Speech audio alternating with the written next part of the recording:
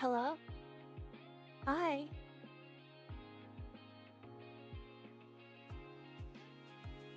Let's go.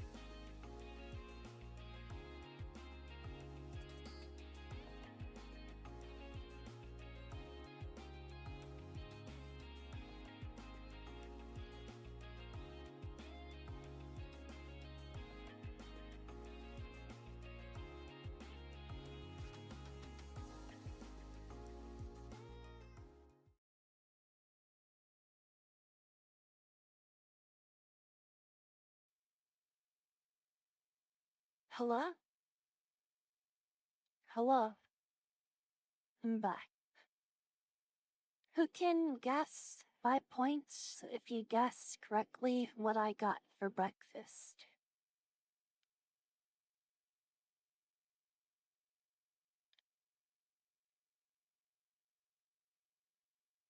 Ding ding ding. Crizzle! Crizzle wins! No jello. I almost went for the jello. Fuck, I'm running low on those things, so I'm putting in jello. I need to go back and use my ABT and buy some more.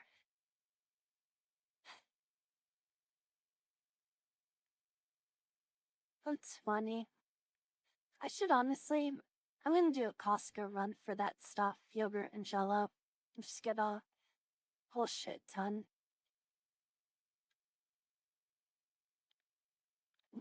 Can you guess the flavor of yogurt?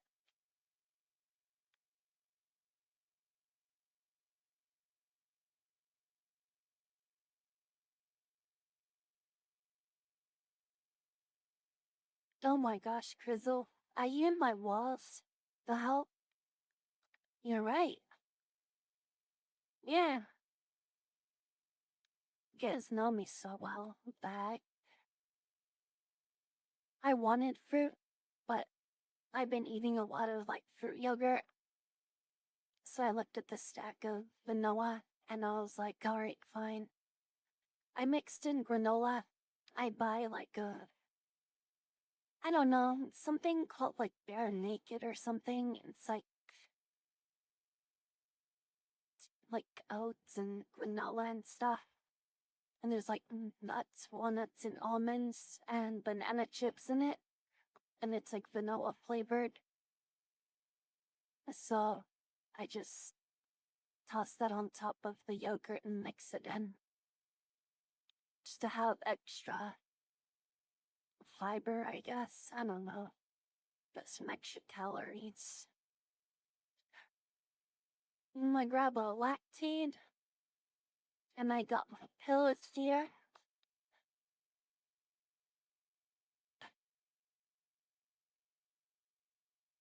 I'm gonna put my lactate into my pills. And I got gamer sops because it's got the electrolytes that plants need. Dude, they should make. I don't know why Gamer Sops or G Fuel doesn't make like a parody drink of that. They should. But she funny.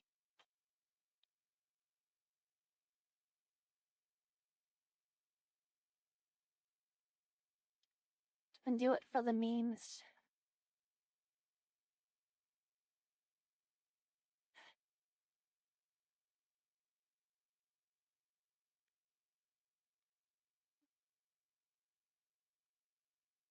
Yeah, drawn though.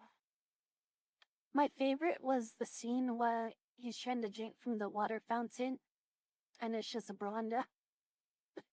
It's like toxic green.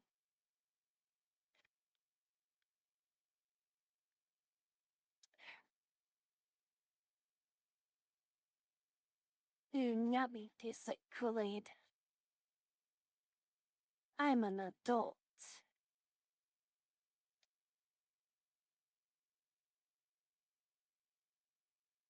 I still didn't get the VR headset out of the box. I woke up and I looked at it. And I thought about it and I said later, cause I don't want to start the day with motion sickness if it gives me that. I really doubt that it will. I I don't get motion sickness as easily. Oh yeah, it's called burnished nuts or something. You know it? Bare naked. I didn't even know it was a thing. But I went into the cereal aisle to look and see if they had like granola. Bare naked. naked. Well, this could be risky. We'll see some naked bears or bare naked people.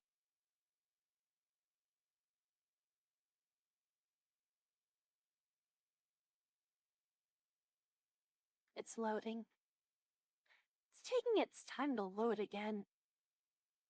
I don't know why. Don't take my pills.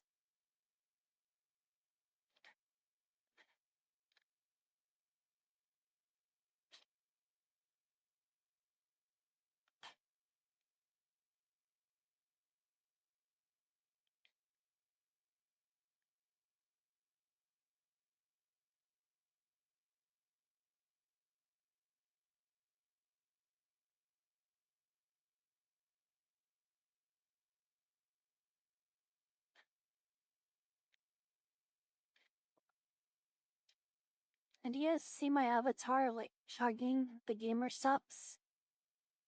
Like, look, when I chug it.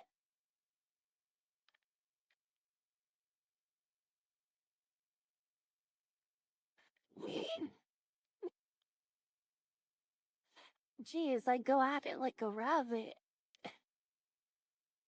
Glug, glug, glug, glug, glug, glug. Glug, glug, glug, glug, glug. Right?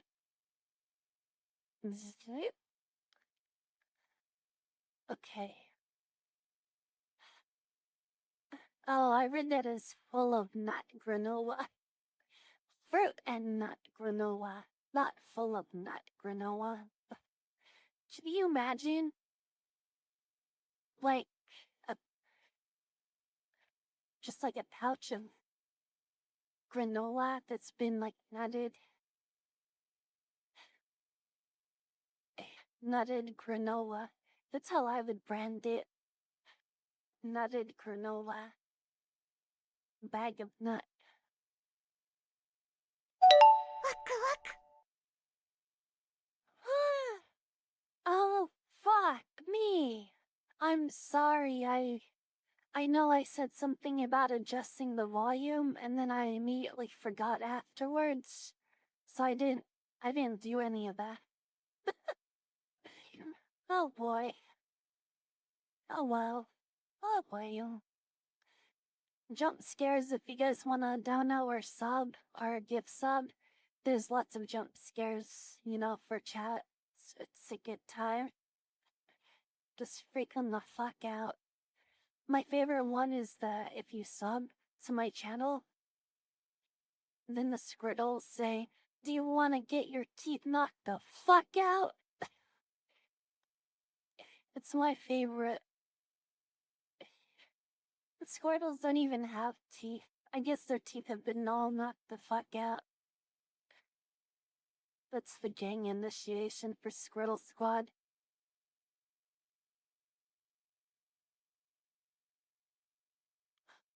Did you guys see the scene where the Squirtle bites Charmander? Who hasn't seen it? Raise your hand right now if you have not seen it. If you have planned.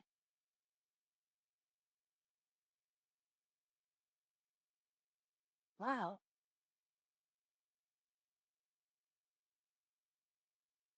Everyone here has seen it.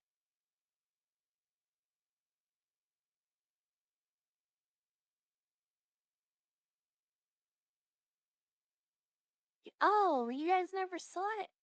Oh my gosh, we do have plans.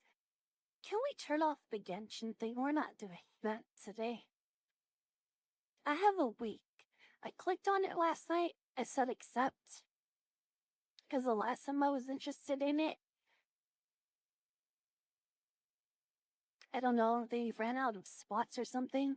But I stumbled upon it last night while checking stream elements. And I said, sure, why not? But now it's like, I don't know. We'll do it tomorrow or something. Squirrel is the best starter and my favorite.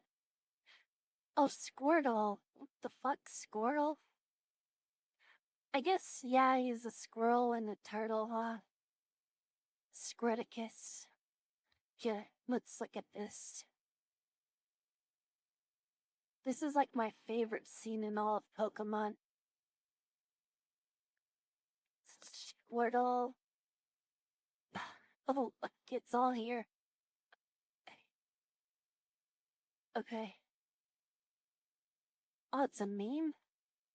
I don't want to see the elephant there. Okay. 行け人影鳴き声だ弱っちい声だな体当たりキノコ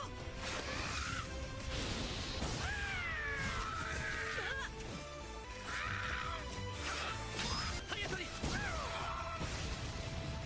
泡だ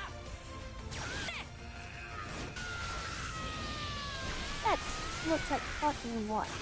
Oh, that's like phone. That's just phone. Oh, it's Charmander. まずい人影戻れ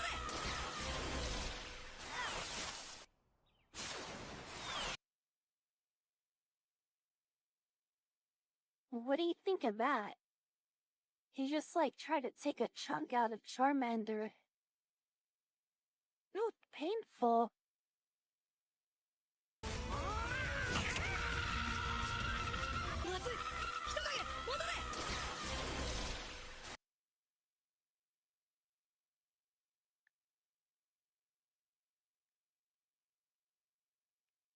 Yeah, it is more brutal. I like it. Can you imagine the kids show version? What would he do? He would just scream Charmander, be like, Charmander!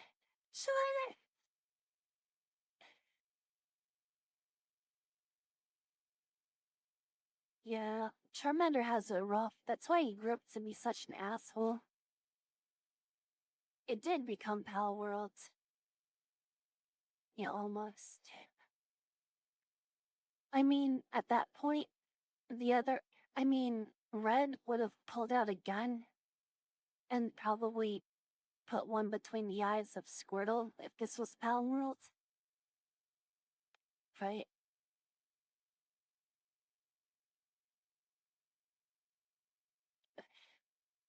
Oh, Jesus.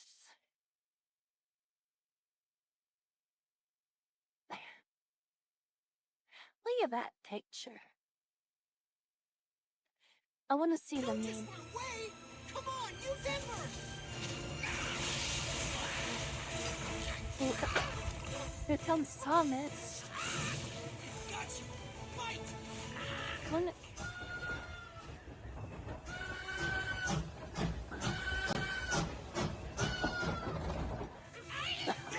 Charmander come back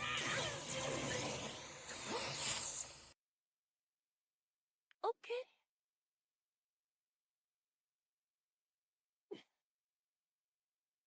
Wow. Okay. Let's watch, oh, look, John Oliver went on Hot Ones. Is this his first time? I'm kind of like surprised. Like, how has he not been on Hot Ones before? That's cool though. Sonic X Shadow. Ugh. You know, it's funny because I never even play Sonic games, but whenever I see something for Sonic coming out, I get excited, and I don't know why. I don't know why that is. I played Sonic Adventure and I really liked it, but after that, I never played any. And I always want it. Like, I was eyeing something on Slick Deals, the new Sonic game for like Switch and Xbox and PS5 is on sale for like $20 and I really wanted it. But I was like, no. I don't think it's not Sonic Generations, because that's an old one. And I always really wanted to play that one too. Probably. That might be the Chase Grizzle. It's like the old nostalgia, and then it's like maybe this time it'll be different. Yeah. Well, let's check it out. I want to see if it'll be different. I want to see if Shadow will have a gun again in this, or like a lightsaber.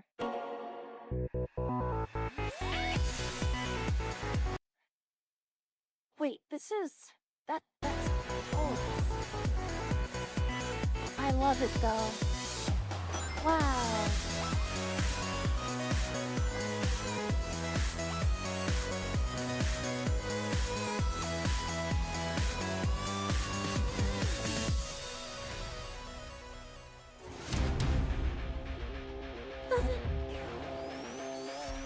No way! Shadow?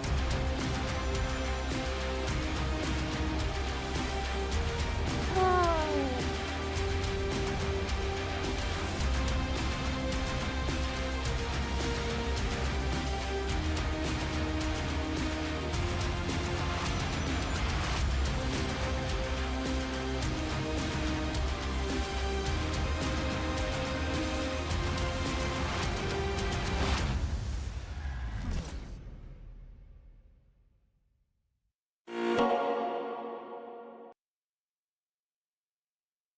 We're so back.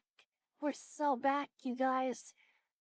My voice just cracked. We're so back. Oh my god. It is Vegeta of the side world, it's true.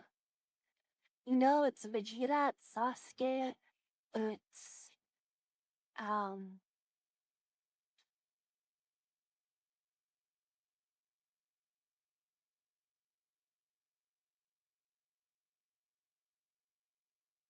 that's all I can think of. Well, here's the thing with Sonic games. I love this stuff. Like, this kind of gameplay, where, I mean, for the most part, it's mostly cinematics, right? You're just basically pressing forward to run. You know? But all this stuff is happening and it's really crazy, it's high octane, it's fun. The thing that I don't like about Sonic games that much, and it's same for 2D platformers, is when you have to like, what is it? This part. It's like you have to stop and I get it, cause you still have to fight enemies and things. But I really like just the movement. And when it's done well, like, I think Sonic Adventure did it really well. It's really good. I don't know why they didn't come back from Sonic Adventure 1 and 2. I don't know why. You guys tell me why. Do you think this will be good? Is this a new game, or is this just an old game, and then they brought Shadow into it? Like, I'm a little confused here. I can't tell. Because I feel like maybe this is the current game that is out right now.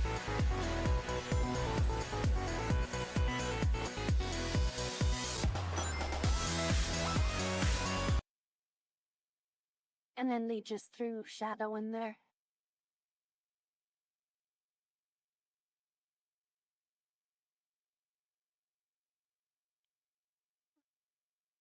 I still like to play it, though.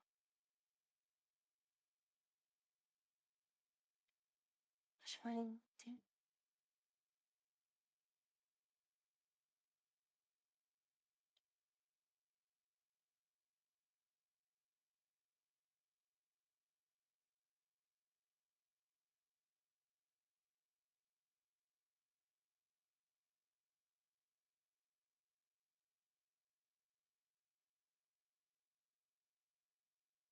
God, I love this thumbnail so much.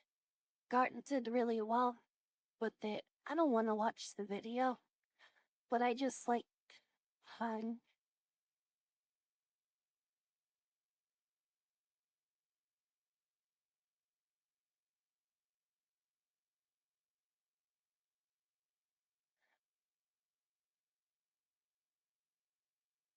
I was looking at pictures of Fern last night, and I saved one on my phone. It's really cute. I should put him in Discord. If you guys aren't in the Discord, you should join it. We watch hentai together. It's really weird. But it's a special time.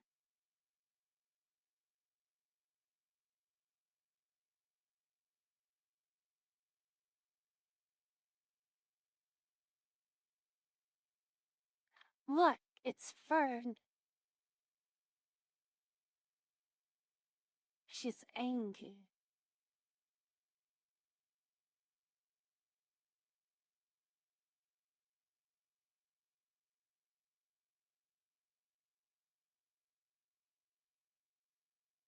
It's fine.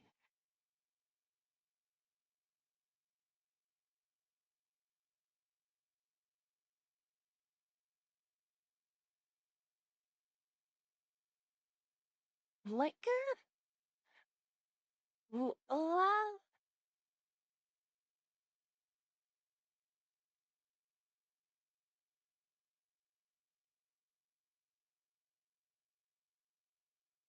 Let's see the trailer for this.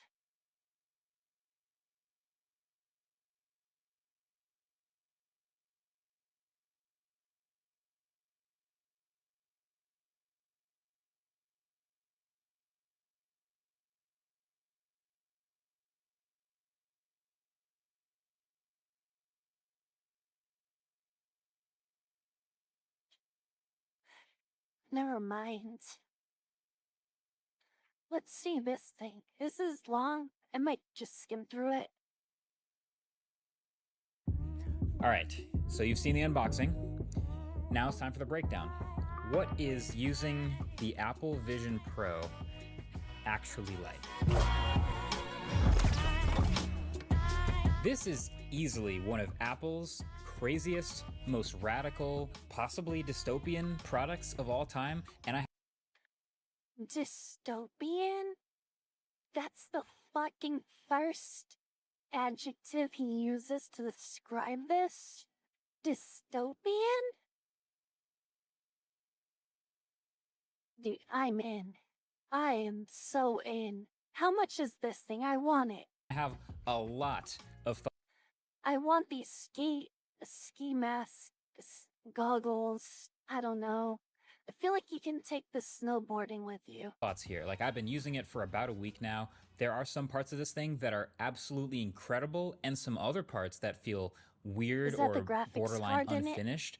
There are all kinds of new technologies, from a new operating system to infrared eye tracking to virtually reconstructed versions of you. I feel like there are Oh, so fuck many no. actually new things that you have to understand in order to get a sense of what What this the headset fuck? actually is and what it does. So I'm going to break this down into two parts. Like his This mom, video Matt is Gizmo. all about Good boy. using the Vision Pro. It's everything I've learned from Sorry. the past week of wearing gets and getting used scared. to this thing every single day.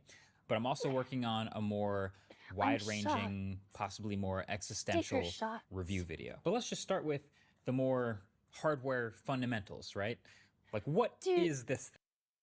That's a fucking good point, Bera. That's a fucking good point. Like you walk into the wall or something, and then it just cracks? Or you set it on the desk and it cracks? Or it's just sitting there on the desk and it cracks? I could see that happening. I could see people posting about that. It just cracks from existing. Thing that I'm holding, literally. Apple Vision Pro, at its core, well, it is a VR headset. Now, Apple would never say that, and they probably won't like that I'm saying that word. You know, I made an entire video about why they refuse to use those words, and they're calling it spatial computing instead. We'll get there. But the truth is, it's a really, really, really high-end virtual reality headset. It's something we've I just got an idea, and I know it's gonna sell like fucking hotcakes.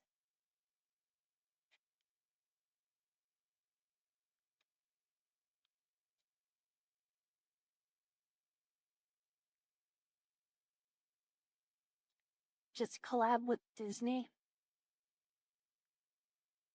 and make a stormtrooper helmet for a VR headset. It has your audio. It has all the face tracking inside. It has all this space for like packing even more hardware. It's got like fans and coolants inside to keep your head cool. It's balanced. It has, like infinite battery life. Just make a helmet at this point. Why deal with the goggles and the straps and headphones and earbuds when you could all just have it all? You just put the helmet on. And then you could get different types of helmets too for all the Star Wars nerds. You can get one like this. You can get one that's like battle worn and dirty. You can get one that's painted with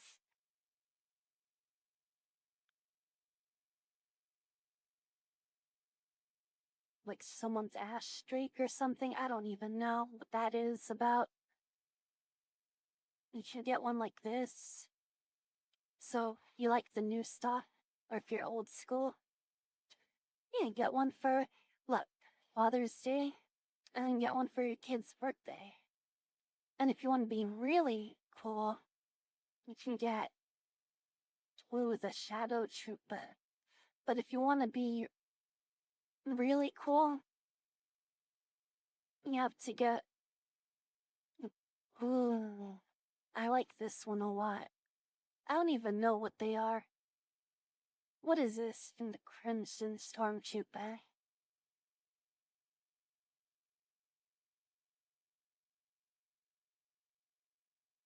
This one dived headfirst into someone with their period. Just what?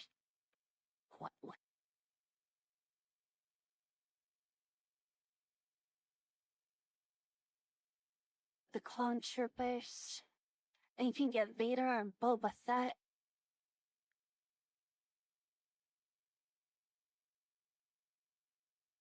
How much you guys want to bet right now? It's gonna go from this to helmets. It's gonna be the next thing you watch. We've seen before, right? It's got displays and lenses and speakers and fans and buttons, and this is a form factor. This is a thing that we have seen before. But before I even turn this thing on, there are clearly several things that are a little different about this one. So first of all, it's made of metal. Lots of metal and glass here, which are high quality but heavy materials, relatively speaking. So there's this precisely machined aluminum frame around the outside. And yes, those are intakes for fans at the bottom and then vents for those fans at the top. On the right side, there's your digital crown that can be pressed in or turned. And then on the other side is just a single larger you don't have button. to worry So about kind it, of basically the same two buttons as an Apple cracking or Watch. And then when you get a scratching. little further back on this band here, these little pods with downward facing grills, these are speakers, which are pointed straight at your ears and work surprisingly well. Though, of course, it also means that people around you can hear a little bit of what you're hearing. There's a little bit of bleed. And I have a lot to say about spatial audio, so stay tuned for that. But the main event is at the front. There is an enormous piece of glass, which, yes, is very... So, watching porn on the plane, and then when it lands and the engine shut off, and it's like a lot more quiet, and you're still there watching porn, you're like unaware, and they can hear it. Very easy to fingerprint and smudge. And then behind that thing, there's this outward-facing OLED display and a bunch of sensors all the way around, outside-facing sensors that go forward, sideways, and straight down. There's depth sensors, infrared illuminators, LiDAR scanners, and just regular old RGB cameras, all being processed by an M2 chip and an R1 chip inside this thing. And then maybe the craziest part, inside the headset, there are a bunch more sensors facing your eyes, tracking your eyes in real time for all the eye control and everything that comes with that, and also then to display a representation of your eyes on the outside of the headset.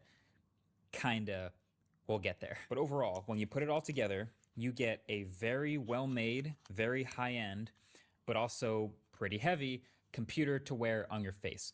So officially, this headset with this solo knit band, when I weighed it, showed up as 638 grams, which some of you on Twitter have already pointed out is actually slightly less than the plastic Meta Quest Pro. But that Quest Pro also has a lot of battery on the back of your head as a sort of a counterbalance. So the weight distribution is very different. Also, the Quest Pro is not that comfortable anyway. But the point is, this, for Apple, made the choice of taking the battery off of the headset, which means, okay, now there's nothing on the back of your head, so you can wear it and lean up against things, and that might be an upside, but that also now means you have to deal with this cable all the time running up to your head, and the fact that it's very front weighted now. All of the weight is on the front of your face. So this is the battery, as you saw in the unboxing. If you haven't already seen the unboxing, that just went up. I'll link it below the like button. But this battery is a surprisingly small 3,366 milliamp hours. I say surprisingly small because a normal battery bank of this size you might expect to be 10, 15, 20,000 milliamp hours. I suspect there's a lot of heat insulation happening here, but it comes with a non-removable 4-foot cable and a proprietary connector at the end of the cable that will twist and lock to the headset. And so the lock is really solid. It makes sense that it's not just straight USB that could get disconnected easily. Once you connect it, it starts glowing and then it starts booting up, and there's even a little... I would describe this as kind of similar to iPad OS, but way more glassy, and like, of course, with the extra dimension of 3D space. So hitting the digital crown will always get the app drawer back in front of you, and then simply look at the icon you want and pinch your fingers together to select it and open that app. Scrolling is basically as you'd expect. You just kind of pinch and grab in the air and then pull as if it's on a string, and physics let you pull things through. You see that shit? This is why we don't need, like, big houses or homes anymore. We can all just live in closets and rent those out. Because we can literally just sit in a room that's like empty and slap these goggles or helmets on, and then voila, you got everything there. Through the air. It's pretty intuitive, it's responsive, it's fluid, sometimes it's kind of bouncy even. I would say the biggest adjustment is only being able to control exactly what you're looking at. And I don't think people realize how often they're controlling things that they're not exactly looking directly at with other computers and other UIs. But with this, you can look at the button to select it, and if you look at the next thing you're going to do, you're no longer controlling the button. You have to look exactly where you're trying to interact with things. It takes a few extra brain cycles to remember to always be looking exactly at the thing you're controlling. So when you open a window of a Vision OS app, like any one of the default Apple apps here, it locks into place. It's floating there. It kind of looks, again, like an iPad app, but very glassy, like this frosted glass around the UI sort of lets you see through a little bit to the color behind it. And it even sometimes app. Now, say this is the best pass-through. Interact with all kinds of things. I could catch items flying at me. I even tried playing ping pong. It was easy, no hesitation. So officially, the R1 chip is doing all the processing of all this stuff and adjusting the shutter speed for different lighting conditions and always keeping pass-through latency under 12 milliseconds, which is the lowest in the industry. But it's really combining that with how close to reality the colors and brightness and everything are that keeps it feeling kind of real. Okay. With this kind of technology and people like going out, and if it can enhance your vision and have like night vision and stuff, I don't want to see any more fucking UFO videos caught on a camera from like the 80s. Okay? Use this and look up at the sky. Right? Make an app for it. I don't know. Basically, the only noticeable restriction is super close-up items and objects can get a bit blurry, and then you can't quite make out like really small or fine text, so you can't like read an email or tiny text on your phone in your hand, but you can absolutely text people or read your notifications while keeping the headset on. If you've tried other VR headsets, you know how impressive that is. It's really good with the tech that exists now for VR headsets. But you can definitely still take the headset off and be like, oh, it's way brighter in here than I thought it was. Either way, that's all pass through. But if you ever want to fully immerse yourself, I mean, it is a Imagine we start seeing these things as a fashion statement. All it's gonna take are some like rappers or something, like Kanye West going out in public wearing these. Will be like the new Yeezys. Because they can do pass-through, right? So what's stopping someone from driving with this on them? Or like going to Starbucks. I would do it. Especially if I had fuck you money for the amount that this is. It's a definite like status statement. And sure, you'll look ridiculous, but you're gonna be like you're gonna be a trendsetter. Yeah, it's the new Bluetooth earpiece. And then it's gonna be like, last everyone was like mad at that because they're like, oh my god, you're recording me. Well, here it is. It's been happening. The house is in the metaverse. the VR headset after all. All you got to do is rotate this digital crown Metaverse clockwise. crimes. Just keep turning it, and it will slowly dial your environment more and more into your field of view until you dial it all the way up to fully surrounding you. So all of the windows you might have had open will still stay stuck where they were, but everything you're doing is just on the moon now. So yeah, there's a couple environments Apple has built in here. Most of them relaxing, scenic locations, like in California somewhere, or one really nice one is Mount Hood with a little bit of rain falling. Like in California, they're not for quite those of you photorealistic, but they're here. just short of photorealistic. Now Like they're you the most can. realistic digital environments that I've seen. So then the last two big quirks of the UI. Control Center. So the only way to get to Control Center is to look up, and you can't just look up, but you have to physically turn your head up and look at this arrow that appears above you. So once you see that, you select that, and then you get your Control Center for things like, battery life and notifications, focus modes, to on the moon now. Control arrow that appears Where's Control that? Center. So the only you might peck, poking, or anything like that up, but you No. Go back. Sorry. But still.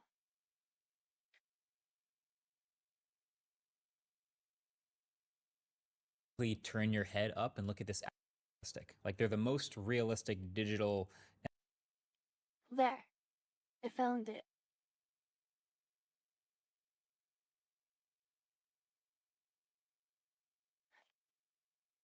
So imagine you go here for real, and at times of drought, and the water level's like even lower. Some people just prefer to like come back and visit this place that's been archived in VR, like at a better time before all this shit burned down and the water's lower. Can you imagine? Because that's what it's like. That's what it's like here in California. There's reservoirs that I drive past, and you could see the water like literally recede so far. It was so bad. And it's only been recently replenished because of all the atmospheric rivers we've had, like the past year or two. And it's like after such heavy rains, you see like the hillsides, the valleys. Oh, it's so beautiful. It's all just very lush and green. And it makes me wonder, like, damn, this is what the Native Americans saw. This is what they like lived in and experienced back in, I don't know. I don't know when they were here. In the 1600s?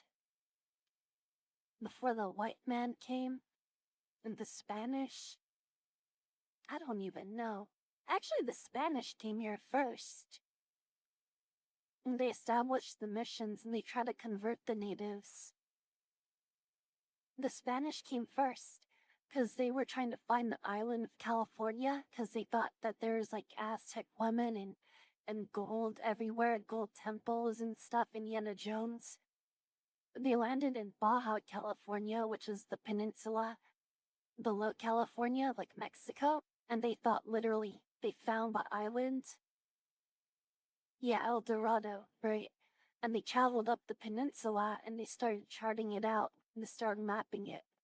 And they're like, what the fuck? This is an island. And then they established, I think, the first mission in San Diego, and then they just started going up. San Jose was the first city, the first actual city in California.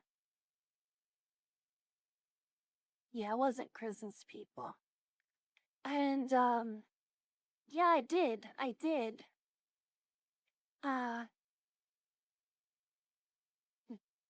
Napitu? I don't know how to say her name. Napitu? Napitu.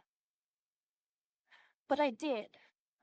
And I love it so much, honestly. I have like an audio interface, and it's Scarlet Pro, but I don't have.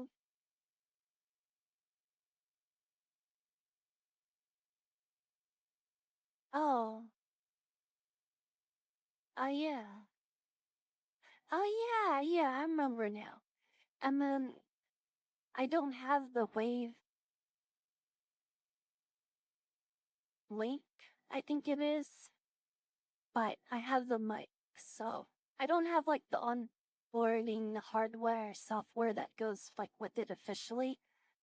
But I like it a lot. I think it sounds a lot clearer and a lot better. A lot less glitchy and like Xbox mic status. Eh? Uh,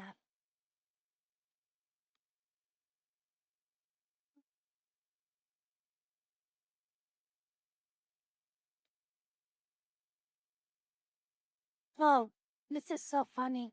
I was just browsing through this, and then I wanted to see the next sections, because my question was literally going to be this. What does it actually do? What makes this so special and innovative? Do you guys remember when Apple used to like really innovate?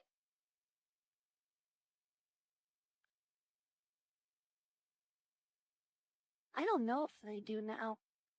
You can actually say out loud. So, what can you actually do with this thing? Like, now that we know what it is, it's the M2 chip, a computer on your face with the displays and the lenses inside and all sorts of sensors everywhere. What can this thing actually do?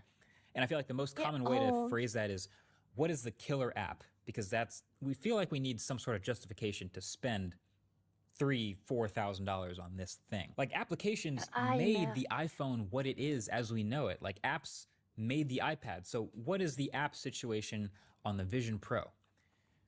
So there are two types of apps on the Vision Pro, actually. The first is apps that are built specifically for the Vision Pro to take advantage of its awesome experiences. And there are a few of those right now. And then there are all of the other apps, which basically are iPhone and iPad apps that happen to be compatible because the developer didn't opt out. And the first kind is way cooler. So these are Apple's stock apps here that come with the Vision Pro. And so these are all, of course, made just for Vision Pro. So they're going to have stuff that takes full advantage of what this thing is capable of. Apple Music is a pretty classic one. Like, it has all the same functionality of any other Apple Music app, but in this super glassy frosted window, and shows the colors of whatever's behind it. And you have the sort of sorting menu on the left-hand side instead of across the bottom. That's the basic layout. Same thing with the Notes app and the Settings app. Very glassy, almost looking like an iPad app in the air, just rebuilt with this new material design. And then there's the media apps. So Apple TV and Disney Plus, they both come pre-installed, which they have built entire environments inside of them for watching media. And there's even a small collection of videos on the Apple TV app that are shot on a new proprietary format specifically for Vision Pro. So it drops you into a space with a full 180-degree video, and Alicia Keys walks right up to you and starts singing right to your face. It's crazy. There's also the Photos app, which will let you look at like panoramic photos, for example, in this fully immersive view. So you can blow them up to full screen, and then it gives you a bit of a parallax effect around the edges. So it feels like you're like looking into a window of your own photo and looking around. It's kind of incredible. And then there's also some other really fun third-party apps that I've tried that were built ahead of time. So Sky Guide, this is a good one. You can look around a real representation of the sky around you, where any of the constellations would normally be. You can look at it a little longer and it'll pop it out. You can pull it out of the sky. The thing is, these are all gimmicks. I know it, you guys know it. These are apps that come with it that you can poke around for like 5-10 minutes and be like, oh, that's neat, that's cool. But then after that, you never go back to it.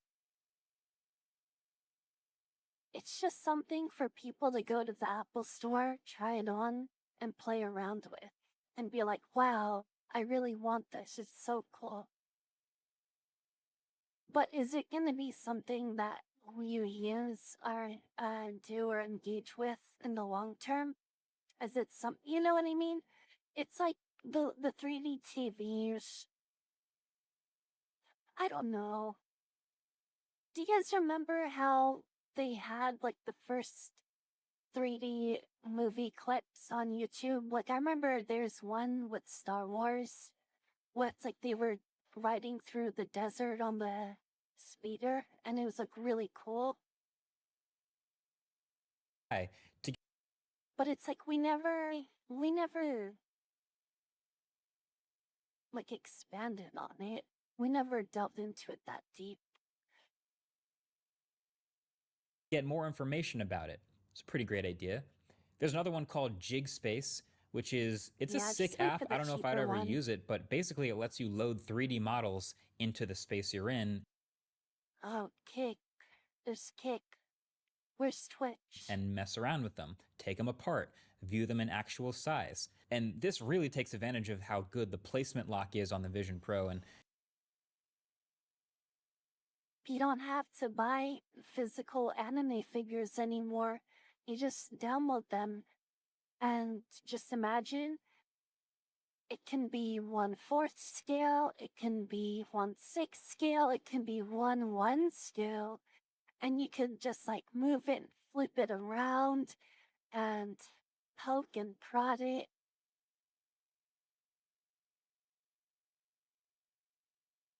Sure, it's not like tangible or anything, but I mean, imagine hooking that sucker up to like a flashlight.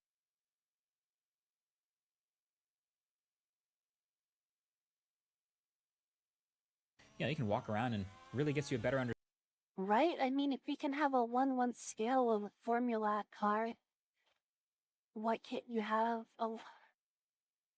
understanding of the scale of things that you don't get to see up close very often. Look!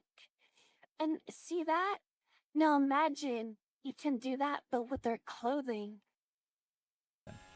And then Look, see? See? We can check out what's under the hood. Keynote is another funny one. So you can, of course, go through and edit a keynote just like normal if you want to. But then they've built this whole environment for practicing your presentation skills. So you press that and it says, oh, would you like to go to a conference room or the literal Steve Jobs theater? So you can rehearse talking to your audience with your keynote slides behind you. It is genuinely incredibly immersive. And there's already a bunch more apps like this in the App Store already at launch that are specifically built for Vision Pro, so they'll take advantage of its various strengths. Now, are any of these a killer app?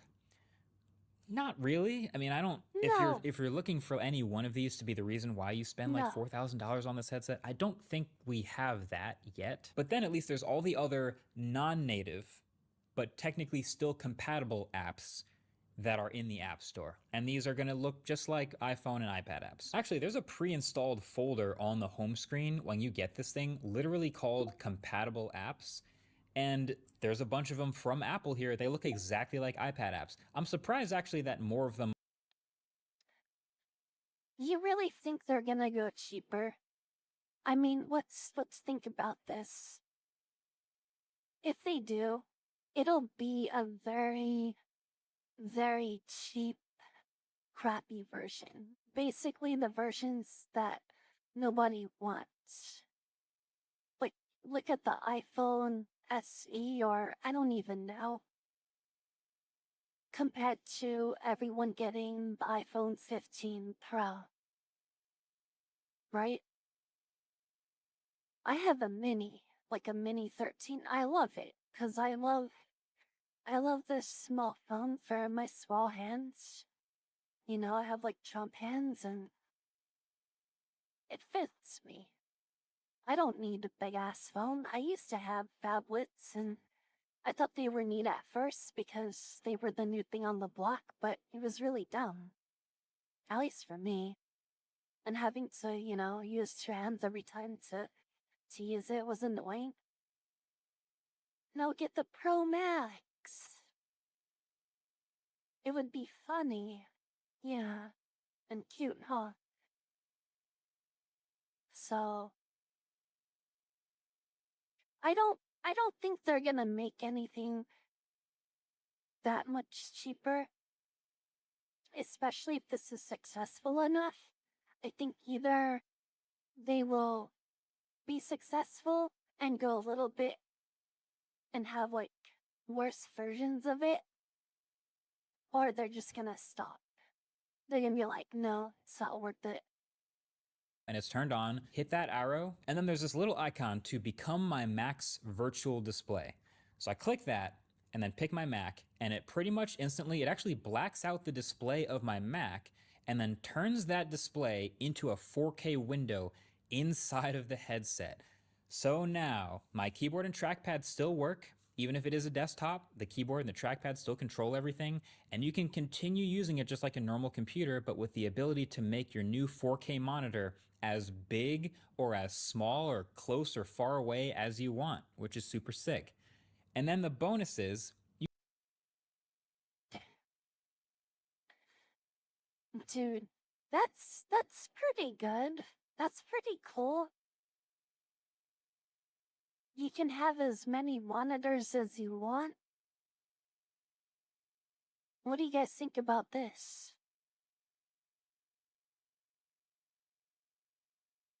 Yeah, it could be. And it's a really good portable setup in a way. If you have the headset and just like a mouse and a keyboard, imagine the whole computer being like in the keyboard. That's actually nice. I like that idea. That's more innovative to me. And the utility could be worth it. I,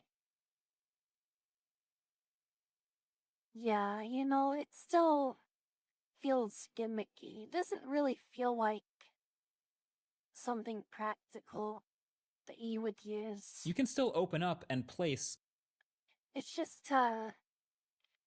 like to say that you can do it. other Vision Pro apps around your Mac computer. So like you can have your Mac actually on a plane. Oh my God, I can't tell you how many times I've Oh, that's an album cover. I was like, why the fuck is this Charles?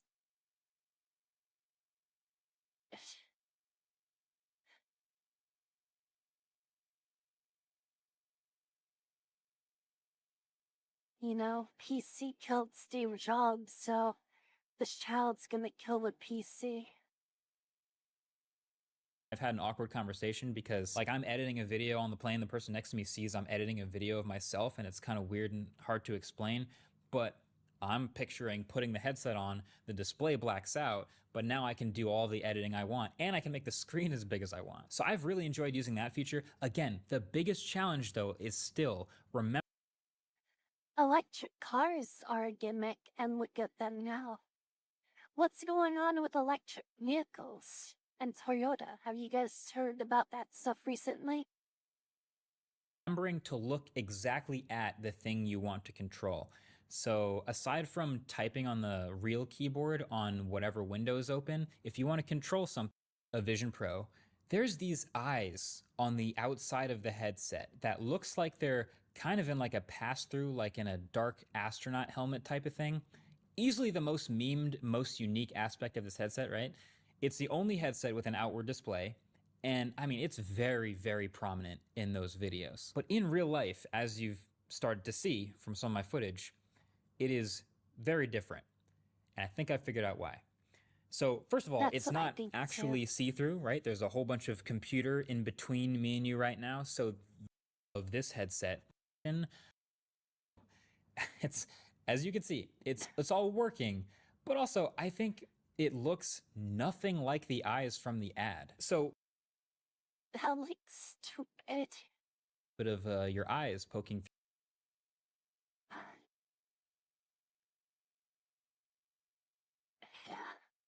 Is it worth it?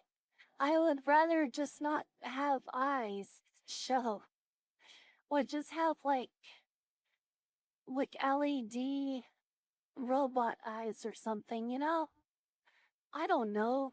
Yeah, give yourself enemy eyes. What? through the purple. Hey, like his eyes are right here, not way up there. When you're designing your character in an RPG, right? The character design, and then you move the eyes up and down, in or out. You slide them up. When you make your me on the Wii. And blue glow.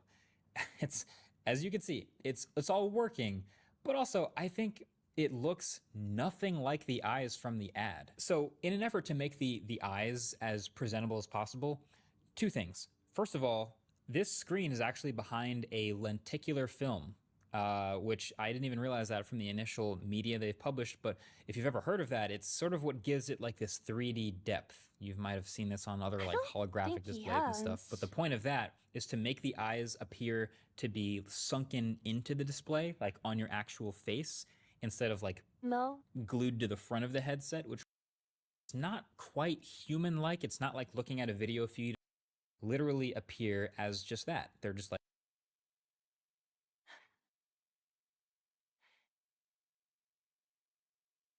I think that's weird. Do you guys like this? This is uncanny. personas who are also testing the Vision Pro. And Oh, what the? I'm just gonna use VR chat, universally, honestly. once we all got past What? the shock of Her head's like body when connected to her neck. It's like crooked.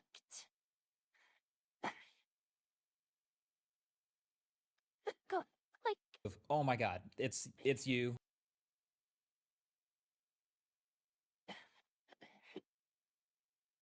once this becomes more mainstream, we're gonna see like models of people pop up on VR chat. They're gonna take these renders and port them over to VR chat. It's gonna be fucking hilarious. It looks like a digital version of you. This is crazy. I've never seen anything like this before. Once we got past that, there is a ton happening here. So you can see the FaceTime windows literally appear as just that. They're just like glassy windows floating in space with people looking through them. And then the angle that you look into the window is going to match the angle that they see you looking at them. Meaning, if we're all in Vision Pros on this call, unlikely, but hear me out. If we're all in Vision Pros and you've got a bunch of people on this FaceTime call, so there's somebody to the left and somebody to the right. If I look to the person and make eye contact with the person to the right, the person to the left sees like the side of my head because I'm looking at somebody else. That's already pretty cool. And then the same thing is true for hand gestures. So we try this out. Turns out you can reach out and make hand gestures that are tracked by the cameras in this bubble in front of you, and they show up at the correct angle. Yeah, I think I'm gonna pass on this iteration. I just got my Facebook headset. stolen the box, but I'm good with it. So, without further ado, let us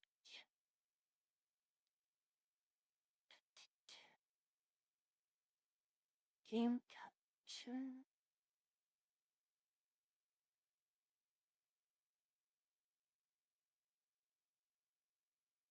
There.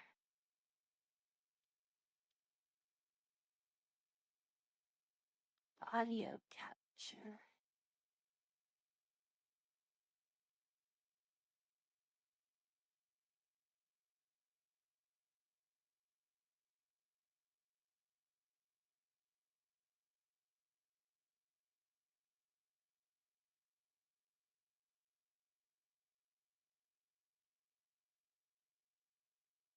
We'll do this.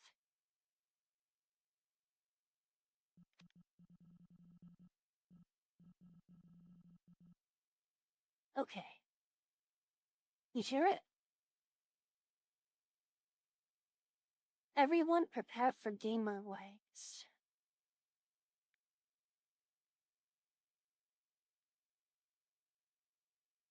I was gonna put some background music on, but I want this to be edited into clips and stuff for YouTube. So, in order to help Crystal out, I'm gonna just have no music so that he can inject his own music. I think that's good, right? Because if I put music, it becomes weird. Doesn't it? Or is there a way to isolate it? I don't know. You guys tell me.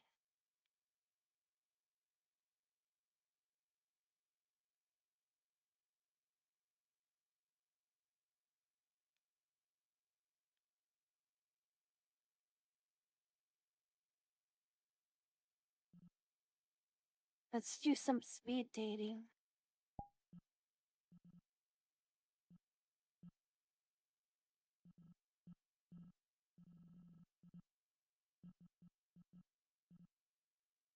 Let's see.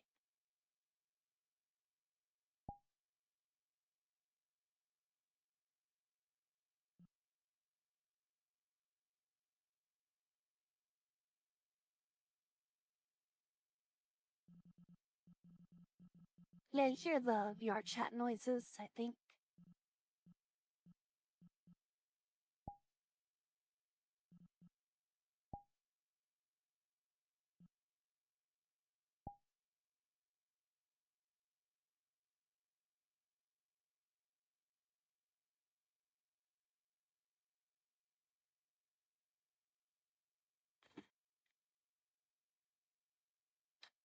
I'm nervous. Am I in the right category and everything? VR chat.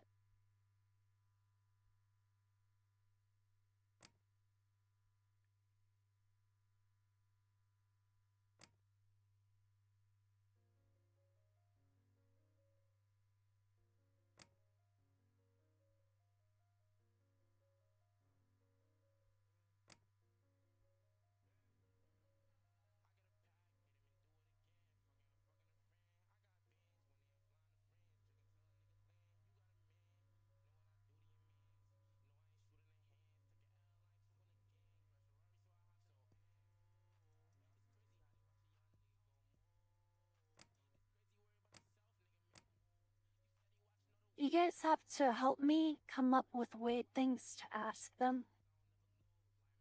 The weirder they are, the more likely I am to ask them.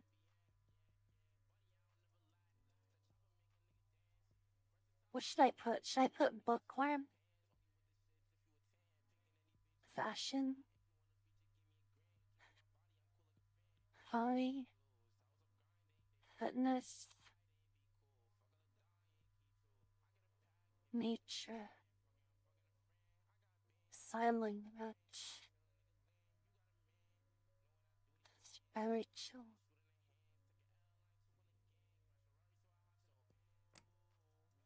Workaholic? LGBT? What is gay bacon and tomato? Okay.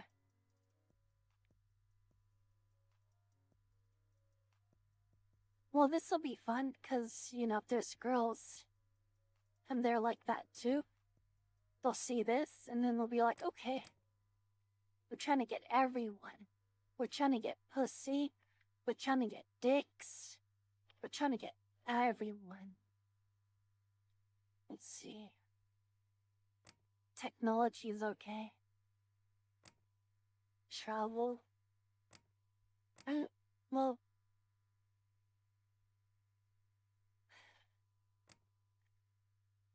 I like nature.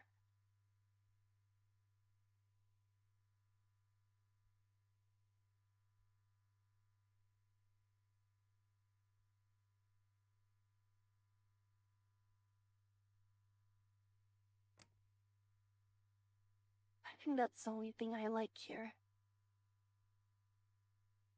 I don't know what else I do for creative. Genre.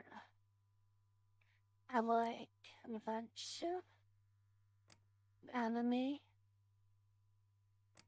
and documentary.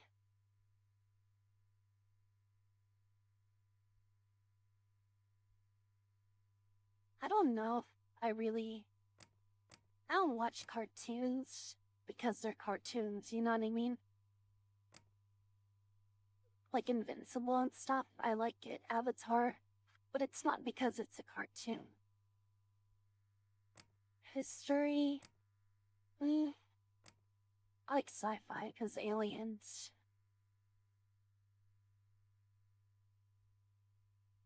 I think it's pretty good. I'm not like a Lord of the Rings nerd or something like that. Let's see. Board games, well, esports, fighting, PS, indie, like MMO. I mean, I like, you know, there's so much where I'm like, yeah, I like it, and I'll play all these things. But I think for me, it's like MMO, RPG, and sandbox are the biggest things I get excited over. Oh, I love clubbing. No. So I just like to do that and do that. And videos.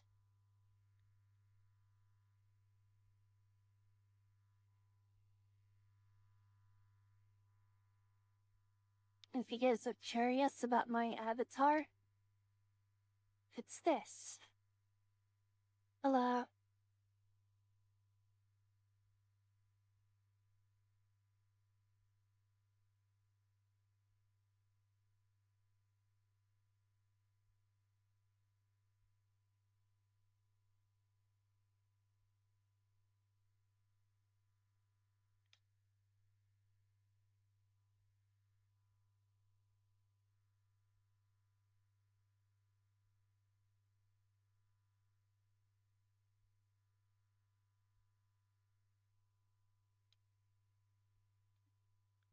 Honkai.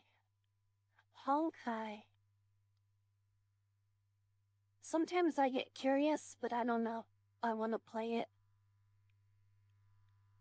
Alright, let's do this.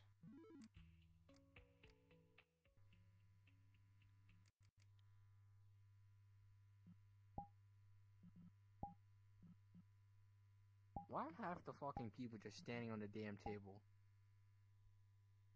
Well, now I'm Got a sitting whole ass, on the damn table. yeah, got a whole ass robot. The fuck is that? Is your character from somewhere Genshin? You look like a Genshin character. It's a whole ass robot, you're correct. Yes, a very dangerous robot. What's your character from? I don't know. I don't know this character's from anywhere. Can you move your hands? Can you slap your Yeah. titties? I can't see him. I can't.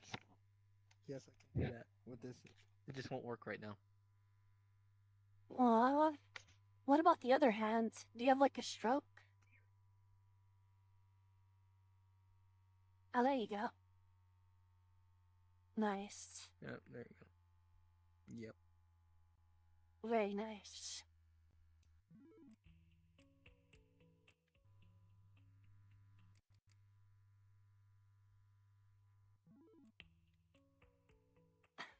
He just nope.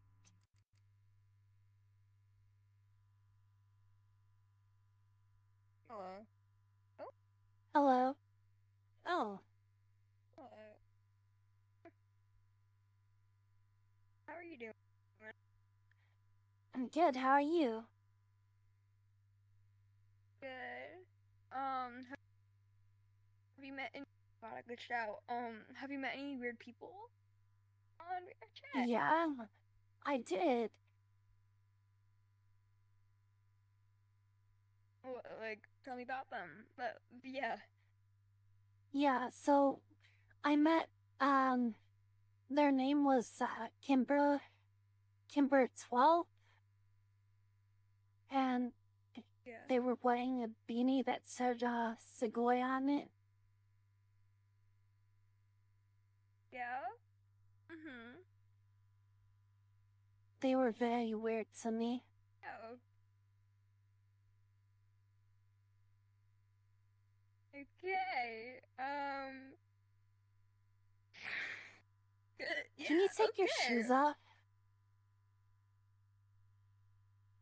Wait, what? Can you take your shoes off? Why? Cause I'm gonna snatch those dunks. Gimme. Okay, sure. Oh my god, she did it! Oh, she took them off! Oh my gosh, that smells so no, good. No more feet for you. Oh. Wow. Wow, that was intense. What are you? Sniffer, sniffer. Sniffer, sniffer. Sniffer, Kimber. Oh my goodness. You guys. That was only 2 people. No cat. No cat. Wow. There's no your Sniffer.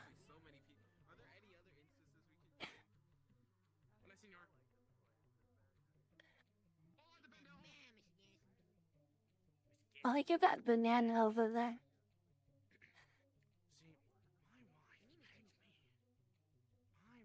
Guys, I'm normal, okay?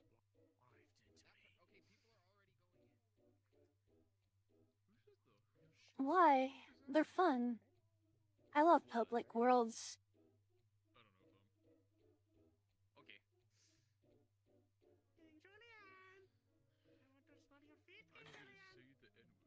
You can't meet anyone new in a private world.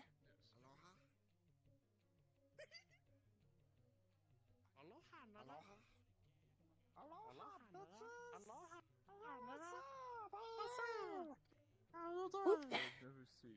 Hey, Kermit. Hey, what's up, dog? What's up? What's up, Stitch? Ready to fuck What's up? shit up? Let's beat some of these You know niggers it, up, dog. buddy. Let's do it. Fuck up O Block. Is that why? Sorry.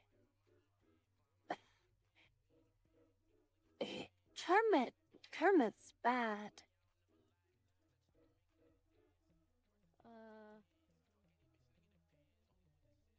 Oh, hello.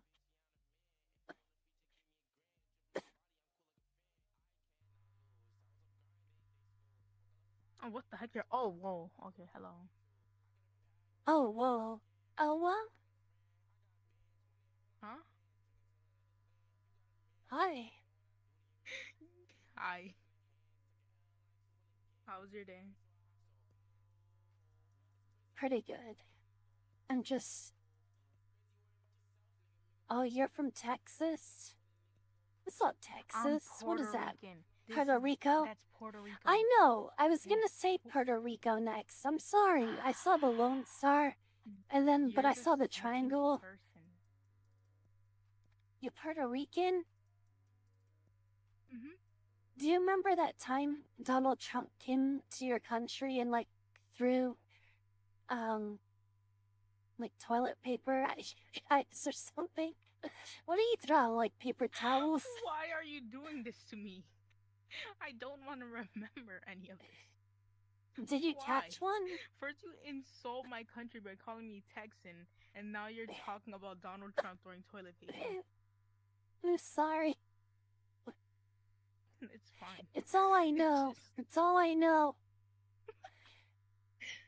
How are things there though? Because I know like there's like hurricanes and stuff. I don't live in Is Puerto everything Rico. fixed? Oh. I live in Florida. I'm just Puerto Rican. Oh. Yeah.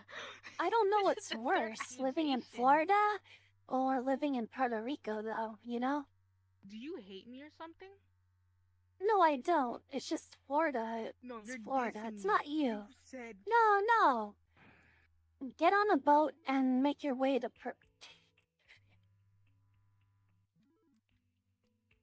It's true, guys. Okay.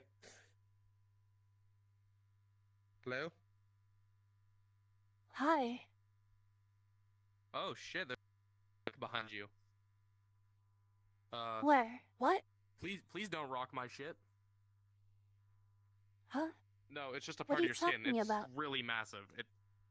There's like There's a something giant massive robot on my skin? Do I have Yeah, cancer? a giant robot with a tire. Look in the mirror.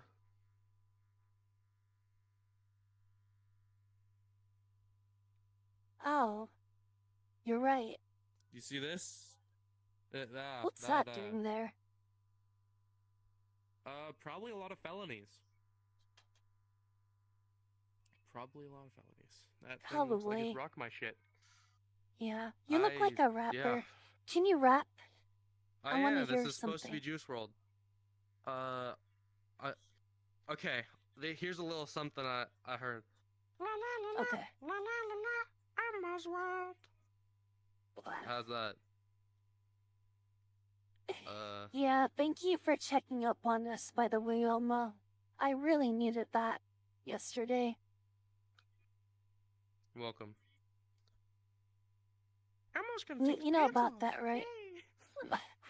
But I'm not. Hey, no.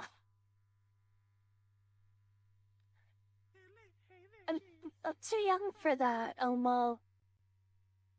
How old are you? 12. I'm 16. I'm Fuck, 12. You are too young. Holy shit. Holy fuck.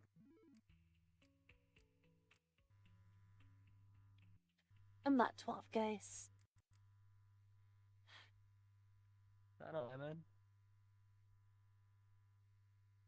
Wow, For it's free? a lemon. Ooh. You call me a furry? How dare you? I take offense You're to that. furry? I'm gonna take offense to that. Fuck you. Your pussy juice smells like fucking tuna juice. Something. I forget what I was gonna say. What was it? Your pussy all smells like tuna juice. That's what it is. I think You tuna baked right juice now. smells good. For your information. Hey, You ever honestly, crack open a tunas can of do tuna? smell good. It does I smell do. good. I It do. Honestly, stinks in a yeah, good it does way. smell good. I'm trying to. You know I'm what trying to say smells that if better it's on than a tuna pussy- juice? If it's on a pussy, it don't smell good. Yeah. You know what smells better? Some crab juice. Crab? Nah, crab Yeah. juice? I mean crab juice. Yeah. Crab juice. Crabs have juice? What do you mean? Yeah. Like when you crack them open? Yeah, like you rip the carapace off, like the head, and you Yeah, flip I it know what over you and there's mean, and, juice like, the inside and you squirts slurp it open. up. Yeah, it's Yeah. the best part. Do you eat it? The best Or part? drink Oh, it? you love that? Oh. You drink it like a fucking coconut? Like a straw I and start do. drinking it? Oh, that's Yeah. delicious. It is delicious. Mmm. Look at this. He's got his feet out for Look at my free toes. chat. Look at my toes. Can I suck on one?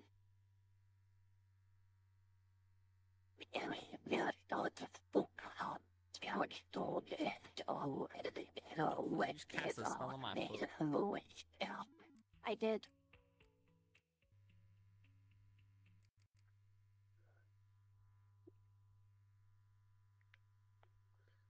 What the?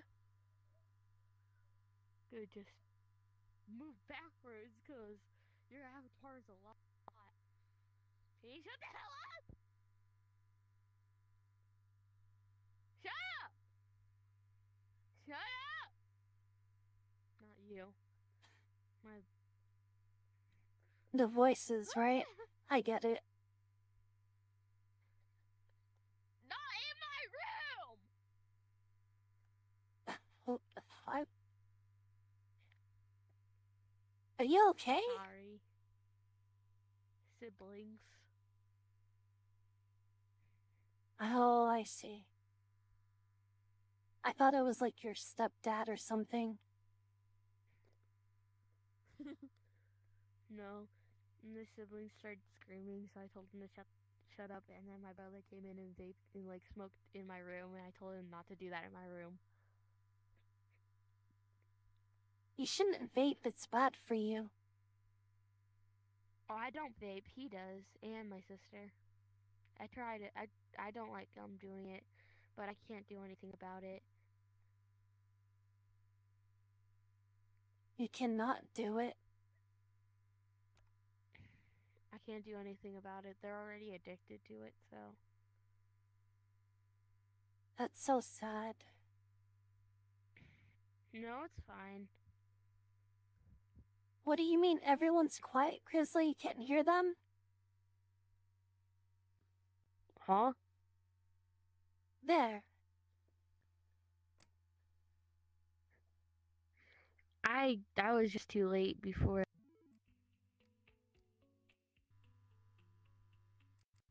Oh, let me turn them up, okay? I'll turn them up for you. That should be good. Dad got really mad at me. Did you see that? He said, "Don't say you're 12." And I said I wasn't 12. I did not. I actually did not hear that. So,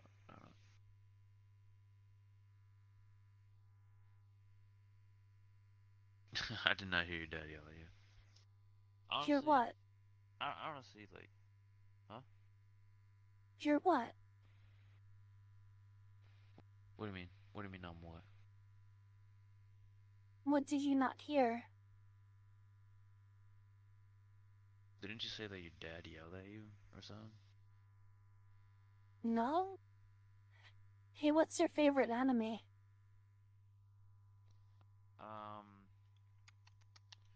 Ooh, I really like Assassination Classroom or like Jujutsu Kaisen. That ain't bad. You know what I'm saying? I know what you're saying. Yeah. Very well then. What about yours? I like, Boku no Pico. Kopi no Pico. I don't think I ever. I don't think I heard of that, but I'll check it What? out. Oh, yeah, check it out sometime. Boku no Pico. It's really good. Boku no Pico. Okay. What have I done? What have I done? Oh no! Hello? I feel bad. Hello? Hello? Oh, hi. Hello? Ohio. Game about.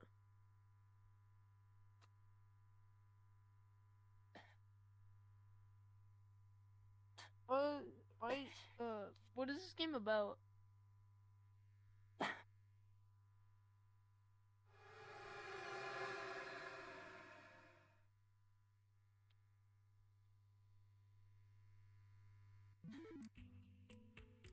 Next.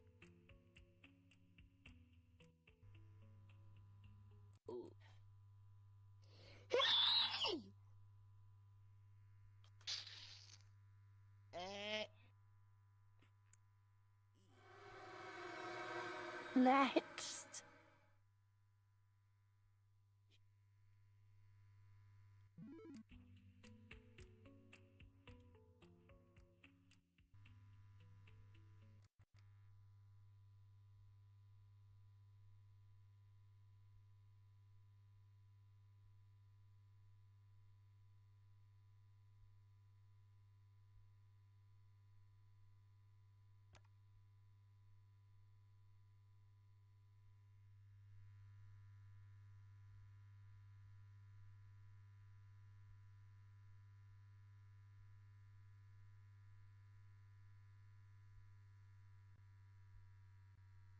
Yo, what's up?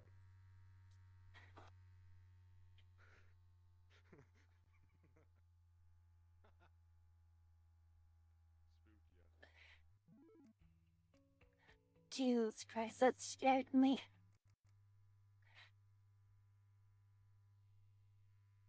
So, Hello, Mario. what the? Hello? Do you know which game you're from? Bro, you sound like one of those like AI things. Oh, I do? That's cool. Do you know what game you're from? Mario? Yeah, but which Mario game?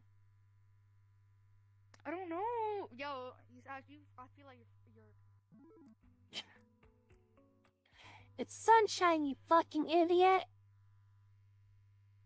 Greetings, my good sir, friend, pal, companion. How are you doing? Please tell me.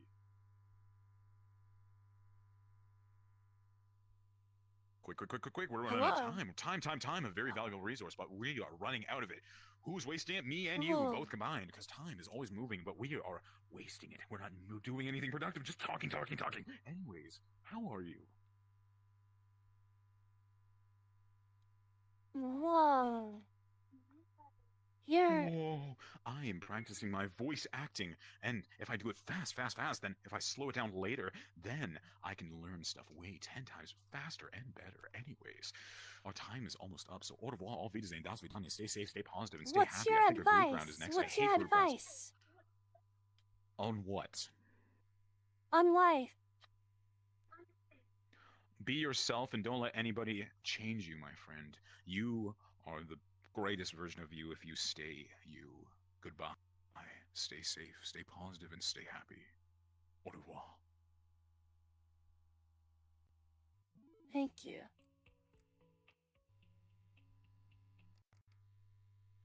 Oh man. Guts. Alodia.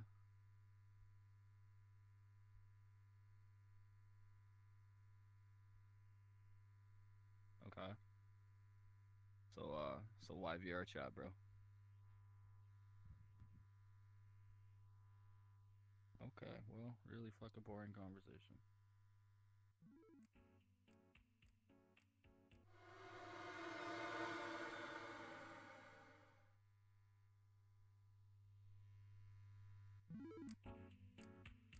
Sometimes they're not fun to talk to.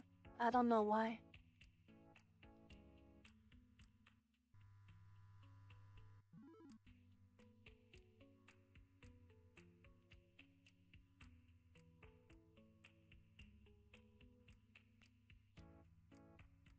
Guys, give me questions to ask.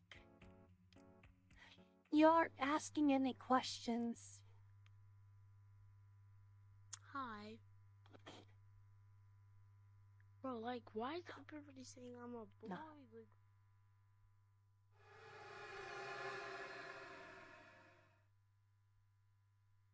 Really?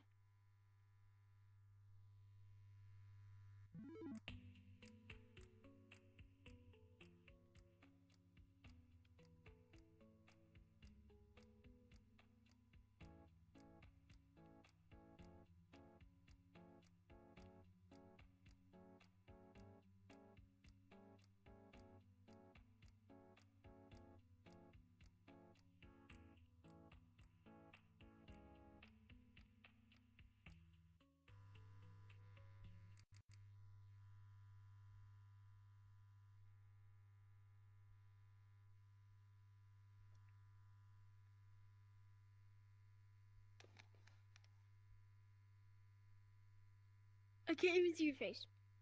You're so bright.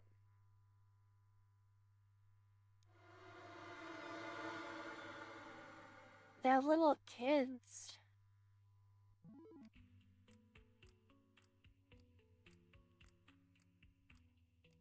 There should be like a 18 plus filter. Somehow, you know?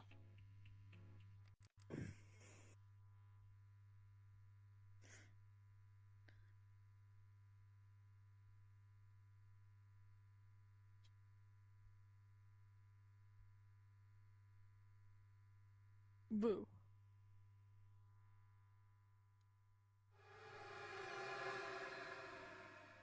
No, Crizzle. Oh god.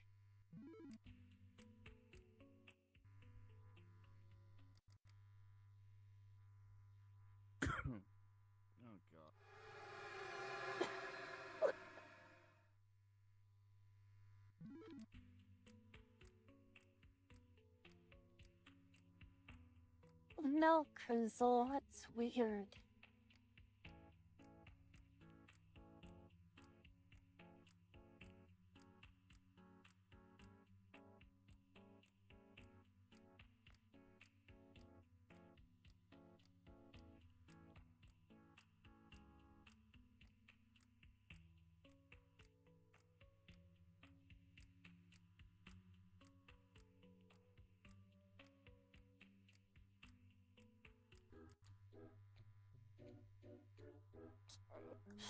Group round. I want to do one-on-one, not group rounds.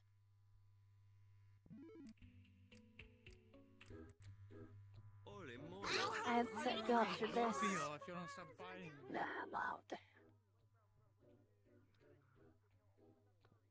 Yo, I got that. You're the one who kept dissing me about my entire country. No, you dissed my entire bloodline at that point. You dissed my state, my country, my bloodline, my family. Why would you do that?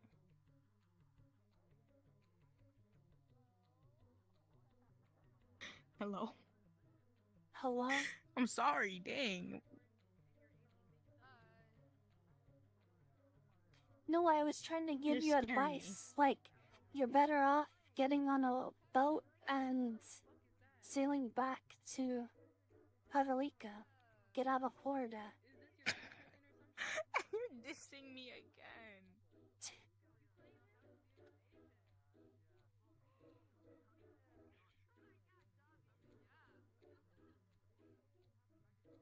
Thank you for that. I know. For real. Ah, Hey, Alo Dia, I hate you so much. I just want to say that. I searched up Boku Why? no Piku, whatever the hell, and that Uh-huh. that's hentai. Gay hentai. you don't like it? Yeah. That's my favorite anime. No. Well, if I don't understand if I'm you like it sorry. because you're a fucking woman. I'm sorry. I scarred them.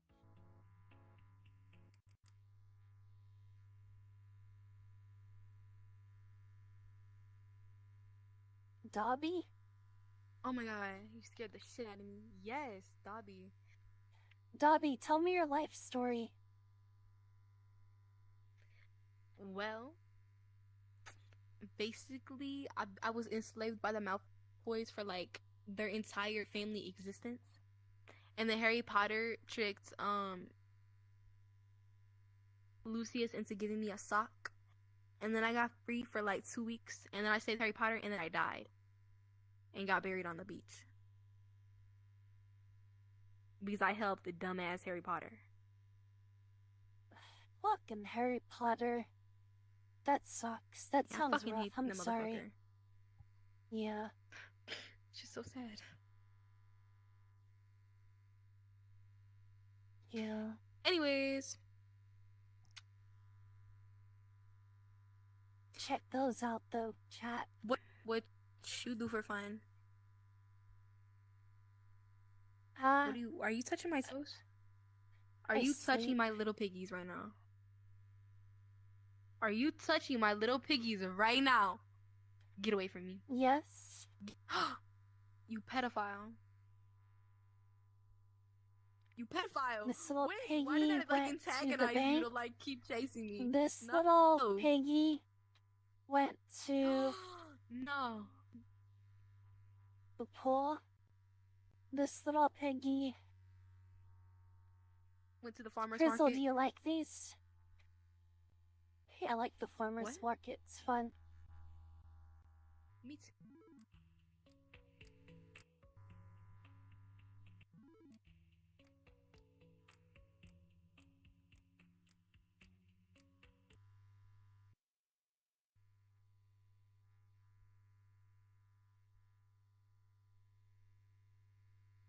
I'll have to click.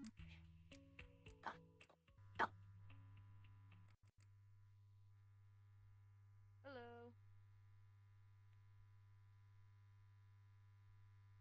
Hello.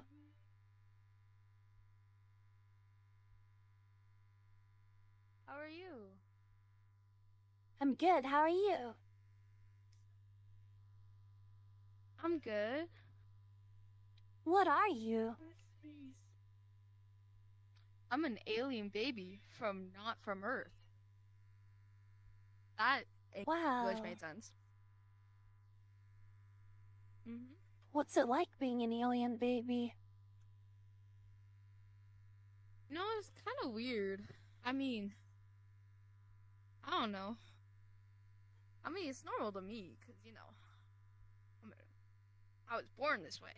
But, you know, it's kind of weird seeing everyone else not green. Yeah, I get that. Where are you Yeah. from? What's it like being a... I'm from Uranus. Fair enough. Yeah. I set It's like myself up being for a that human. one. Yeah.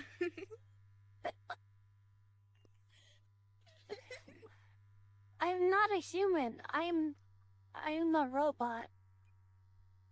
Oh, I'm my AI. bad. What's it like being a robot? Like, kind of like being a human, I guess.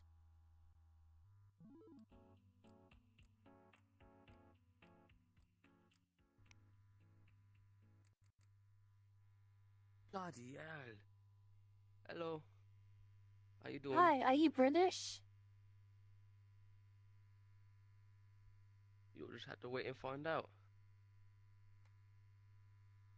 Why?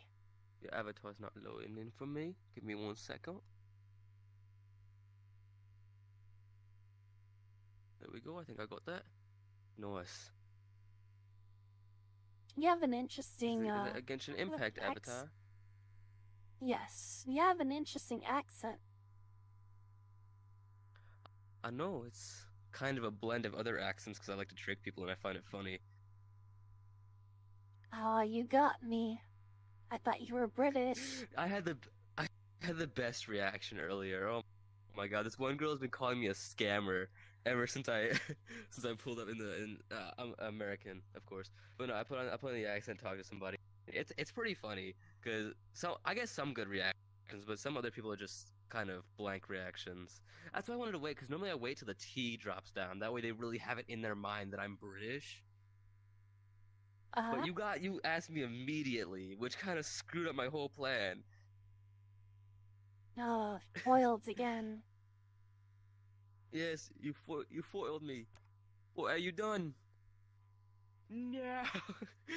But no, seriously, it is pretty funny. But no, I'm American. I'm full red, white, and blue. What's the greatest anime betrayal of all time? Griffith. Well, that's technically manga, but still Griffith for sure. From Berserk. I agree. Yep. Oh, do you want to keep talking about this, or do you want? I don't know who that is, or I never. Yeah. But okay. Whoa, whoa, wow. Alright, talking about something that's actually not boring. Where are you from? Do you have any Vagisil? What?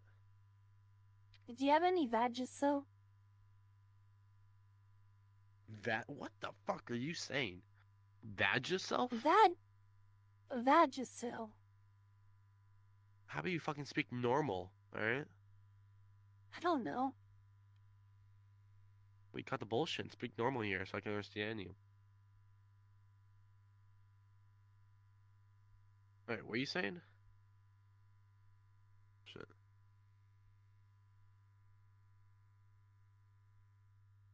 You know fucking say it?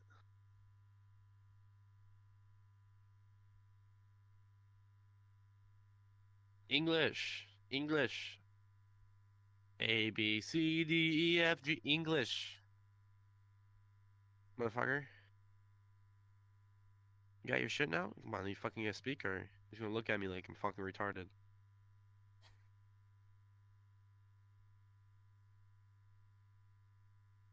The fuck you want? You fucking speak, dude. You need fucking, I don't know, hearing aids or some shit. I don't know. Fucking. Do I have to get those little bumps so you can read or something? Or hear me? Those little bumps on the paper? Here, rub your finger right here. It's gonna tell you what I'm saying. Read You mean fucking Braille? English for once here. There we go. Braille, that's the word. Alright, fucking tell me what you were saying before. Bumps. Bump.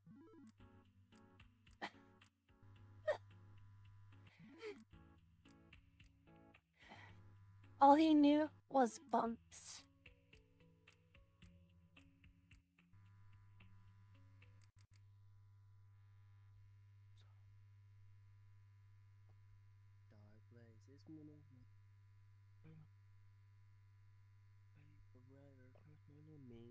Yeah, what's the meaning? Huh? Screaming, hard, lucid dreaming. Don't mind me, I'm getting so damn high. License on a microphone, we're gonna do it alone now. They me you do, but I'm an angel too. But I'm on a mud like gorillas at the zoo. My past is so fucked up. Let me explain to you. What the? Whoa! Hold up. I was not ready for that.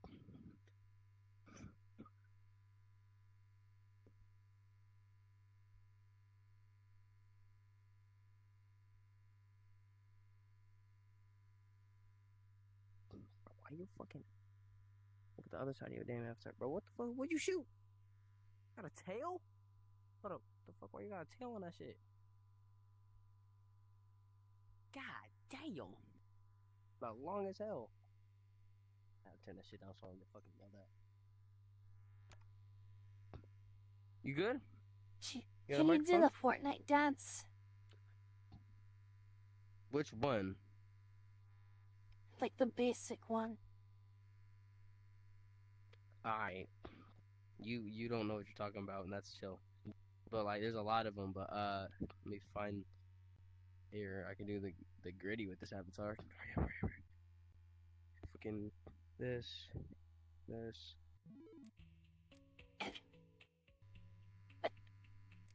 Hey.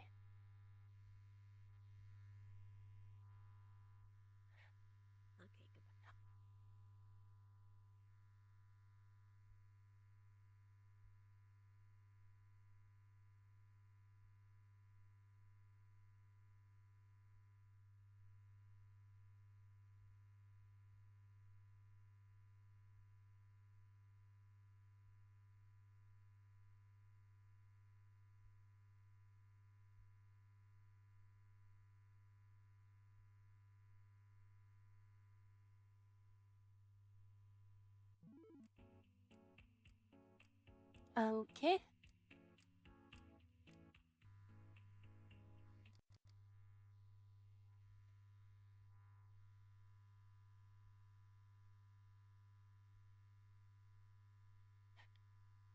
Hi. Do you like avatar trading? Yeah. let me tell you a story about this little guy who had Well,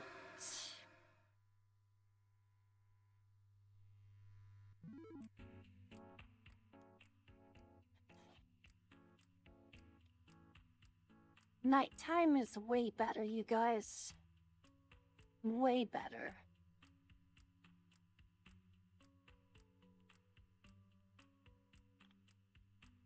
When the kids are in bed, you know.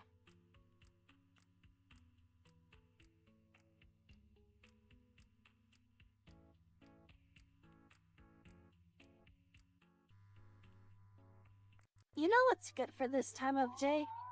If you want to get on Fortnite and blow people up, that's when all the squeakers are on. Hi. Uh-huh. Hi. Gaha? Heidi. The fuck?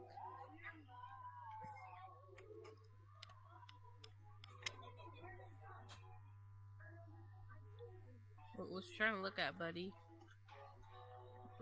Your butt. Yeah, it's kind of obvious.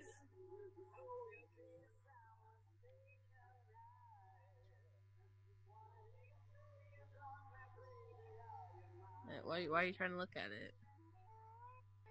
'Cause it's huge.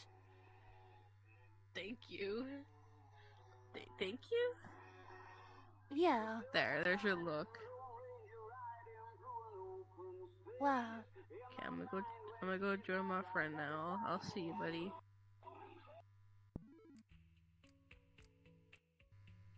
That was a lot of cake.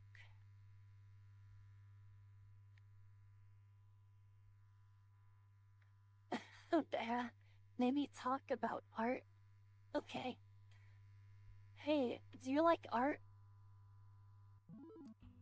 Well, thanks, Bera. Jesus fucking Christ.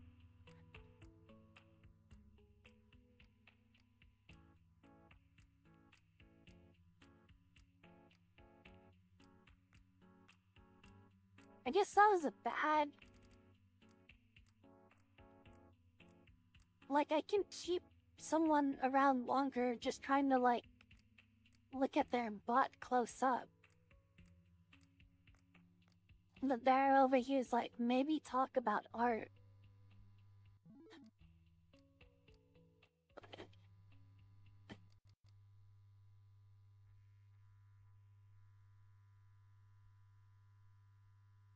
Hello.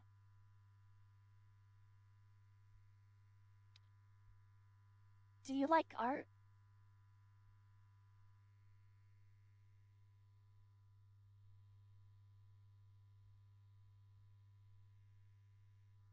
Hello?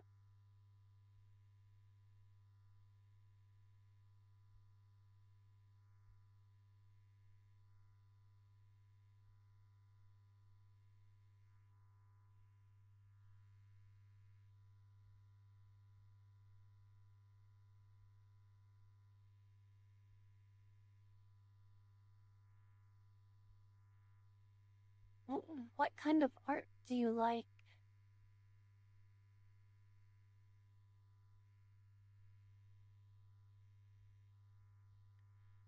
Do you like Gundams? Dude, look at them, they visibly just shut down.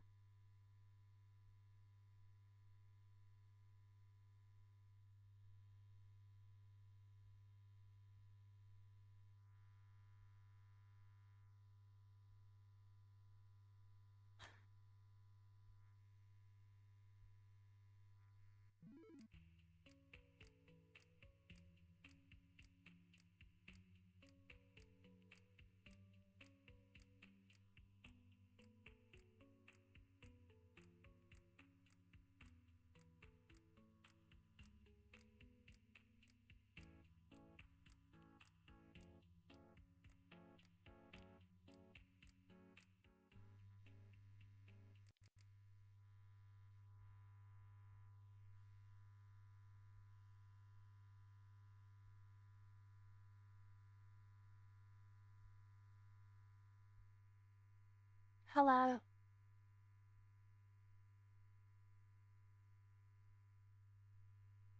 I'm done. I'm done. I'm done. No, I'm done. Done.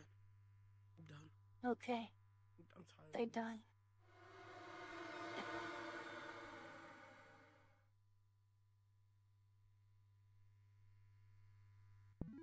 We'll try one more.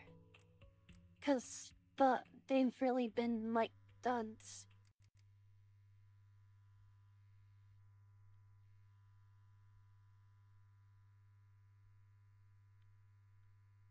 Hi, short team.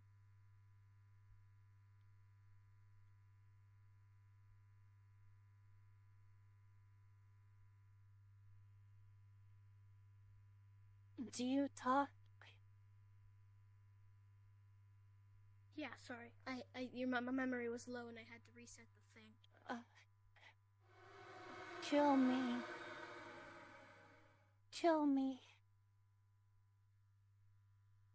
Give me a world to go to, guys. What's a good world?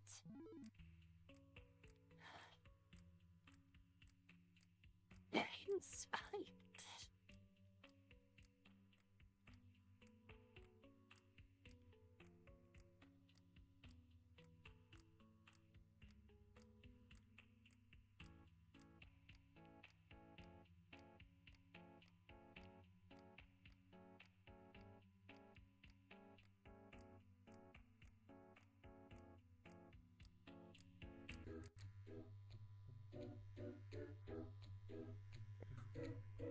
Stupid bitches anyway. Oh, stupid bitch. Oh, what the fuck? What are you doing here?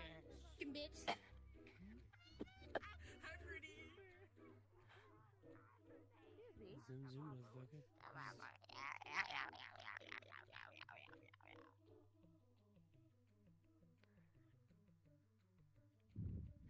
Normally I wouldn't care as much, but since it is on stream, it's like, yeah, you have to be more careful. I don't really want to go to like an open world though, because look at this lobby. When people are grouped up, Oh, hi there. Bye this there. is what they sound like. Anyways, You like my furry avatar? you're pretty gay. You know what I mean? At least one-on-one. Treehouse in the shade. Oh yes, I think you know what? I don't want some popsicles. I want your popsicle. Now, how about you unzip this? Help me, please. I'm a minor, please. Back away. Our love is forbidden. Yes, I can tell when you're a college student. You ain't no minor. Get over here. I Grab my am headset 17 while- years old, my friend. Oh, you're never too young. Oh, Jesus Christ, the voice crack is beating my ass. The voice never cracks. The victim only cracks, my friend. Cord? I am getting teared across my room. Why is it? Okay, The now only how about thing we that makes me unzip that happy hazmat anymore suit? is lovely music.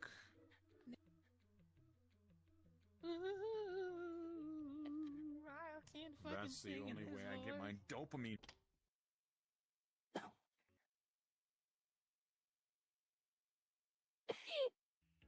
Ava, did you enjoy that?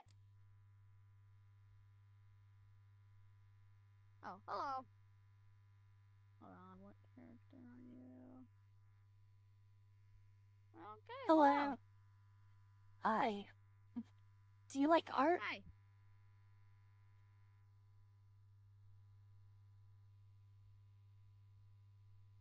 I realized how stupid of a question that was.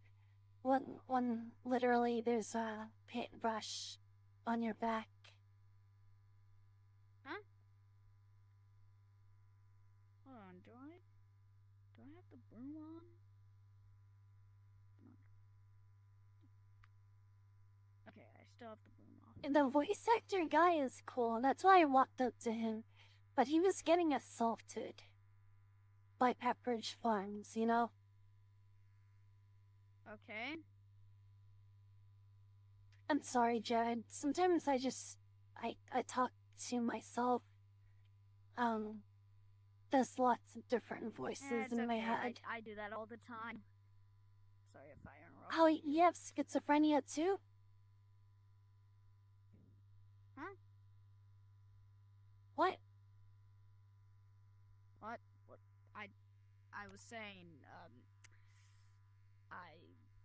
I talk to myself a lot. Oh shoot, we're almost out of time. Oh, I forgot to put on extra time. Ah, that makes it way longer. Anyways, yeah, How does extra it work? time's right there. Huh? How does this Oh work? shoot, we're out of time. Extra time. We are? Oh.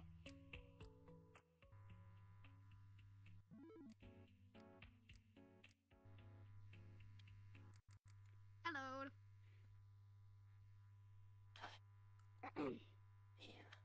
Thoughts of another world.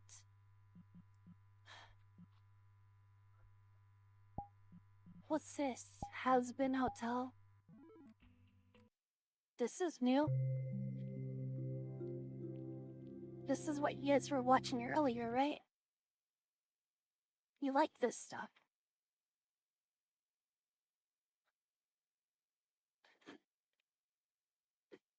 Well, there's gonna be lots of squeakers in here, though.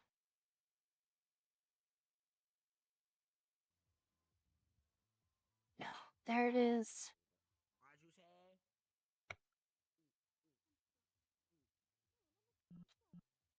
This is a mistake.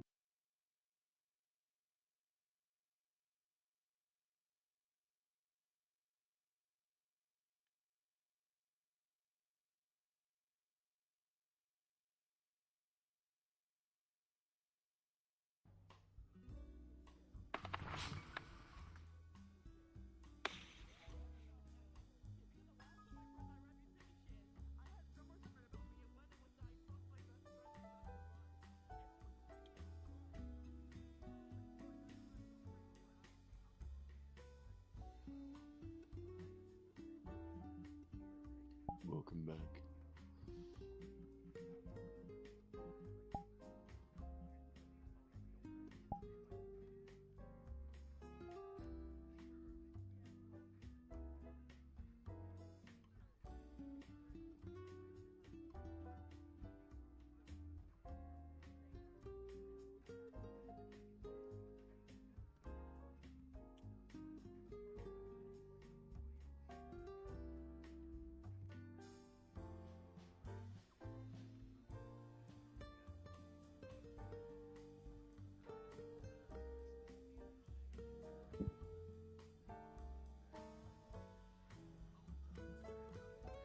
Family, top of shot it, fade. Please don't run away.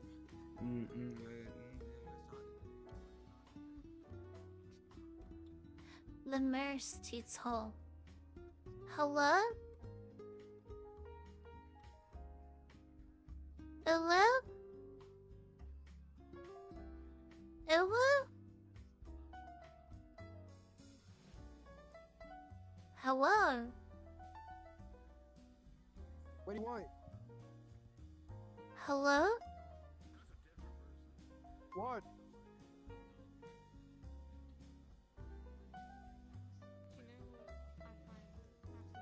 Oh, it lags. What do you want?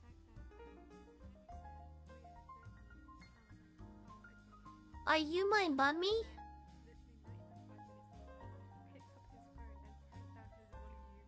He walked away.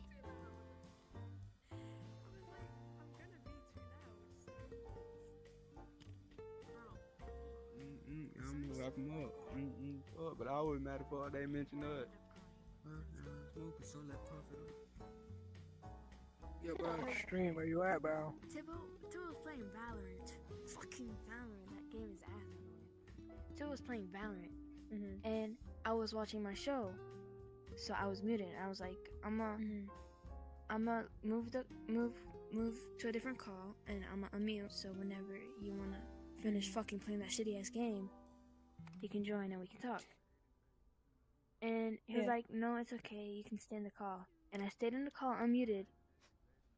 And the fucking kid deafened. Like, what the fuck? What is wrong with you? What the fuck? Extreme, bro. Are you here, bro? See And now, why and then I why texted him, why I was do like, boys? Oh my god. I interrupted you. Sorry. Hello.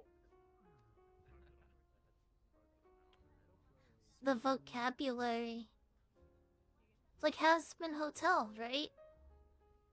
It's like has been. Well, hello, the people that are here. Well, Hello? How's it going? Hello. Daddy about to cash out. Fuck your cash out. Kidnap your ass and take you to the child. Take you to the east where you got beef. You gonna get put to sleep. Fuck your kids. There's too many. It crashed. It crashed.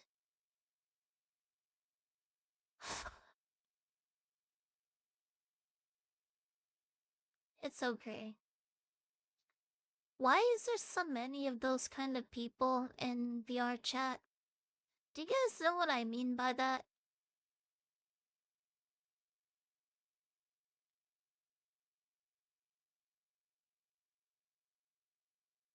I know.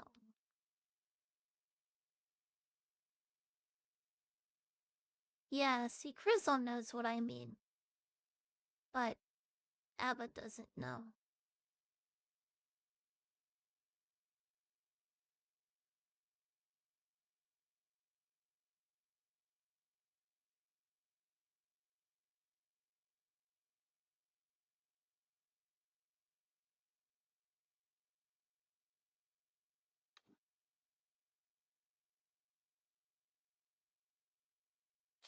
Yeah, I guess so.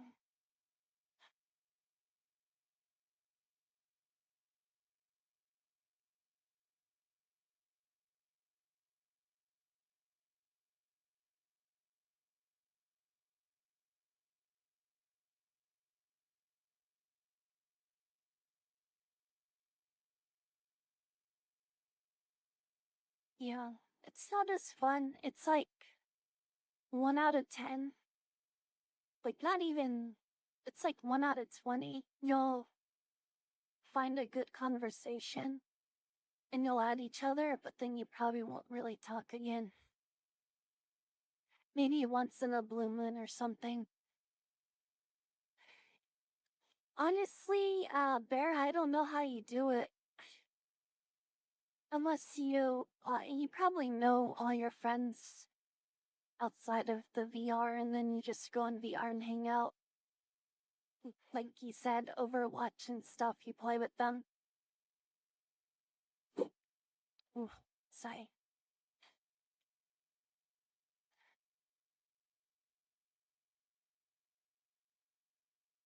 I don't know what to play or what to do.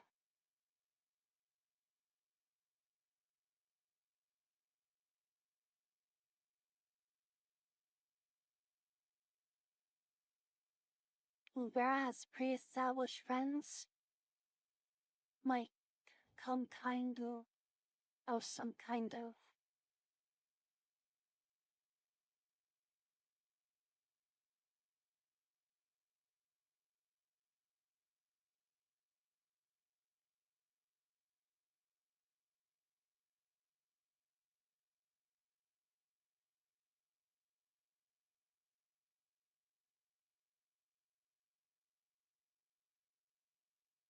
Yeah.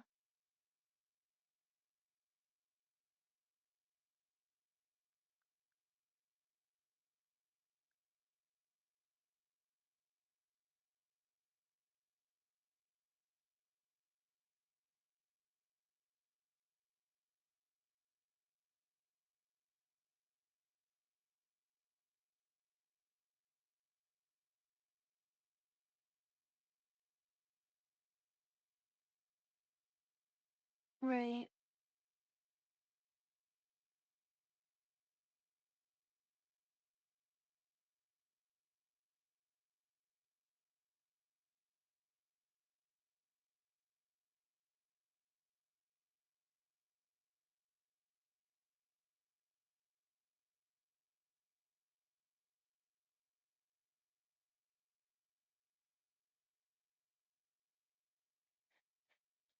looking at my games list.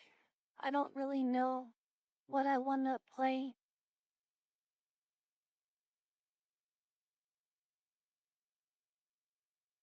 I want to play something, but I can't really decide.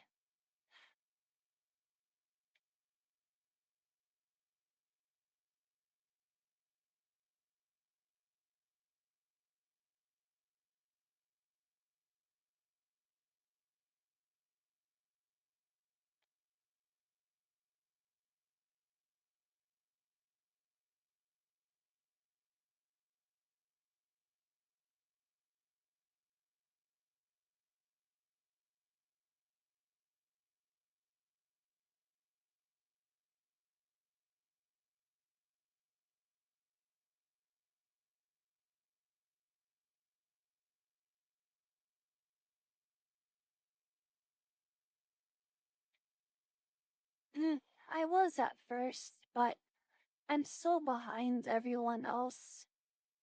Like, I'm just starting out. So I feel like it's not really interesting to watch anymore if I were to play it, because I'm just such a noob. I couldn't keep up with everyone. So I just kind of gave up.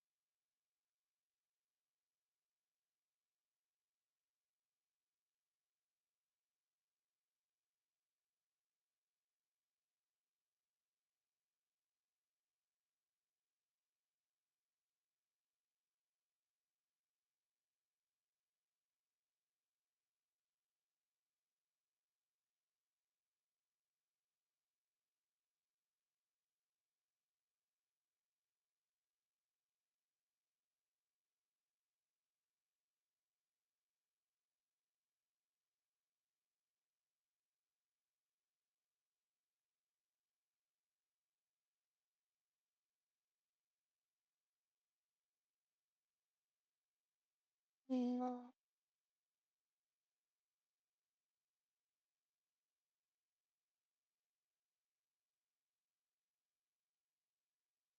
Is there a Wi-Fi estimate?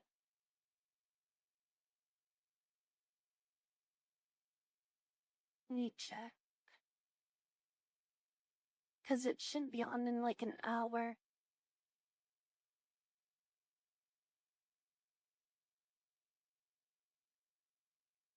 Yeah, there is. Says we are the aliens.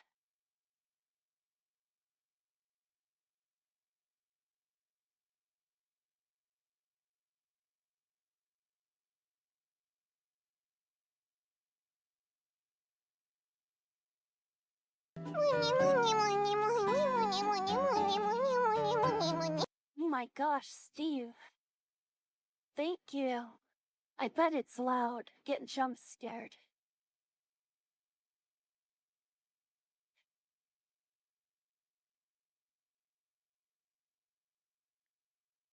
Thank you, though. Thank you, Steve.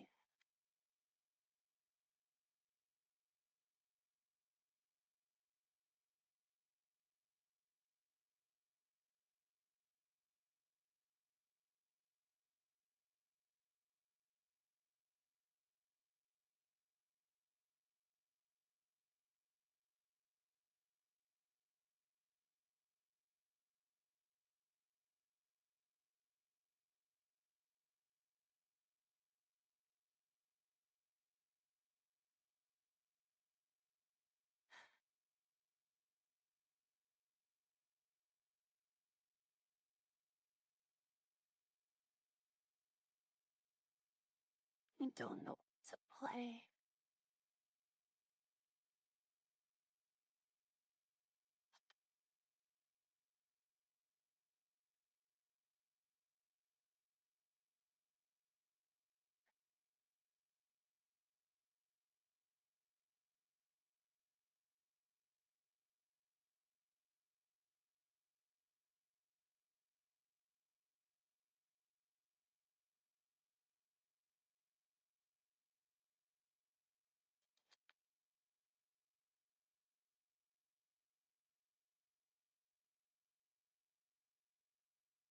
No, I haven't.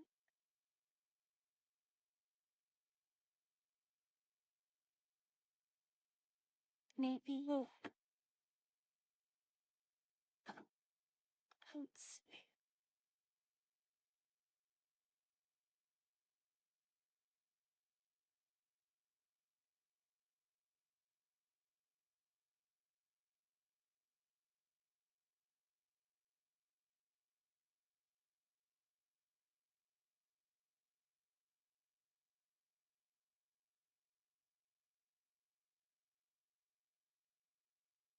Let's do this. Sure.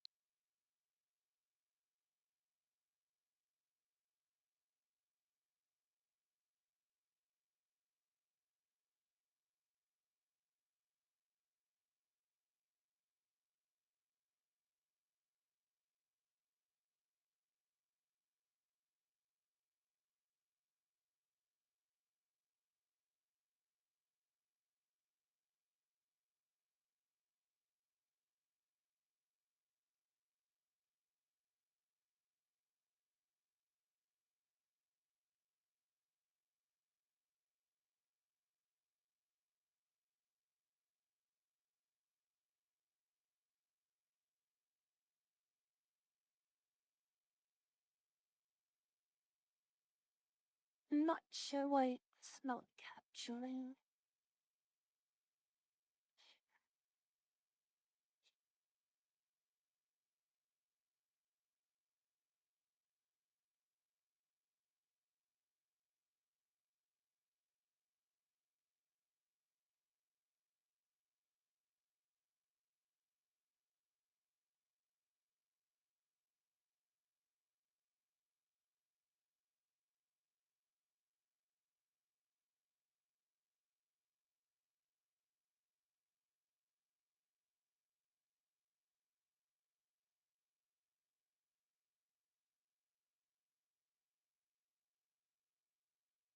There.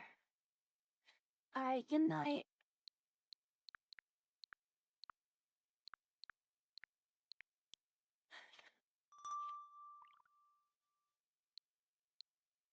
What's good to play?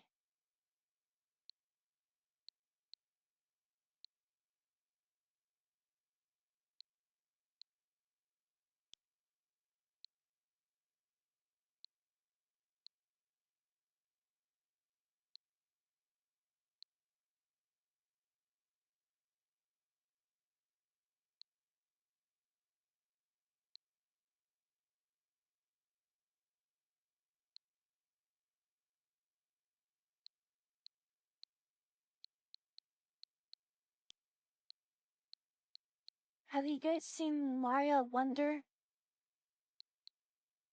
Have you guys seen this? It might be cool.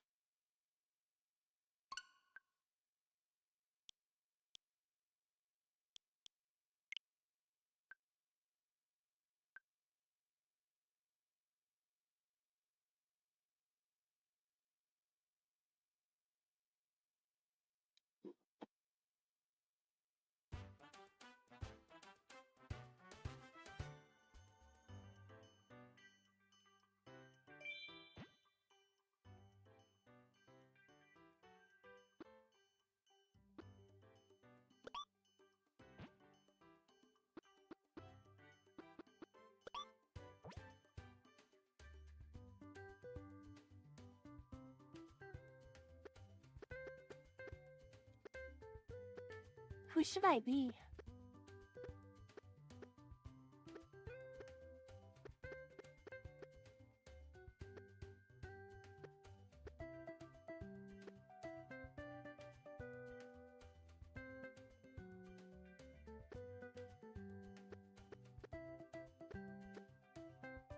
Toadette?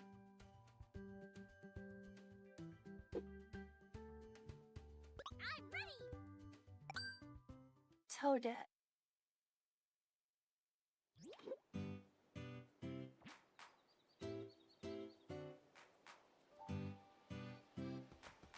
Here we go.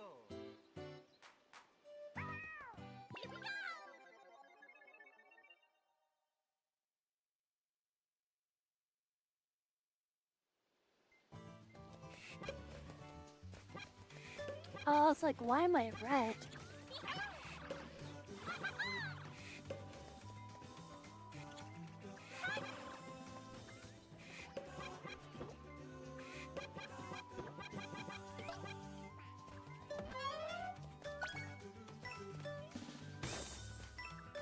The game has to tell you, like, good now.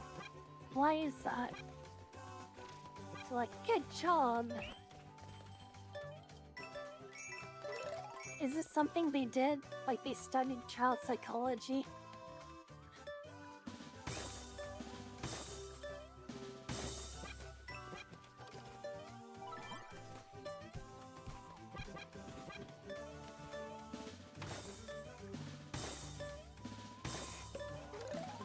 Peanuts.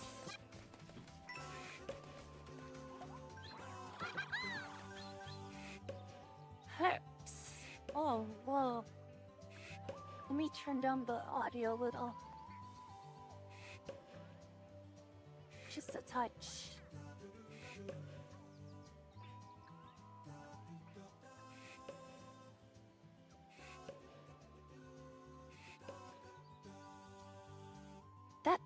That's interesting though, huh?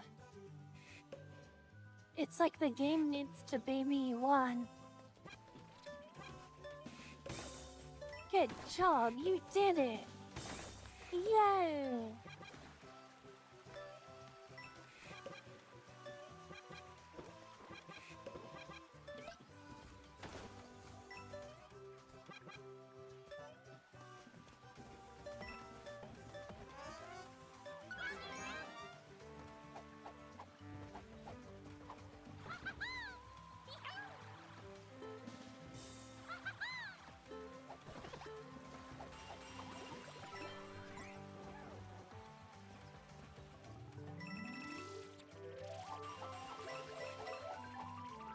Love that sound.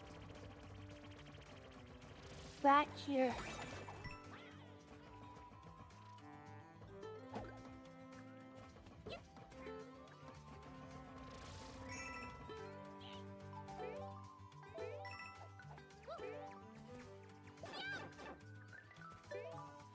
Oh no!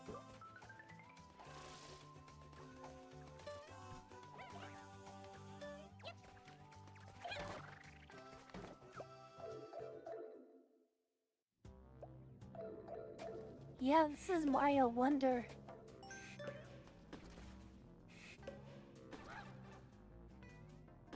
What a noob. Get him, Toad.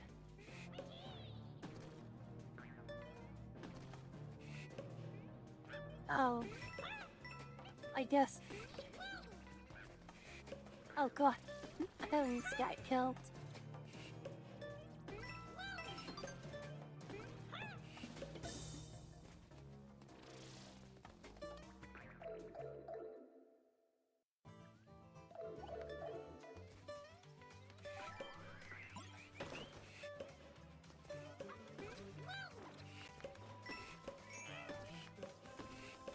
Oh my gosh, I'm gonna crush it.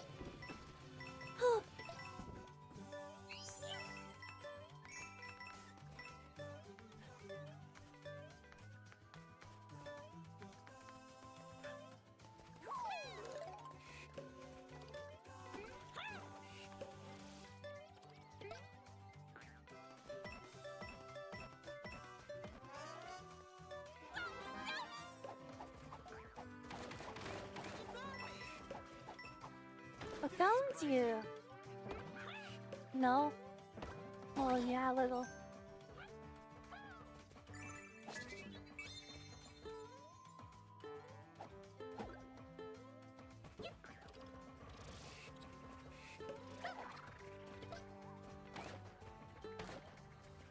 Oh, I'm gonna get high now. Sparkly!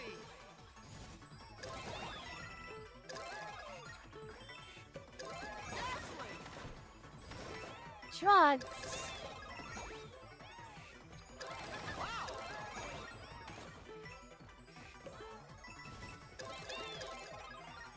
But give me that.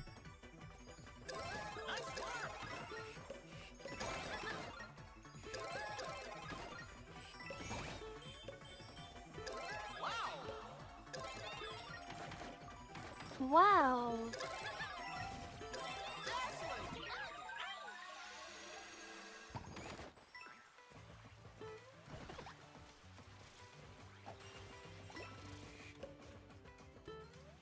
See, if you go to a rave and you take some ecstasy, that's what that can be it too. Oh no.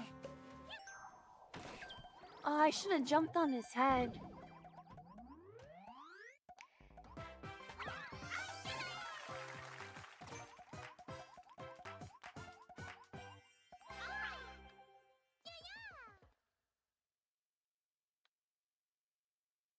It's interesting, my first impression, like it's fun. It's just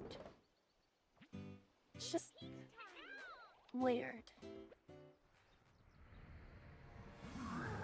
Wow.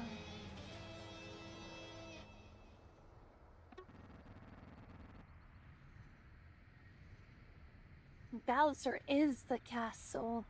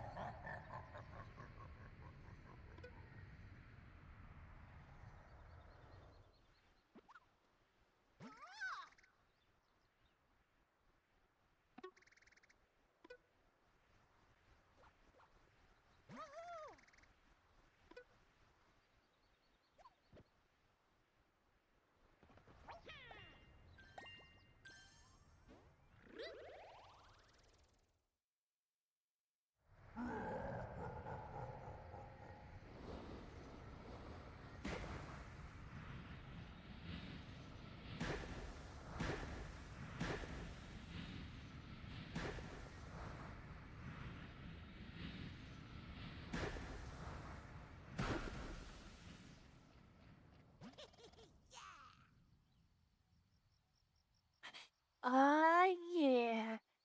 My dad's a castle now.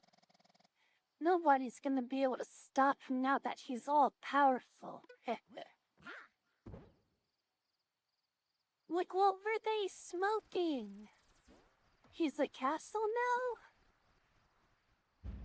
That's a good thing.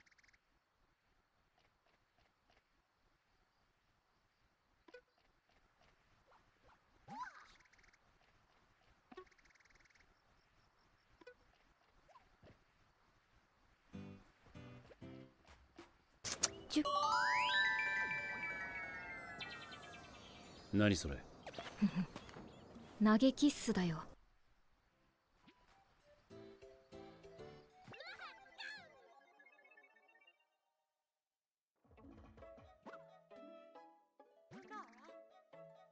Yeah, Peach is inside Bowser this time.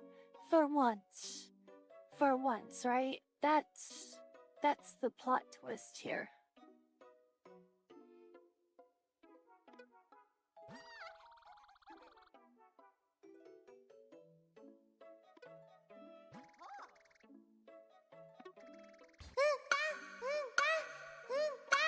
Whoa, thank you.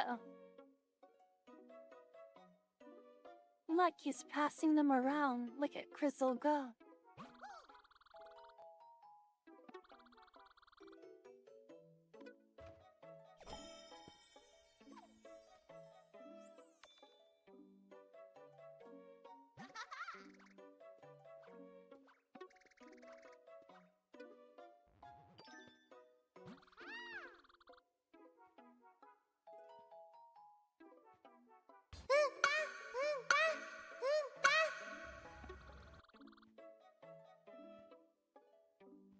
Thank you.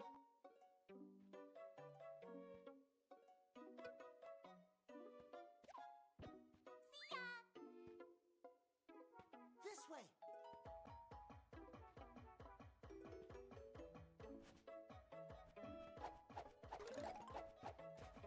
Oh.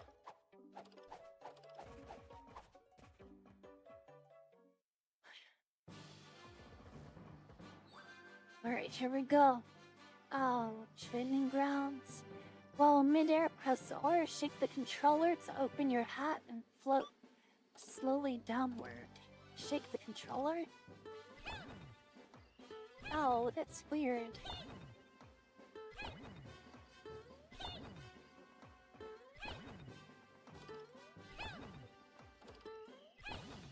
The activity gimmick to get hyperactive children to expend their energy.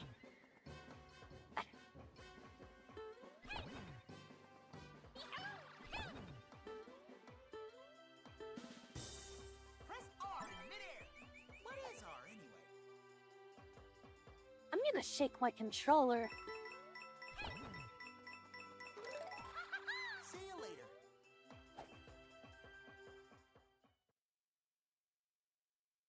I almost lost grip of my Pro controller and I almost threw it at the monitor.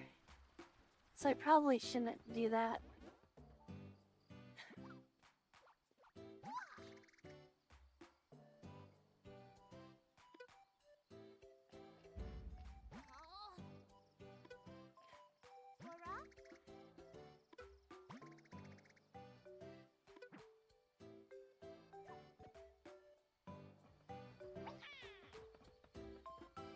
No, it's a hippo.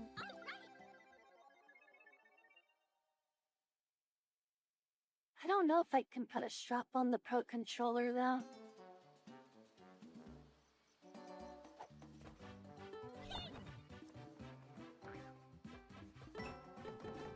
Bacon.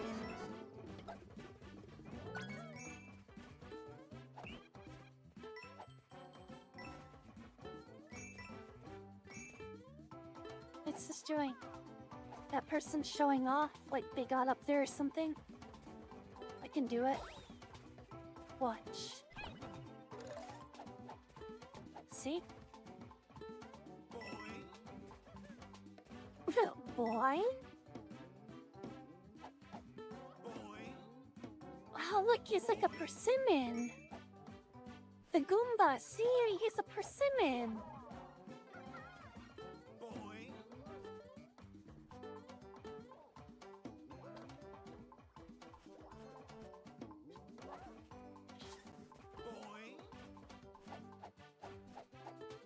Wow.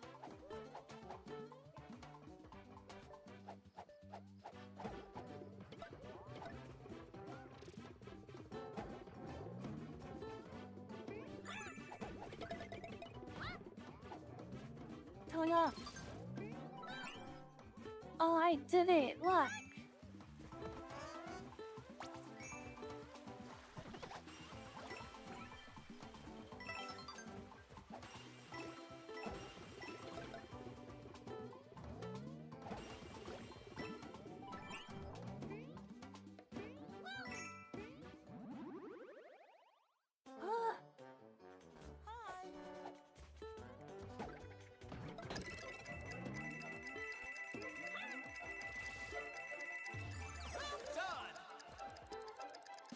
I did it.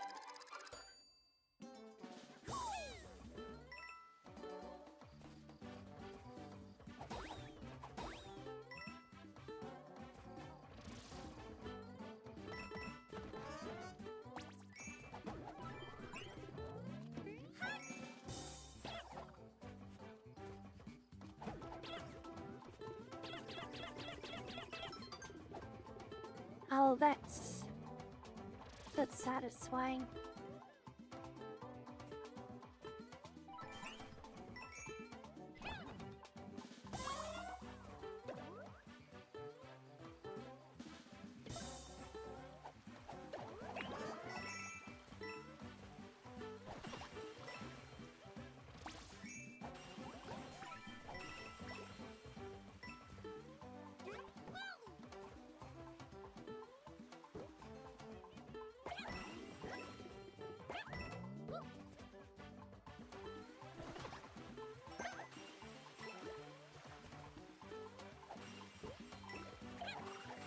No. Oh, here. How'd you get up here?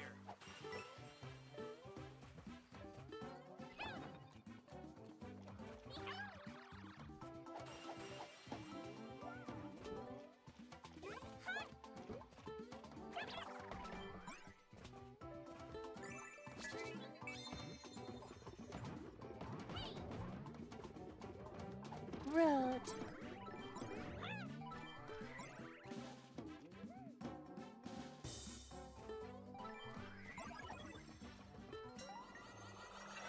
Time to get high again. Oh my gosh. Ow. Wow, big balls.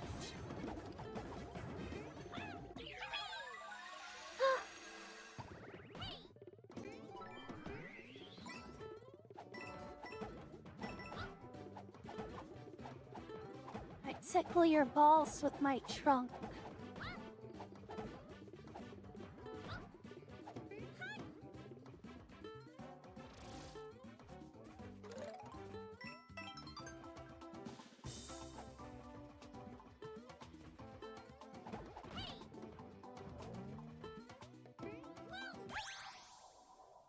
Wonderful!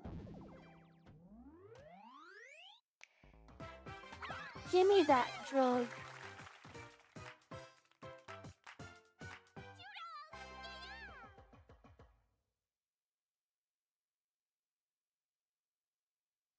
The hot bones.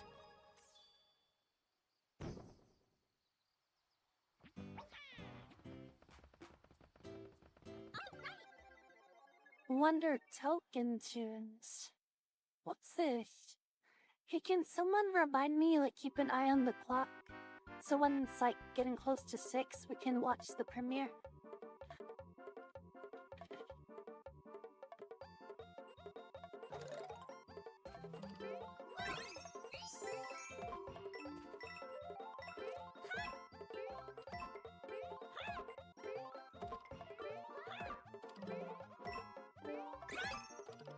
Did I get so distracted by the other players? I'm like, get the fuck out of the way. I always think they can interact with me or something.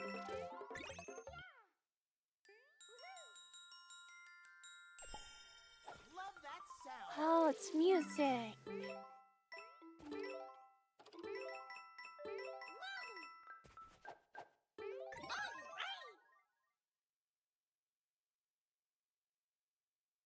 Yeah, so we'll watch White Files, and then I will end stream, and I'm gonna hook up VR and get that all set up.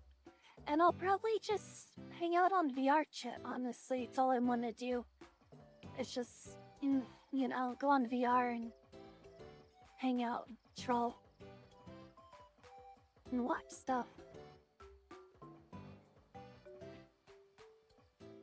I want to get used to a headset and stuff so I don't have, like, motion sickness.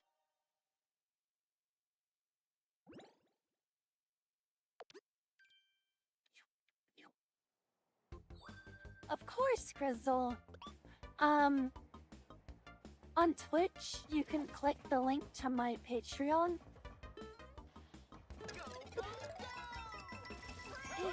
And I think there's an option there on Patreon where you can openly game with me and stuff.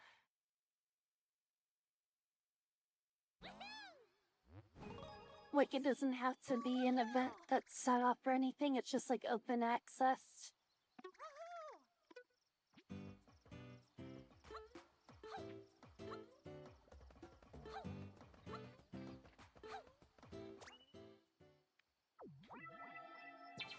It sucks.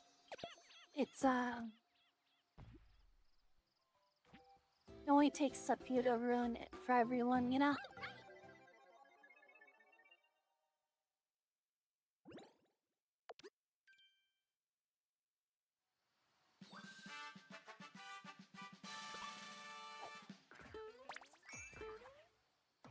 Because, you know, with other creators, I was like, oh, how come, you know, you don't hang out with people outside the stream and, you know, it's fun. I get it now. That's why. Wait. But, you know. Whoa, I got, like, small. Oh my gosh. Give me this. Okay, I just have to beat the hungry caterpillar. Peanut. I died. I need to focus. Unless I can't do it again. I don't know. Let me see. Here we go.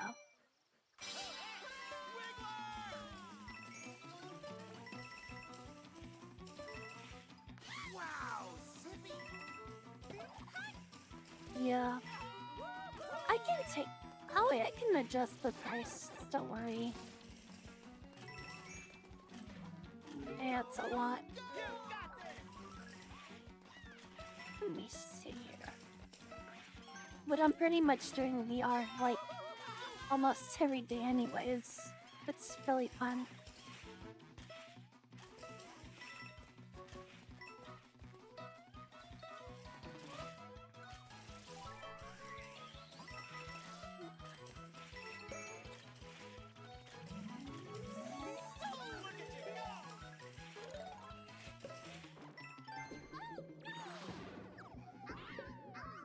What? What? Oh, it's the people things. That's actually cool. Wow.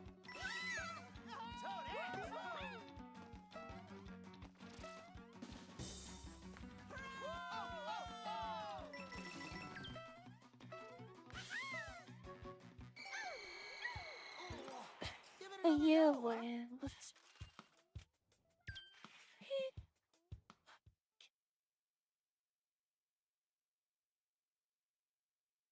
Yeah, thank you for the sub.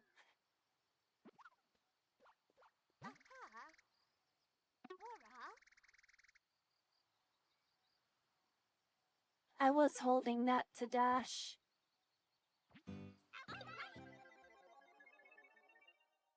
Finally a stage that's messing me up. And the difficulty is 1 star and I can't even do it.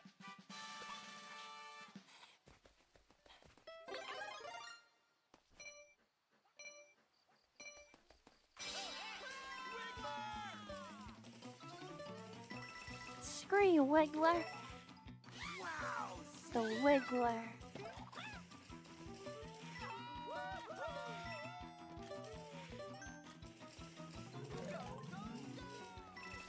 Oh, that.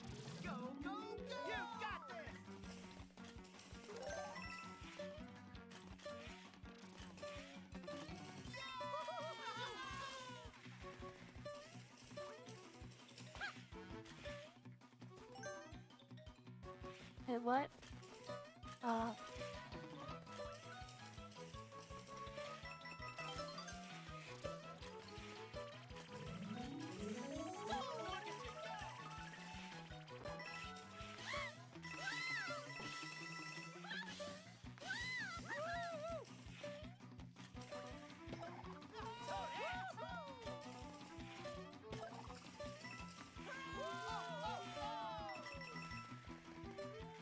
gonna win, I'm gonna win!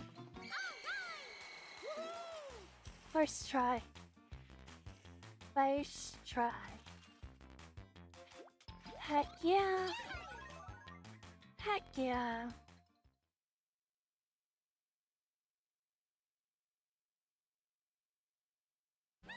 Heck yeah!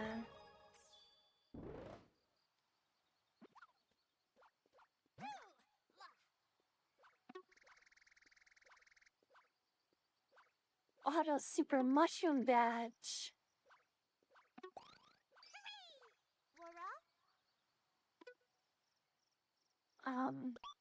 Sure. Oh, so it's like one badge at a time.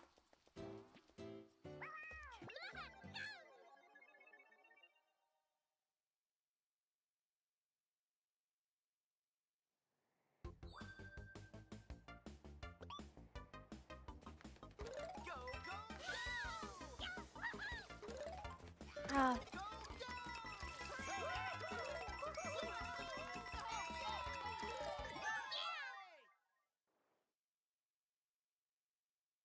That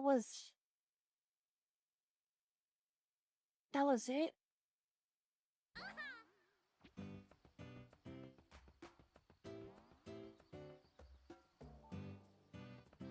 I didn't even see the username. What was it?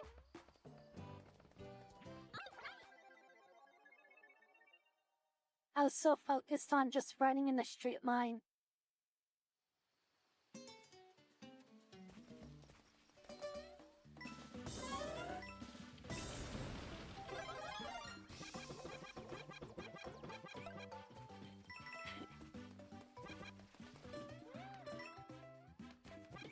Oh, a snail!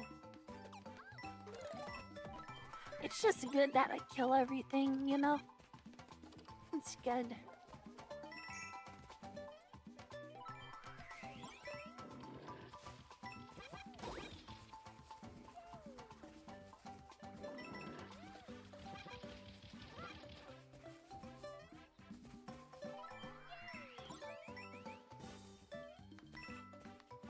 Ooh.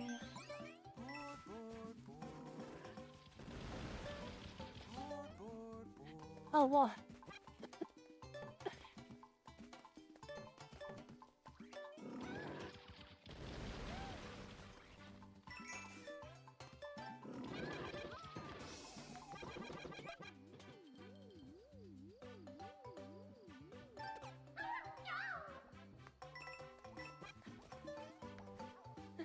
She really said help me.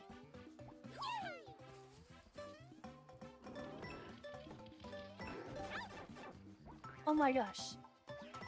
I tried to jump over that. I know, I just stared at her. I was like Scar. And you know, in The Lion King, and she was Mufasa.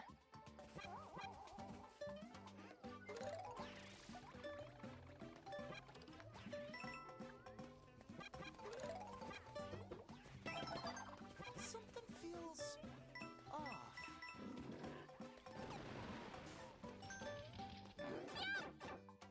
Oh, you bastard. Hey, I got high. I'm gonna... Oh no, this is like Lion King. Oh, no. I was just joking, guys. Oh my god. Fuck. Stampede.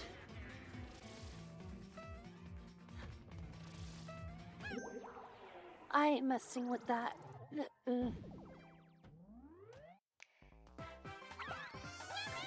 They really, like, the game hurt me, and that was creepy.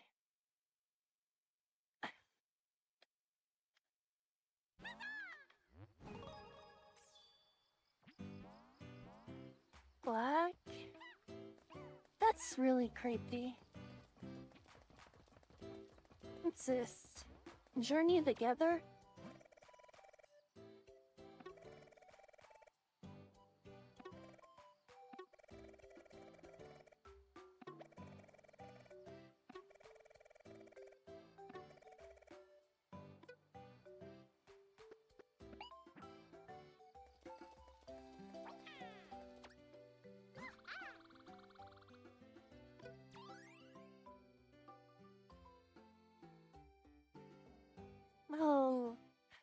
Look at that, I have 18 lives.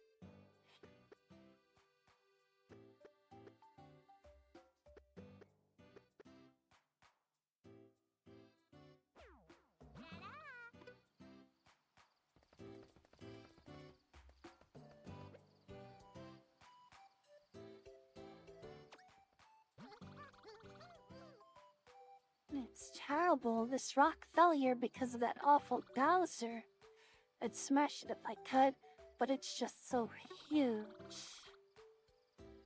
If only I had 10 flower coins. Okay. This feels like Mario Party.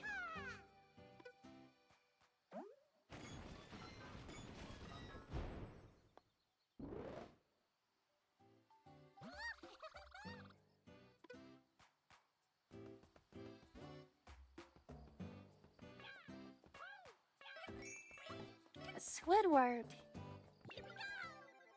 Okay, let's go here.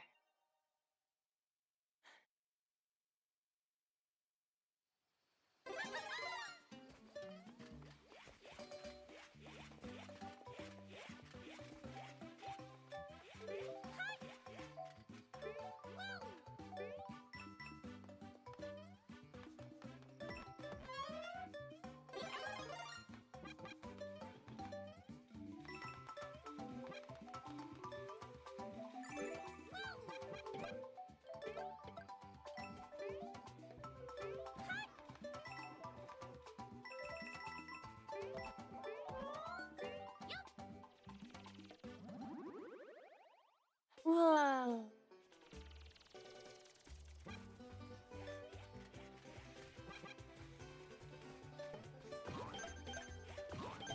You did it!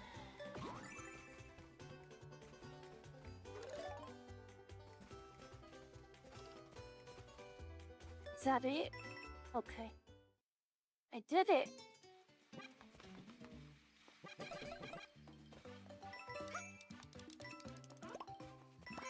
Wow!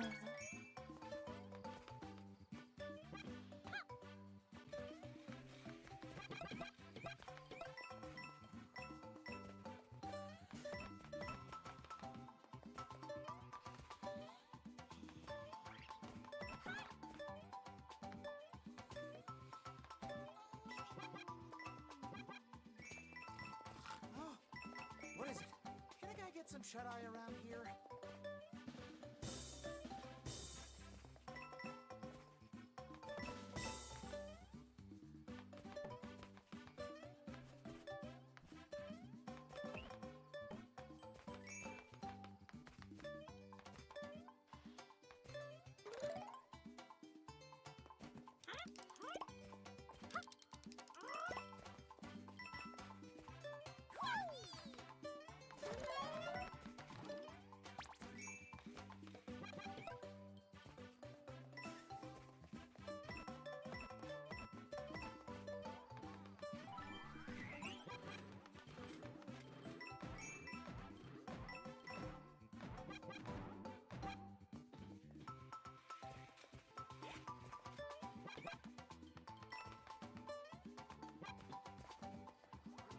I need that.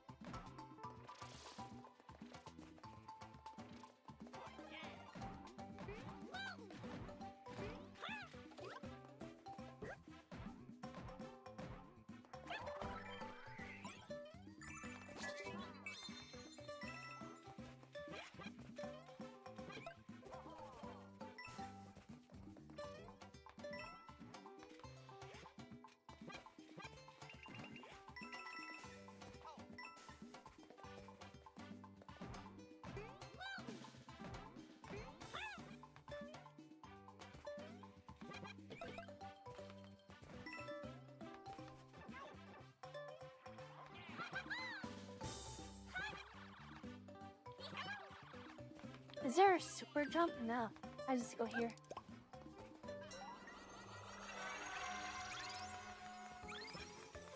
Oh, whoa, whoa, whoa, whoa.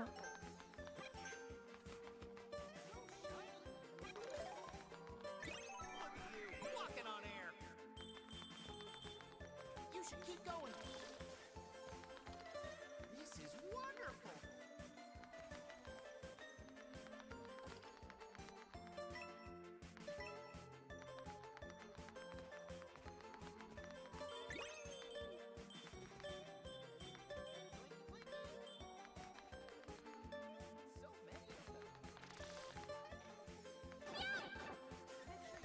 Well, no. Ah. Easy go, easy come, I guess. Make sure you listen.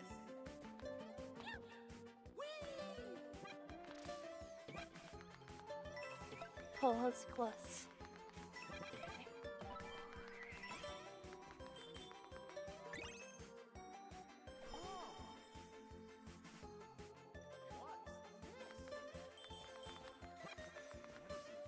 Is there a time limit for this thing, or does it just keep going until I reach wherever it is I need to go?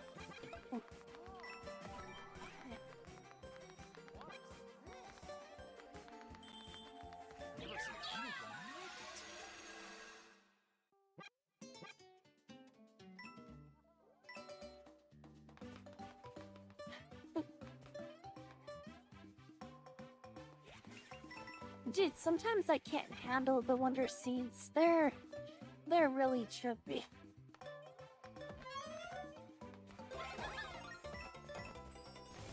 Like, I can barely handle a star.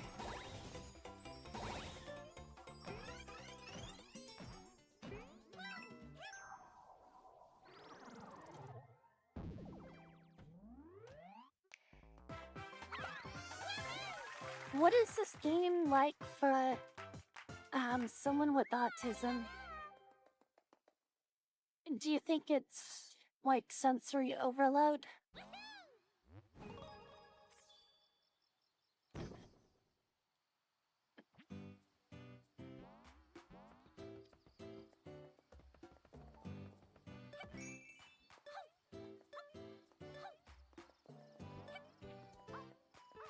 You know, someone who's on the spectrum?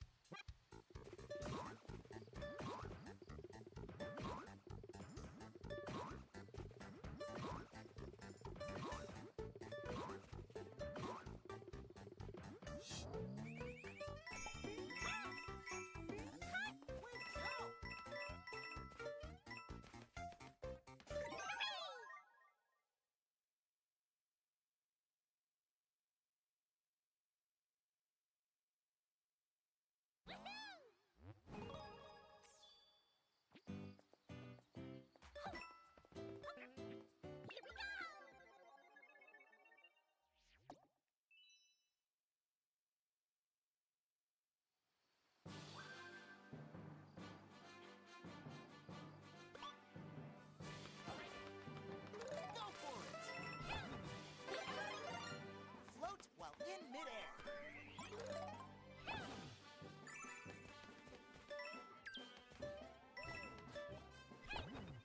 Keep going.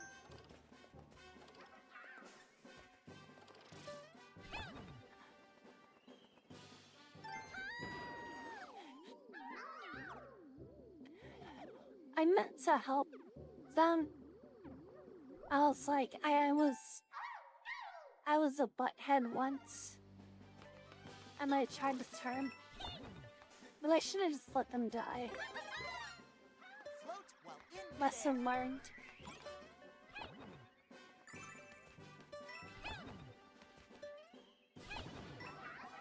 Good old Super Mario.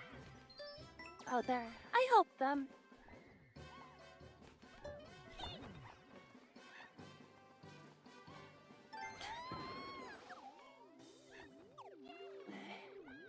Will they help me? Oh my gosh, they helped me.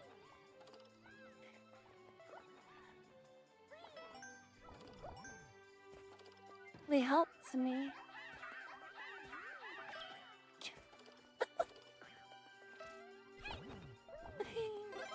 Oh, know if a hand holding is real. The hand holding in this game.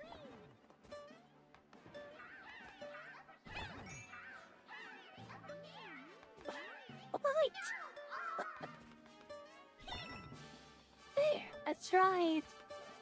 I tried, Peach.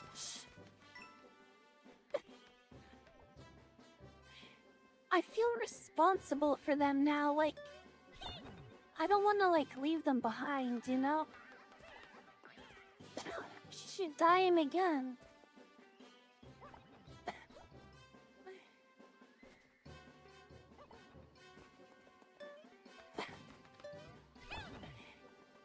Keep going.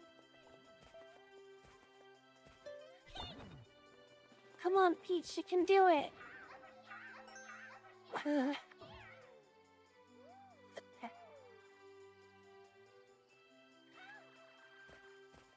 You did it! Where else go, Aiden? Oh no, oh no, oh no! Oh, almost! Nice! Look at that! Aiden learned! They mastered the R button. Oh. And this is an escort. Shit. Oh no, no! Come on! Come on, use that! No! Ethan! We're losing you! Oh! I got you, bruh. Hey, Doc, welcome back.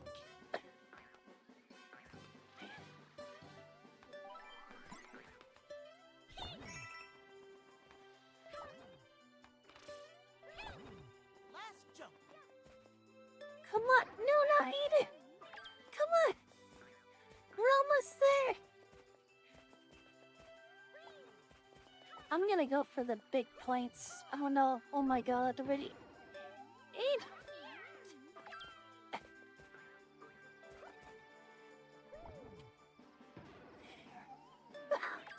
Thank god. Hey! I feel like I should earn an achievement for this. Like saving someone like 10 times in a row on one level.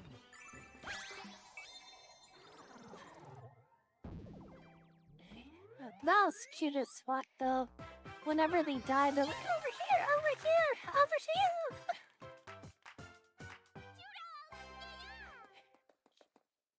That's funny. Imagine if they turned into like a boo with their features, like the Mario cap or the Princess Peach crown. Turn into like a little boo. It'd be cute.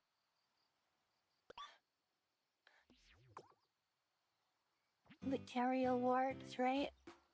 That was actually fun. I like that.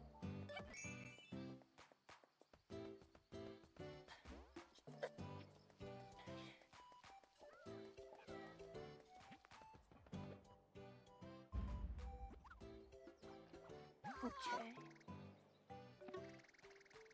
Oh no, the palace. Oh, there's treasure? Heck yeah, let's get that loot. Let's go. How's my time? Probably got time for one more in this level here.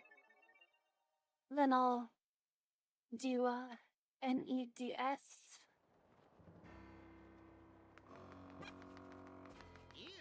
Ooh, look at these tentacles. Oh. Ew. What am I looking at?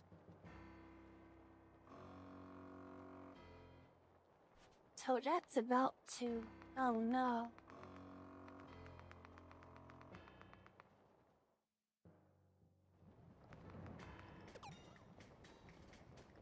Maya was killed as soon as I stepped in. Oh shit. Oh shit. Oh no! Oh, that did it. My fireballs don't work, but my fat booty does. Ah, take that. Well, this pot didn't break it. Whoa.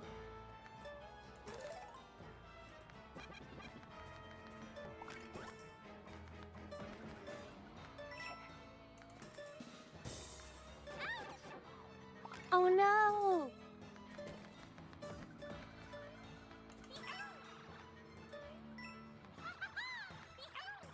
They don't break the blocks like in Super Nintendo.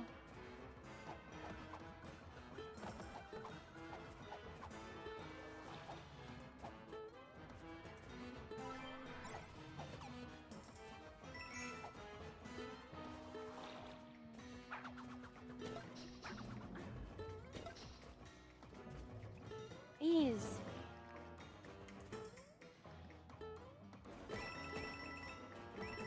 Whoa, okay, whoa. I like that.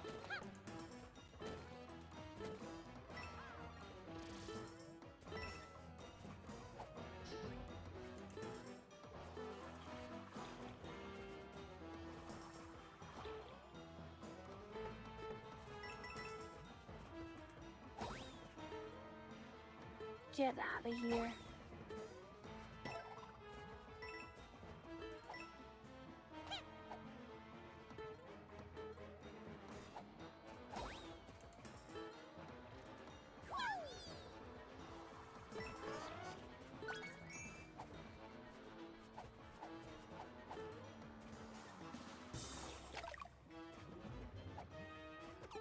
How do I get in there? Oh, there. Oh.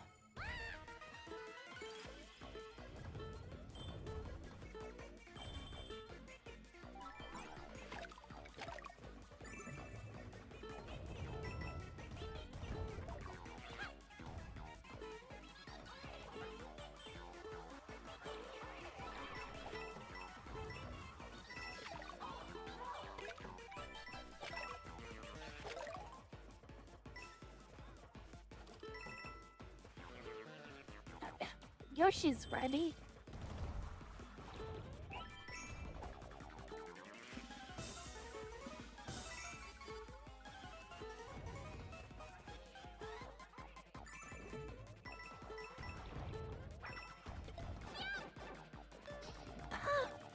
I didn't see it.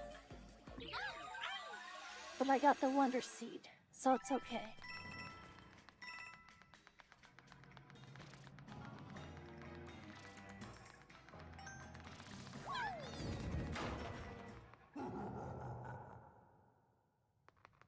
I think it is, yeah.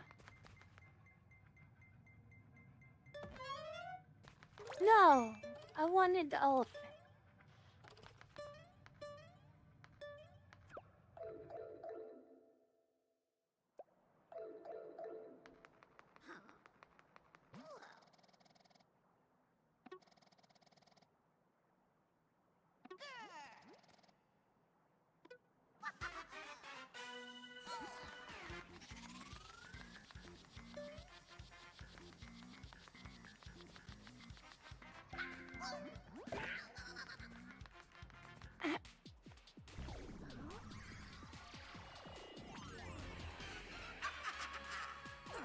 Whoa.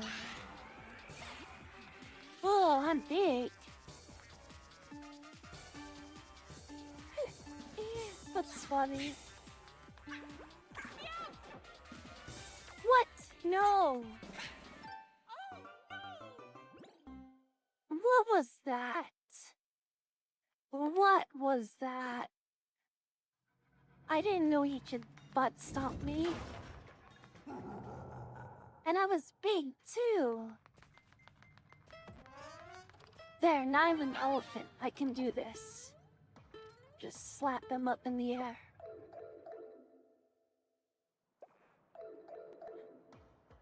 Right, come on, no monologue.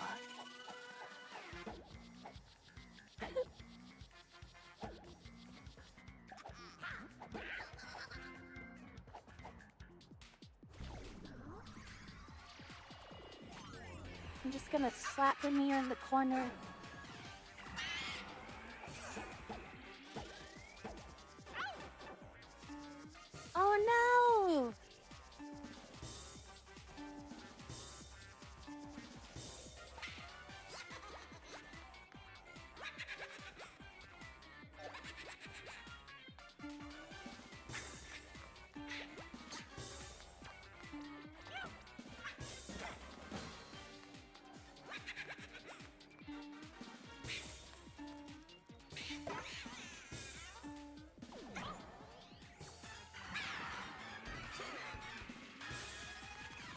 Oh no.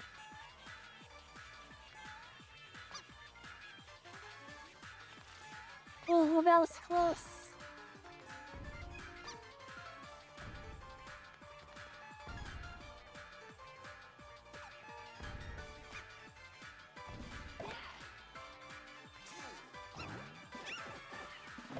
Oh my god. I did it. I meant to do that.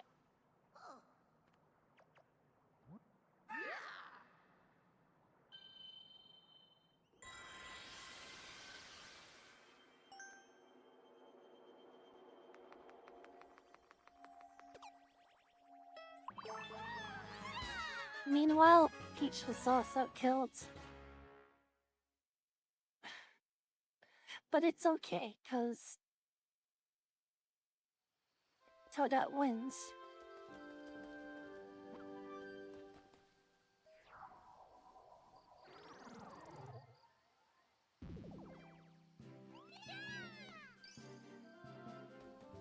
See, we don't need Mario or Peach. Yeah, rest in peace. Thank you.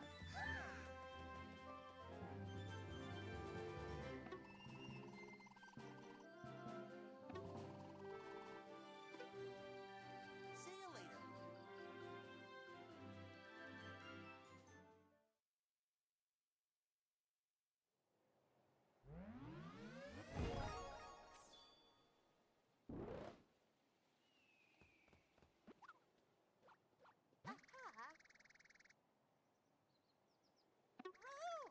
The Paddle Isle.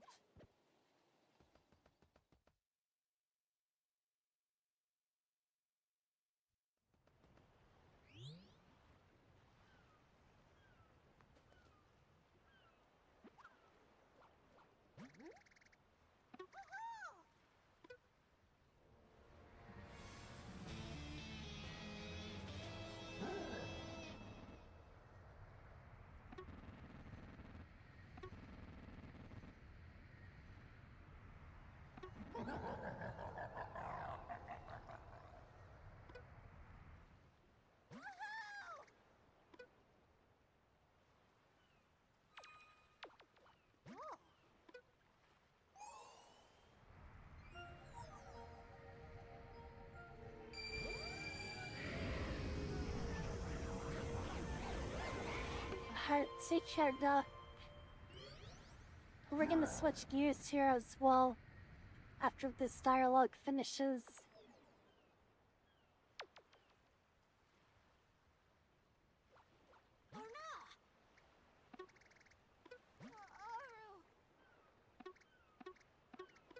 Of course I'll help you find Royal Seed.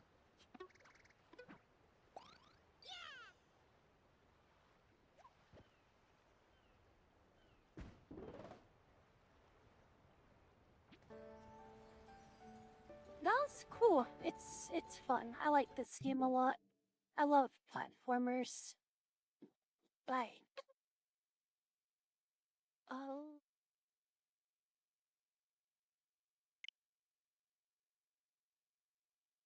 Mo.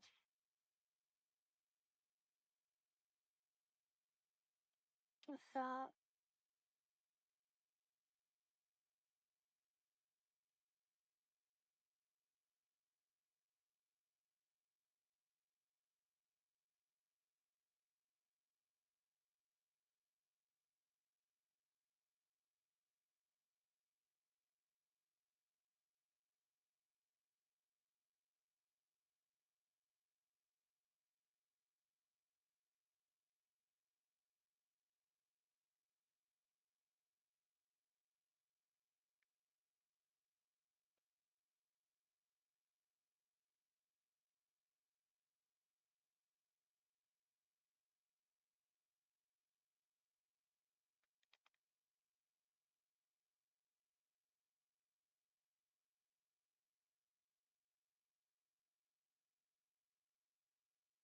Oh, that's after files. Okay. 60 seconds.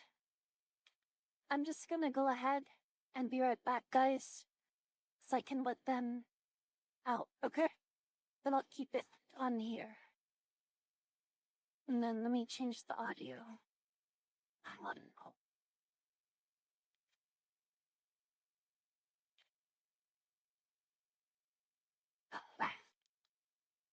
Okay, like another.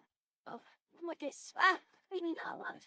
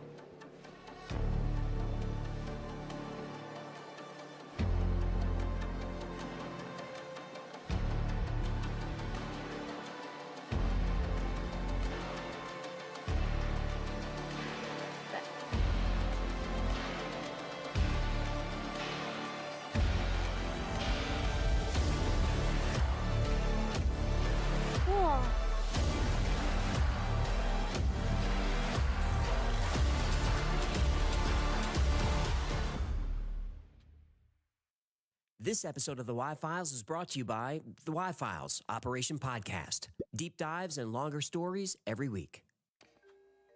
There are extraterrestrials among us. They landed 4 billion years ago when the Earth was just forming. And they weren't humanoids with tall, slender bodies and dark, almond-shaped eyes. The aliens were microbes, and they were delivered here. And once these aliens awakened in our mineral-rich world, they multiplied quickly and evolved. If you want to see these aliens for yourself, it's actually pretty easy. Just look in the mirror.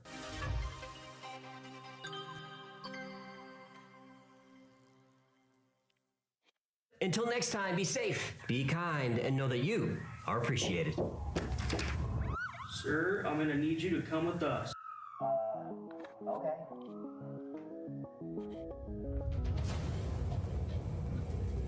Hello? Can anybody hear me? I don't know why I'm here. Take off the pillowcase. We are agents with the CFP. CFP? I don't know what that is. I never heard of that. Yeah, that's not your concern. Okay. We have been following your show, and we have reason to believe. Hey, dude. I thought I was gonna do the investigation this time. If you're gonna do it, then do it. Stop sitting there. Do it. Alright, jeez. We have been following your show, and we have reason to believe that you have far more information on your topics that you've been sharing. What? We have been following your show. No, I heard you. I just don't know what that means. We have been following your show. He speaks English, you moron. Your question is confusing. My question is not confusing. Yeah, it is. He's just playing dumb. No, you're dumb. Well, if you know that I have more information, then you already know that what I know that you know. Just tell us what we want to know. Okay, what episode are you talking about? What episode are we talking about? I don't know, dude. You're the researcher. No, you're supposed to know this. What the heck? The one that has more information. Look, guys, I have a podcast that covers all of this. The Y-Files Operation Podcast comes out every week. On Mondays, we release the YouTube episodes. And then on Wednesdays, we do deep dives into those stories. And then we cover unredacted topics that are a little too sensitive for YouTube. Kinda makes sense. And where does this podcast air? You can get it on Apple, Amazon, Spotify, Pandora, anywhere you listen to podcasts. That sounds really convenient, actually. Yeah. Super smart. Okay.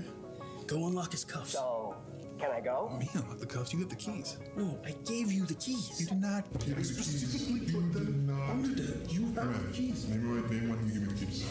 You're the one who sat on the syringe. So telling everyone who listens that we were men in black and we're way cooler than in the movie. We are way cooler than the guys in the movies. Give me a little support. Wait. Where did he go? Aw, damn it. Not again.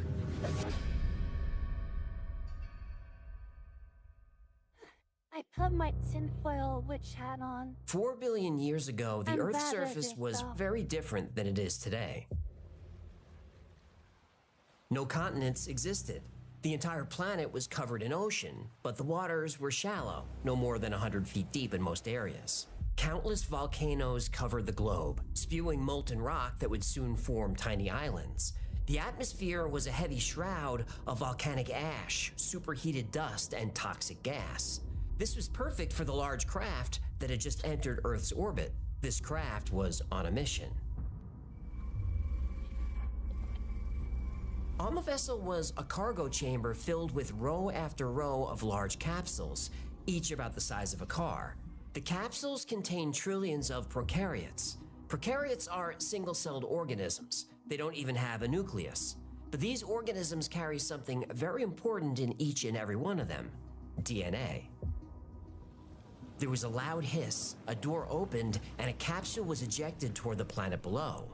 The vessel powered up its engines as soon as the payload entered the atmosphere. Moments later, the ship bolted out of the solar system and onto its next destination.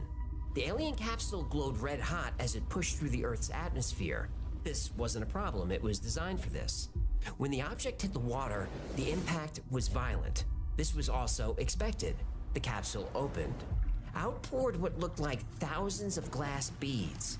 Each of these beads contained millions of organisms. The ocean water dissolved the beads and released the organisms into the boiling seas. Most died immediately. This was also expected, but some survived. These pioneering organisms thrived in the depths of the ocean, around hydrothermal vents heated by the Earth's core. The organisms adapted, evolved, and diversified. This was the plan.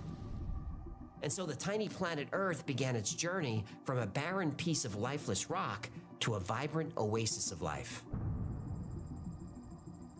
The creators knew it would take a few billion years for intelligent life to evolve. This was all encoded in the DNA of those first microorganisms. The DNA was a program.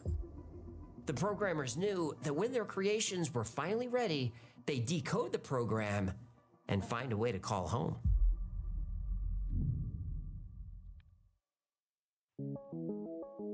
There is a growing group of scientists who believe life on Earth began from microbes delivered from space.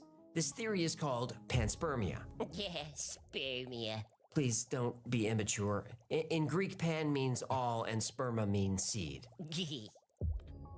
Anyway, Svante Arrhenius was a major proponent of this theory. And when it came to biochemistry, he knew what he was talking about. It was 1908, and Arrhenius was a Nobel Prize-winning chemist working in Sweden. The accepted theory of life's origin is abiogenesis. This refers to the process where chemical reactions of inorganic material form organic material, which eventually becomes life. And this happened on Earth about 3.5 billion years ago. Arrhenius wasn't buying it. The ancient Greeks had a much simpler theory. They suggested the seeds of life were present everywhere in the universe. And they weren't talking about alien spacecraft dropping probes into primordial seas. They felt that bits of space dust contained seeds of life. The Greeks and Arrhenius believed that when the space dust arrived on Earth, it brought life with it. Then evolution took over and created millions of new species of plants and animals. But life coming from outer space is tricky. Even in its most basic form, it shouldn't be able to survive the harshness of space. So Arrhenius set to find out. He created extreme environments in a lab. He subjected living microorganisms to deadly cold temperatures, near 0 Kelvin. If these microbes were from space, they could handle it, because nothing else on Earth could handle 0 Kelvin. 0 Kelvin may not sound that cold, but it is. We're talking minus 459 degrees Fahrenheit, basically the temperature of deep space. The microorganisms could not survive those temperatures. Arrhenius was disappointed. But then he slowly and carefully applied heat. Most microbes remained inert, but some, when reheated very carefully, activated again. They were alive. This shouldn't have happened. The ability to survive in minus 450 degree cold was not driven by natural selection in our terrestrial environment. These seem to be the abilities developed on another world. Arrhenius had discovered a new kind of life, which became known as extremophiles. Before Arrhenius, scientists didn't believe life could survive in Earth's most extreme environments. But as soon as they started looking, they found life was everywhere.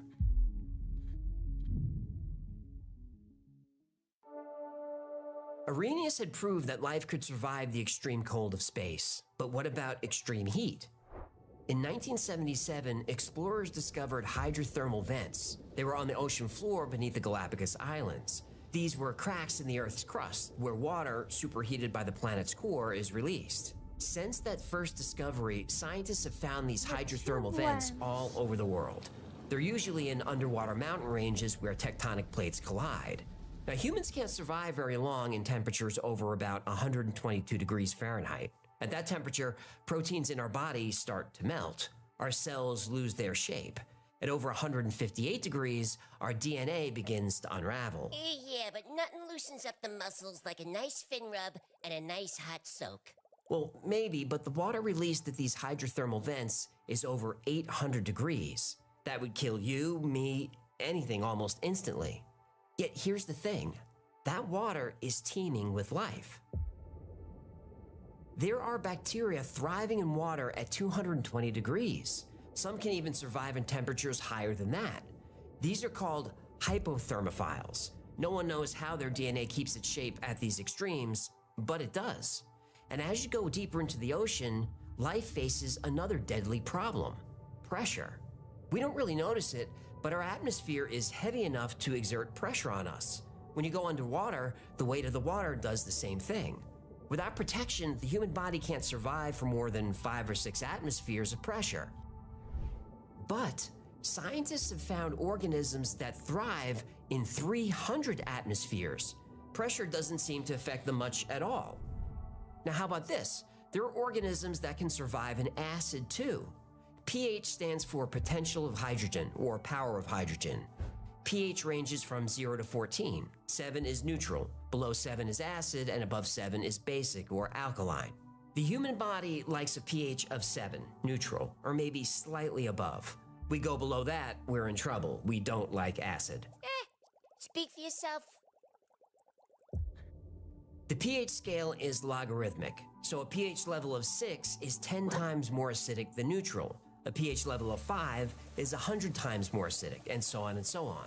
Exposure to acid is very bad for humans. It's bad for almost every living thing on Earth. Almost every living thing. There are bacteria that live happily in sulfuric acid with a pH of 0.3. That is 5 million times more acidic than human blood. Even in those extreme conditions, life exists. Now, what about oxygen?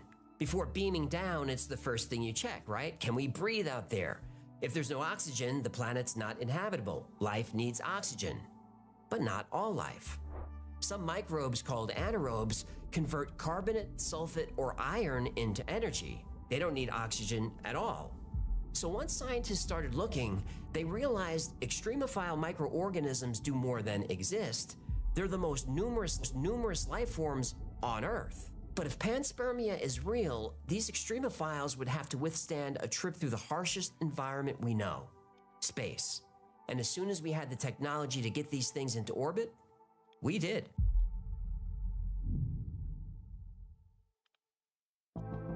Space is an environment more extreme than anything found on Earth. With no protection from the sun's radiation, temperatures can be over 250 degrees Fahrenheit. Pass into the Earth's shadow, hidden from the sun, suddenly it's minus 148 or lower. If temperature fluctuations don't kill you, radiation will do the trick. Radiation in space is strong enough to damage human cells and destroy DNA molecules. Unless you're going to the moon, then for some reason radiation isn't a problem at all. You're talking about going through the Van Allen belt? Yes, the Van Allen belt. You know, the radiation around the planet that nobody can get through, which is why nobody went to the moon. The Apollo spacecraft traveled through the Van Allen radiation belts at a very high speed, and the particles in the belt are spread very far apart, so the astronauts weren't exposed to much radiation. What are you doing, PR for NASA now? No, I'm just saying that even more dangerous than radiation is the vacuum itself. There's no atmosphere in space, and with no atmospheric pressure, the liquids in your body boil and vaporize. Saliva, tears, blood. Humans can't survive in space, but there are animals that can. In 2007, the European Space Agency sent 3,000 living tardigrades into orbit for 12 days. No one expected any to survive. How could they? They would have no shielding from the deadly radiation or the vacuum. Tardigrades are a bit more complex than typical microbes. These are microscopic animals with segmented bodies and 8 legs. They're commonly called water bears. Now that's a cute name for what's probably the toughest animal on Earth. Tardigrades can live at temperatures ranging from absolute zero to boiling. They can survive pressure 6 times that of the ocean's deepest trenches. When the orbital mission returned, 68% of the tardigrades survived. The space vacuum and exposure to cosmic radiation were not a problem for the water bears. Some even went on to reproduce offspring more tolerant to radiation exposure. Lichen is a unique form of life that represents a symbiotic relationship between 2 organisms, a fungus and photosynthetic bacteria. Other missions prove that lichen can also survive in space. And tardigrades, by the way, are most often found on lichen. Could an asteroid carrying lichen and tardigrades have seeded life on Earth? Well, it's been proven that they could survive the impact. If certain bacterial spores are shaded from direct sunlight and radiation, as they would be inside a meteor, they can survive in space for years. Yeah, but for bacteria to be transported across space, it would need to survive for millions of years, and that seems unlikely. But in 2020, scientists pulled a piece of sediment from the ocean floor.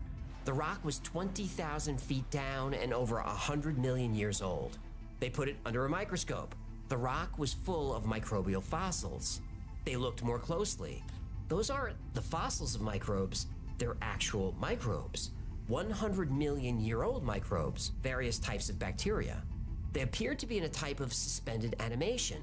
So the scientists wondered if they could— Oh, don't tell me they tried to revive them. They tried to revive them. Oh, no. They didn't wake up, did they? They woke up. No! What year was this? 2020. In 2020, eggheads are pulling 100 million year old bacteria from the bottom of the ocean and waking them up? Hello? Turn on the news, you morons! Not only did the bacteria wake up, they had a 99.1 success rate, and they started multiplying immediately. And there it is. Well, there were about 100 cells per cubic centimeter at the beginning of the experiment. 68 days later, there were 1 million cells per centimeter. Oh, great. Next thing you know, we'll need 2 weeks to flatten the curve. Not now. Okay, so this experiment proved that bacteria can survive dormant for long enough to travel to other planets. That was shocking, but we already knew life existed on Earth 100 million years ago. That doesn't prove it came from outer space. Now, mainstream science agrees we are surrounded by creatures that seem alien in their abilities. But the mainstream view is that life started on Earth from nothing, abiogenesis. The earliest evidence of microbial life dates back to 3.5 billion years. At this time, the Earth had oceans of water and plenty of organic matter. This is known as the primordial soup. That soup had all the ingredients of life. Beef stock and mirepoix? Mirepoix? Carrots, onions, celery. I know what mirepoix is. The ingredients were water, amino acids, organic gases, and some minerals. And that was the prevailing theory for a long time. Before 3.5 billion years ago, there was no way the Earth could support life. The conditions were too harsh, and that was the theory for hundreds of years. But then that theory blew up when they found evidence of life in a rock much, much older. Fascinating. Earth formed a little over 4.5 billion years ago in the Hadean Eon, named after Hades, the ancient Greek god of hell, because this time in history was hell on Earth. The planet had just started forming from interstellar gas and dust. The crust in the atmosphere didn't exist yet. The Earth was so hot that rocks couldn't solidify. This was not a habitable place. So it makes sense the first evidence of life was found in rocks from the second stage of Earth's geological timeline, the Archean Eon. This is when the Earth began to cool. A crust developed and the oceans formed. The atmosphere was a combination of methane and ammonia, and the sun was only 75% as bright as today, but this was good enough for life to begin. We know because, amazingly, there are places on Earth where rocks still exist from that time. One of these places is the Isua Greenstone Belt in Greenland. This strip of volcanic rocks dates back 3.8 billion years, and geologists have found direct evidence of life there. Microbial colonies formed about 3.7 billion years ago. Fine, this proves what scientists suspected. Early life began in the Archean Eon, and not before. But some of the oldest rocks on Earth are found in the Jack Hills in Western Australia. Incredibly, you can stand on rock formed in the Hadean Eon, the time of hell on Earth before life even existed. However, scientists found something surprising when they studied zircon crystals from the area. Zircon is unique among all materials on Earth. Zircon grows in volcanic rock, and although the crystals are thinner than a human hair, they're nearly indestructible. Zircon even outlasts the rocks in which they're originally formed. Researchers have found zircons going back 4.4 billion years, pretty close to the actual birth of the planet. So the one thing scientists don't expect to find inside a 4.1 billion year old zircon crystal is the sign of life. Except that's exactly what they found. They found biogenic carbon with isotopic signatures matching organic matter. The zircon is 4.1 billion years old. This means life had to develop in the much harsher environment of the Hadean Eon before oceans and a stable atmosphere formed. At the same time, comets and meteors were constantly raining down on the planet. And panspermia says these meteors were bringing life with them. Lots of life. And for years, the theory of panspermia, that comets were the source of life, was marginalized. It was pseudoscience. The surface of the Earth was too hot. It was molten rock. Life can't survive that. The conditions that would most likely to have prevailed near the impact-riddled Earth's surface 4.1 to 4.23 billion years ago were too hot even for simple organic molecules to survive, let alone evolve into living complexity. This leaves panspermia as the most plausible valid option for the origin of terrestrial life. The first microbes were most likely delivered to the planet along with impacting comets and meteorites. But even if comets could somehow land on the Earth while it was forming, it wouldn't matter. Comets are just dirty snowballs, rocks made of ice and dust, maybe mixed with ammonia, methane, and carbon dioxide. There was no way a comet could contain organic material. But eventually we developed the technology to send probes to comets and test their chemical makeup. And then all those wacky pseudoscience panspermia believers, well, they started looking pretty smart.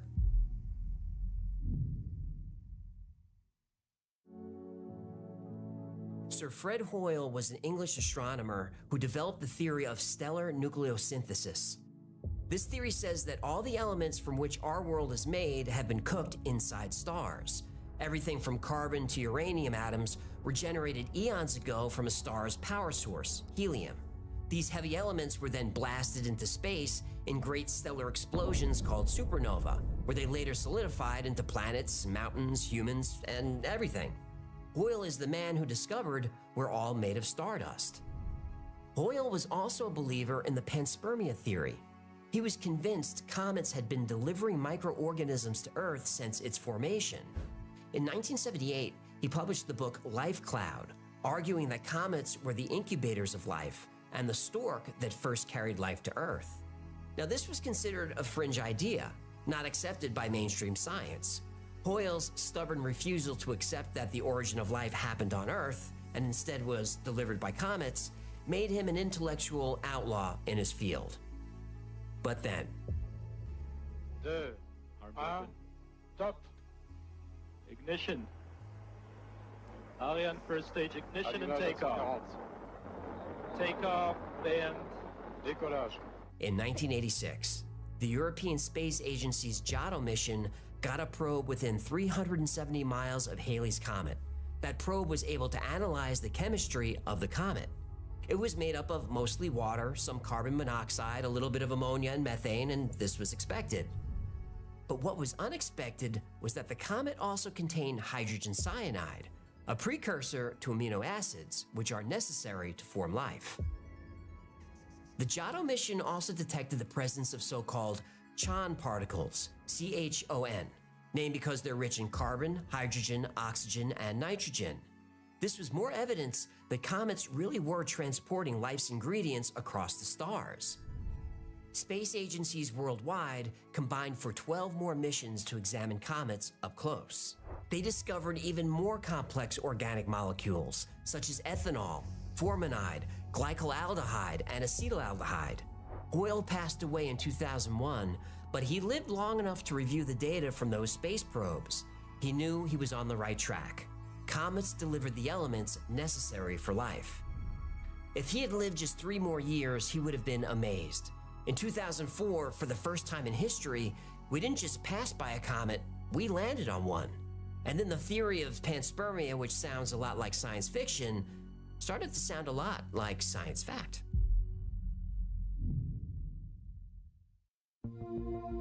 In 2004, the European Space Agency sent the Rosetta probe to visit Comet 67P. And this time, it carried a robotic lander that explored the comet's surface. The probe spent 786 days in space and traveled 4.8 billion miles. The mission revealed the comet had primitive water ice formed 4.5 billion years earlier. Comet 67P contained a mix of compounds, including ammonium salts. Ammonium salts are thought to be one of the precursors to life. They can later form more complex molecules like amino acids. This was an exciting discovery. But then things got even more interesting. Samples of the comet were brought back to Earth and analyzed. Not only did they confirm ammonium salts were present, but they also discovered the presence of the amino acid glycine. Scientists had officially found a fundamental building block of life on a comet. And there are thousands of comets zipping around our solar system. And we now know they contain organic molecules. But thousands of comets doesn't even begin to describe how many objects there are out there. Surrounding our solar system is a vast area called the Oort cloud. The Oort cloud is so large that the outer edge reaches almost a quarter of the way to the nearest star. It's staggeringly big, and it contains trillions of objects. Trillions. And these objects were even more common in the early solar system when they were busy delivering water to create Earth's oceans and delivering the building blocks of life itself. The more evidence we collect, the more likely Hoyle's bold theory of panspermia sounds like the truth. But this is accidental panspermia. The more controversial theory is directed panspermia. Directed panspermia suggests that an advanced extraterrestrial civilization purposely seeded life on Earth. And maybe they did, but it seems as if the aliens had a backup plan in case their first attempt at seeding life on Earth didn't take. So, about 540 million years ago, a rock landed on Earth that contained more than a few microbes. The rock contained eggs. Panspermia might not have been a single event 4 billion years ago. Large comets and asteroids only hit the Earth every few million years, but small meteorites hit the Earth by the thousands every year. We've established that life has been on Earth for a long time, and there's debate about whether it began 3 billion years ago or 4 billion years ago. But there's no debate that something very strange happened on Earth 540 million years ago, the Cambrian explosion. Before the Cambrian period, life on Earth was microscopic. Single-celled organisms like bacteria were the most common form of life. A few very simple multicellular organisms evolved, but even over a few billion years, life didn't become much more advanced. Then suddenly, boom, the Cambrian explosion. Out of nowhere, there was a rapid increase in the diversity and complexity of life, especially in multicellular organisms. This event drastically altered the course of evolution and shaped the modern biosphere. Now, there are a few theories on why evolution suddenly began escalating. Aliens. Rising oxygen levels could have allowed for more complex metabolisms. Nope. Or the end of an ice age could have made the oceans more survivable. Nope. But in 2018, a new theory was proposed. A team of 33 researchers published a paper in a peer-reviewed scientific journal that was interesting. It was titled, Cause of the Cambrian Explosion, Terrestrial or Cosmic? 540 million years ago, meteors landed containing biomatter that was more complex than microbes or amino acids. These meteors had eggs from a new species frozen in the icy center of the rock. That species exists to this day and is different than any other animal found on Earth. The creature has 3 hearts, a body that can change its shape, texture, and color at will. It has the brain power to use tools. It can easily navigate complex mazes. Now, you've seen this highly adaptable and highly intelligent alien species, the octopus. An octopus has camera-like eyes with an iris, a circular lens, and photoreceptor cells. It has 500 million neurons, more than most other mammals. And unlike other mammals, most octopus neurons lie outside the central brain. 2/3 of its neurons are in its arms. This results in the arms being able to act like independent animals. Each arm is capable of touch and taste. They can move separately and can grasp objects even after being severed from the main body. And if an octopus arm is severed, no problem. It grows a new one in its place, completely indistinguishable from the first. These characteristics, the large, non-centralized brain, the ability to camouflage itself, and the flexible bodies appeared suddenly on the evolutionary timeline. Now, when scientists examined the genes of the octopus, the true alien nature revealed itself. The octopus genome shows staggering complexity. It has 33,000 protein-coding genes. That's 10,000 more than humans. Now, the octopus is said to have evolved from nautiloids like clams and oysters, but those are nothing like the octopus at all. This mysterious leap can only be explained by aliens. Yep, extraterrestrial intervention.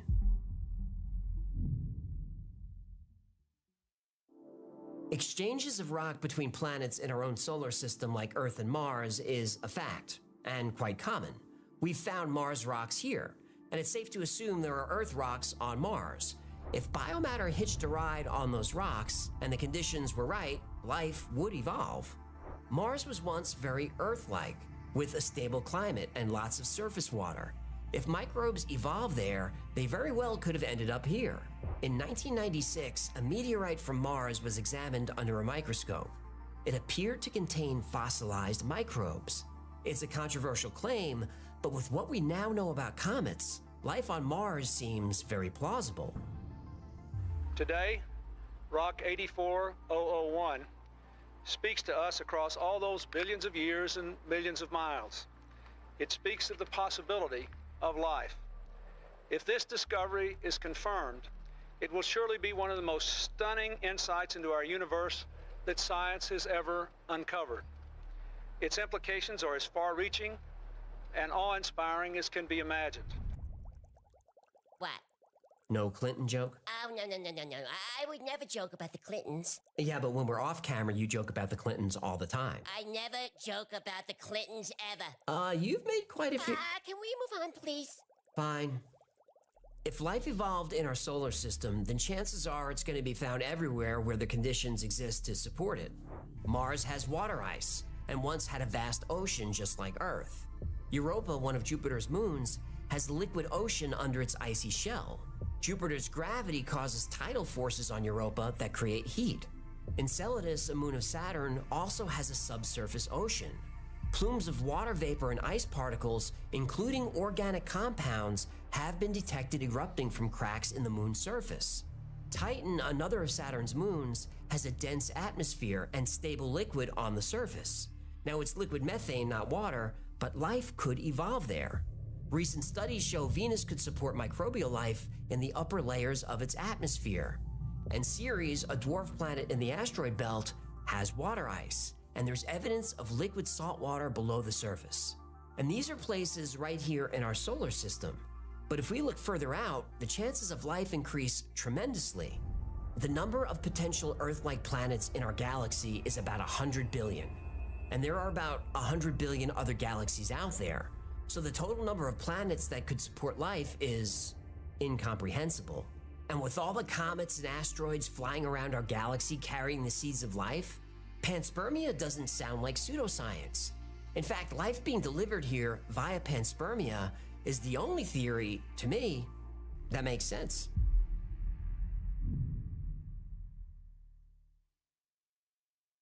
Life not arising on Earth, but arriving on Earth. It's a fascinating theory, but is it true? Well, a couple of factors make seeding life on Earth a challenge. The time required for biologically active rocks to be ejected from a solar system is probably the biggest obstacle. It could take between 4 and 50 million years for rocks to break from a planet and leave the solar system. But if a planet is hit with a big enough object, like the asteroid that killed the dinosaurs, it can throw rock into orbit in an instant. In the early solar system, giant impacts like this were happening all the time on every planet. But life finding its way here from another star, that's a long shot. Not impossible, but very difficult. But life finding its way here from Mars or Venus, that's no problem at all. Another issue though, no matter the distance traveled, the biological matter has to stay viable for the journey, for millions or billions of years. And the size of the rock really matters. We know that bacteria and even more complex forms of life can stay dormant for many years, but that doesn't do you any good if your rock vaporizes when hitting the Earth's atmosphere. You're gonna need a pretty big rock to get through. Again, not impossible, but not easy. Unless you adopt the theory of direct panspermia, which answers all these concerns. The discovery of the structure of DNA is credited to James Watson and Francis Crick, so reputable and respected scientists. In 1971, they spoke at a conference on communication with extraterrestrial intelligence organized by Carl Sagan. They claimed organisms were deliberately transmitted directly to the Earth by intelligent beings from another planet. No randomness was involved. The seeds of life made it here because this is where they were sent. Simple enough, but in the end, panspermia means that we're not from here. And you'd think, like the octopus, there'd be evidence within us that maybe the Earth isn't our original home. Well, Francis Crick actually suggested there is evidence. In 1973, he published a paper with Leslie Orgel, a molecular biologist. The paper was called Directed Panspermia. The paper says that the chemical composition of living organisms, and I quote, must reflect to some extent the composition of the environment in which they evolved. The paper makes the point that human beings have a trace element in their bodies called molybdenum, which is crucial to organic processes. But here's the thing. Molybdenum is pretty rare on Earth, but you know what's a great source of it? Meteorites. So maybe somewhere out there is our home planet, where molybdenum is plentiful, and the fact that we can survive on Earth makes us another extremophile. The idea that the Earth was seeded with life makes more sense to me than life spontaneously emerging from organic compounds in a primordial soup. I like the idea of a galaxy teeming with life. I like believing that we're not the children of the Earth, but the children of the universe. But whether life started here or somewhere far, far away, it did start somewhere. So my question is, who started it?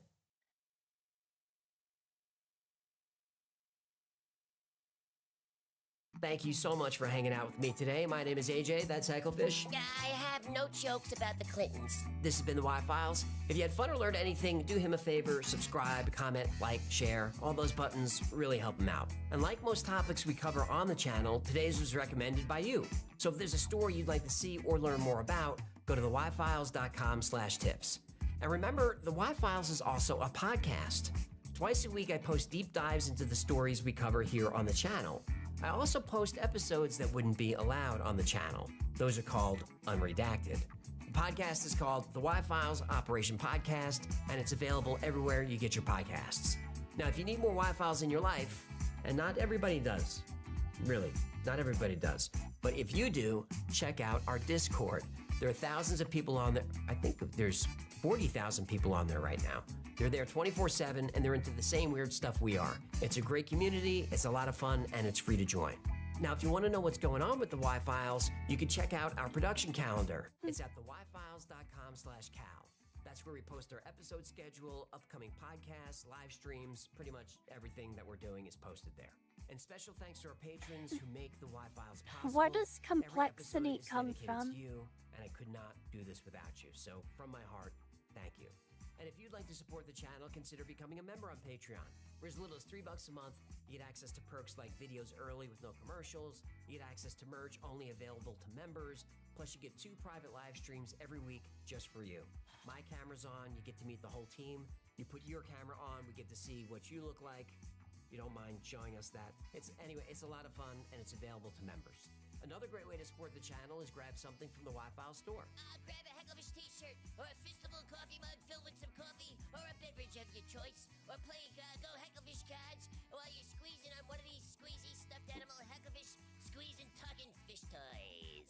And those are the plugs. Until next time, be safe, be kind, and know that That's something I wonder about.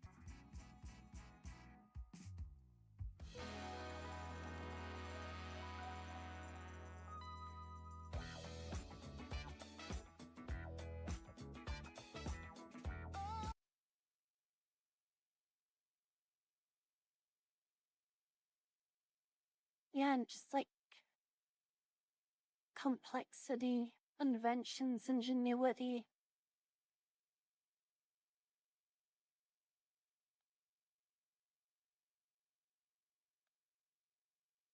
Interesting stuff, though. What do you guys think? Like, if you had to pick one or the other of the 2 theories, do you think we just randomly came from a primordial soup? Or do you think it was like panspermia?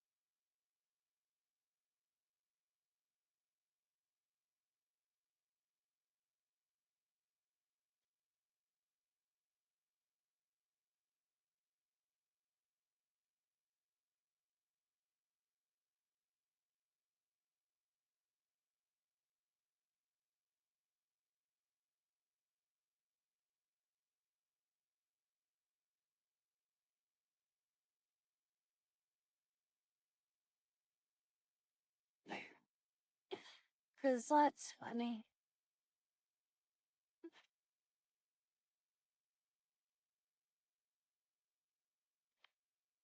Wasn't there an experiment where they did create life in the lab? Like they put the elements together and then applied like electricity or something? What?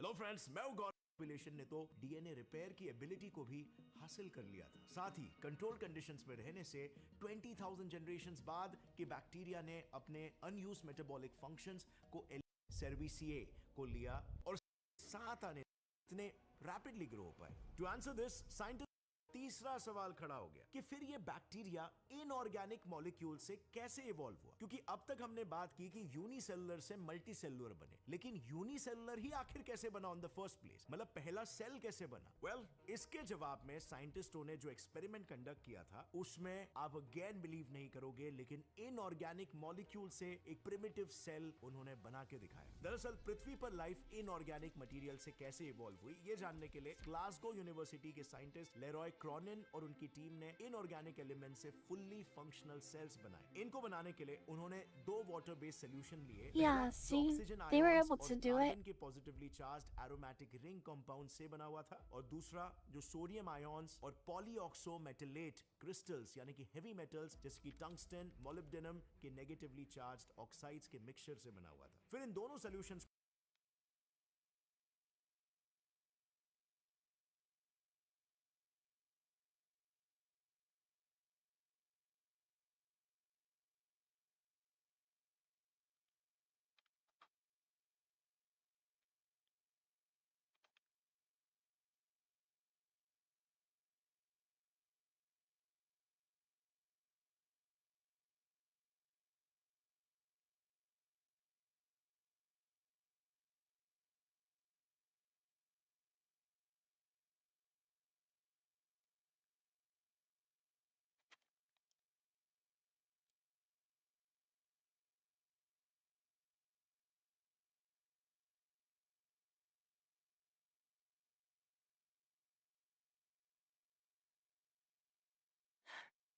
He was speaking English, Crizzle. That was English. And then you guys know about this too, right? They got an artificial heart to start beating on its own.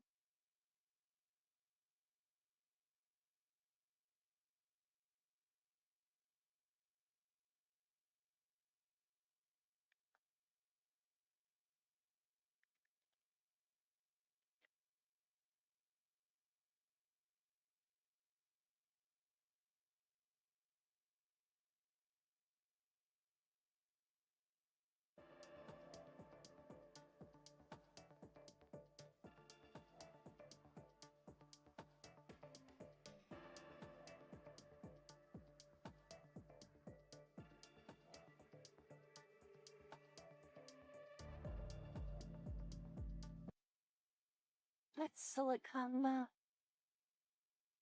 Oh, sad.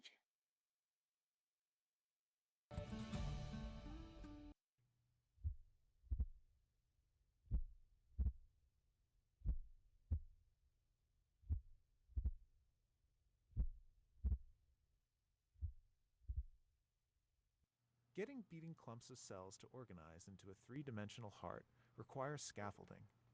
At the Massachusetts General Hospital in Boston, Harold cabinets and stuff like that, and basically we're going into the matrix and all that's left is a pale white matrix.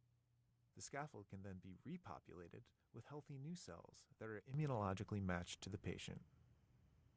The team hopes to one day completely reconstitute working hearts from a scaffold like this. And the ascending aorta, and this is due in real life. The process of decellularization that supports our heart and gets us going, I think, and what keeps us going.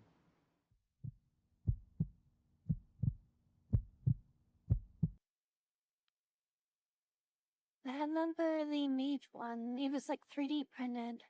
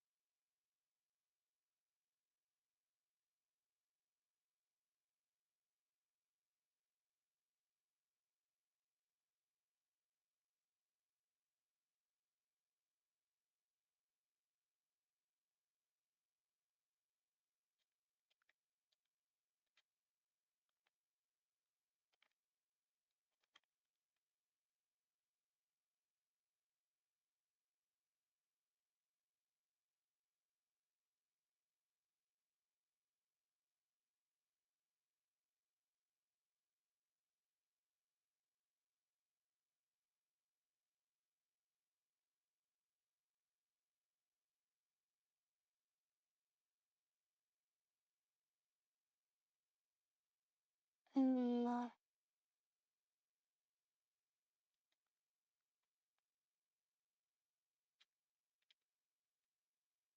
oh no.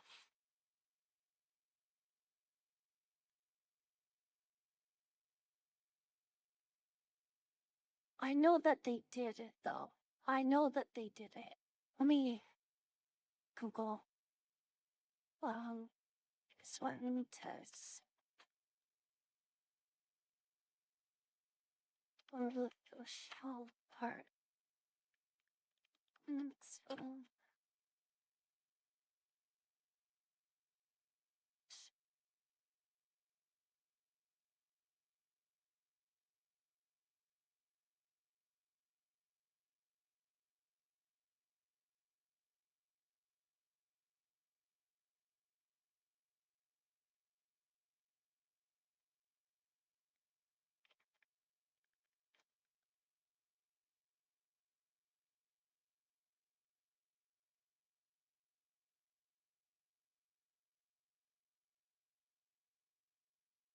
yeah, see?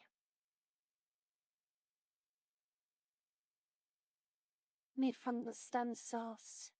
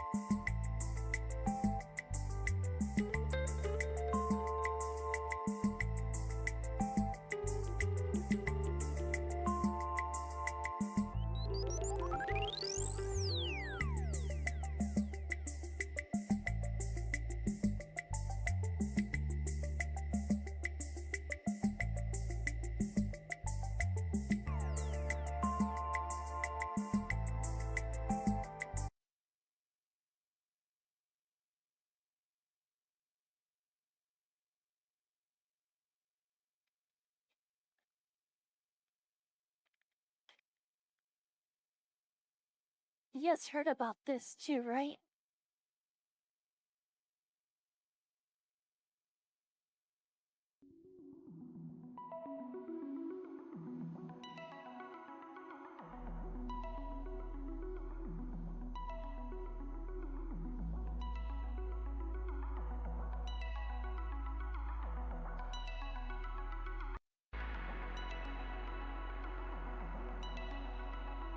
Mini brains.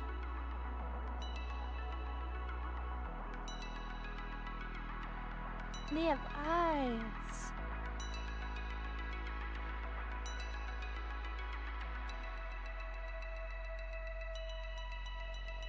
I want to eat them, like dim sum, like popcorn chicken.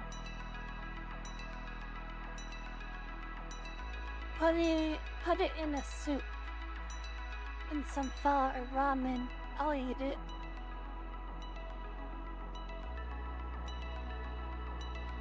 It could also be like the new popping boba. Gross.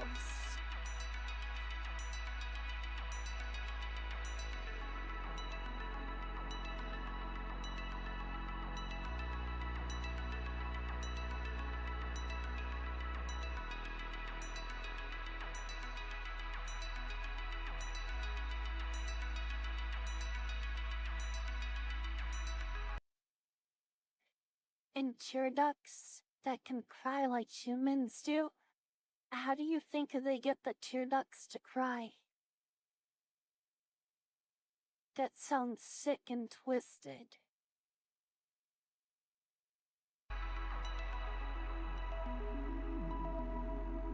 Ugh.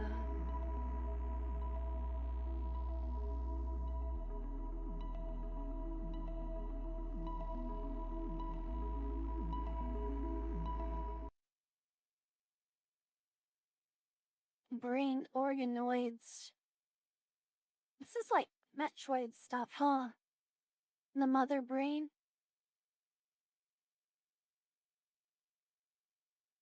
That can see light.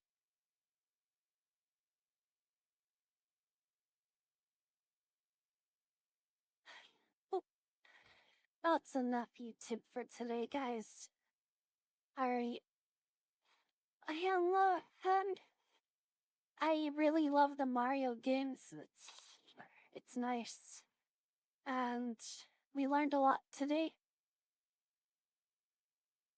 VR chat's a lot more fun at night when the kids are in bed and the adults are, I don't know what they're doing. They're just chilling before bed, before they go to work the next day.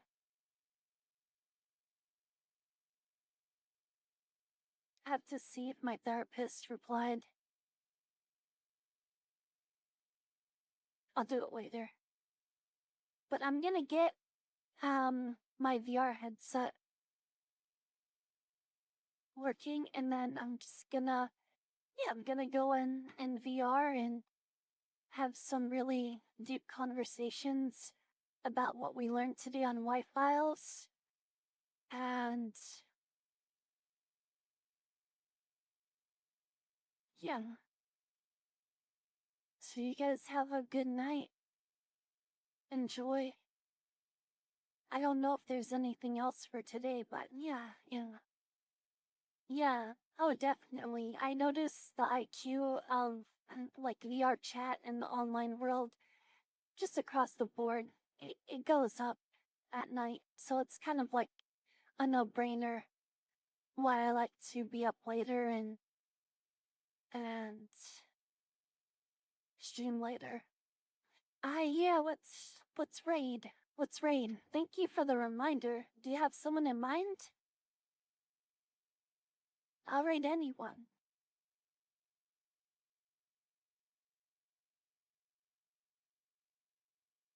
Pop up in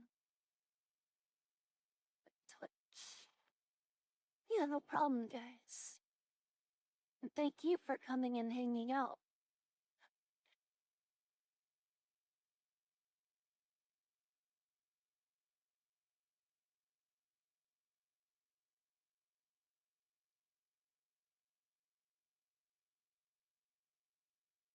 Okay.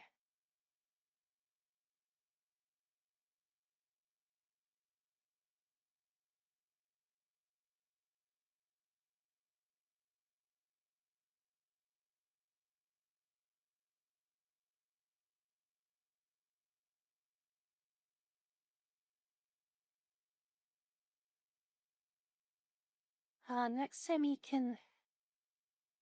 Cool.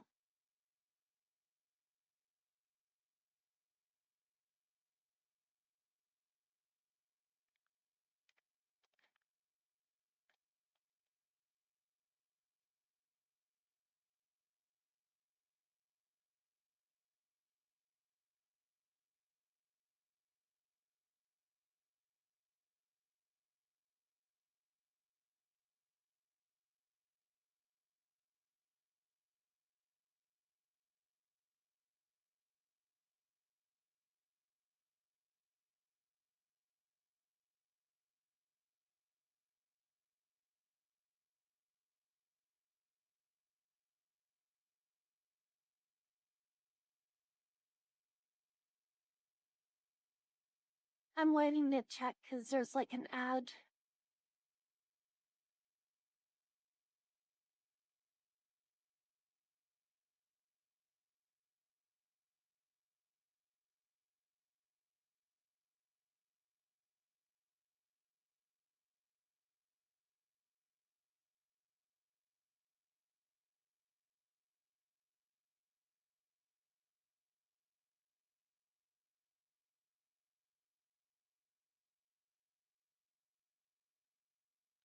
Yeah, this person's cute, and they're playing PALWORLD, and I like it. So guys, say hi and be friendly.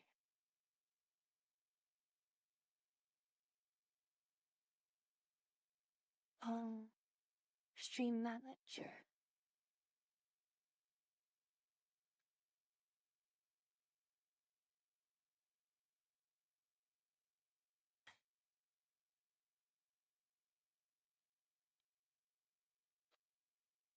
Okay, guys. Good night. I didn't do my taxes.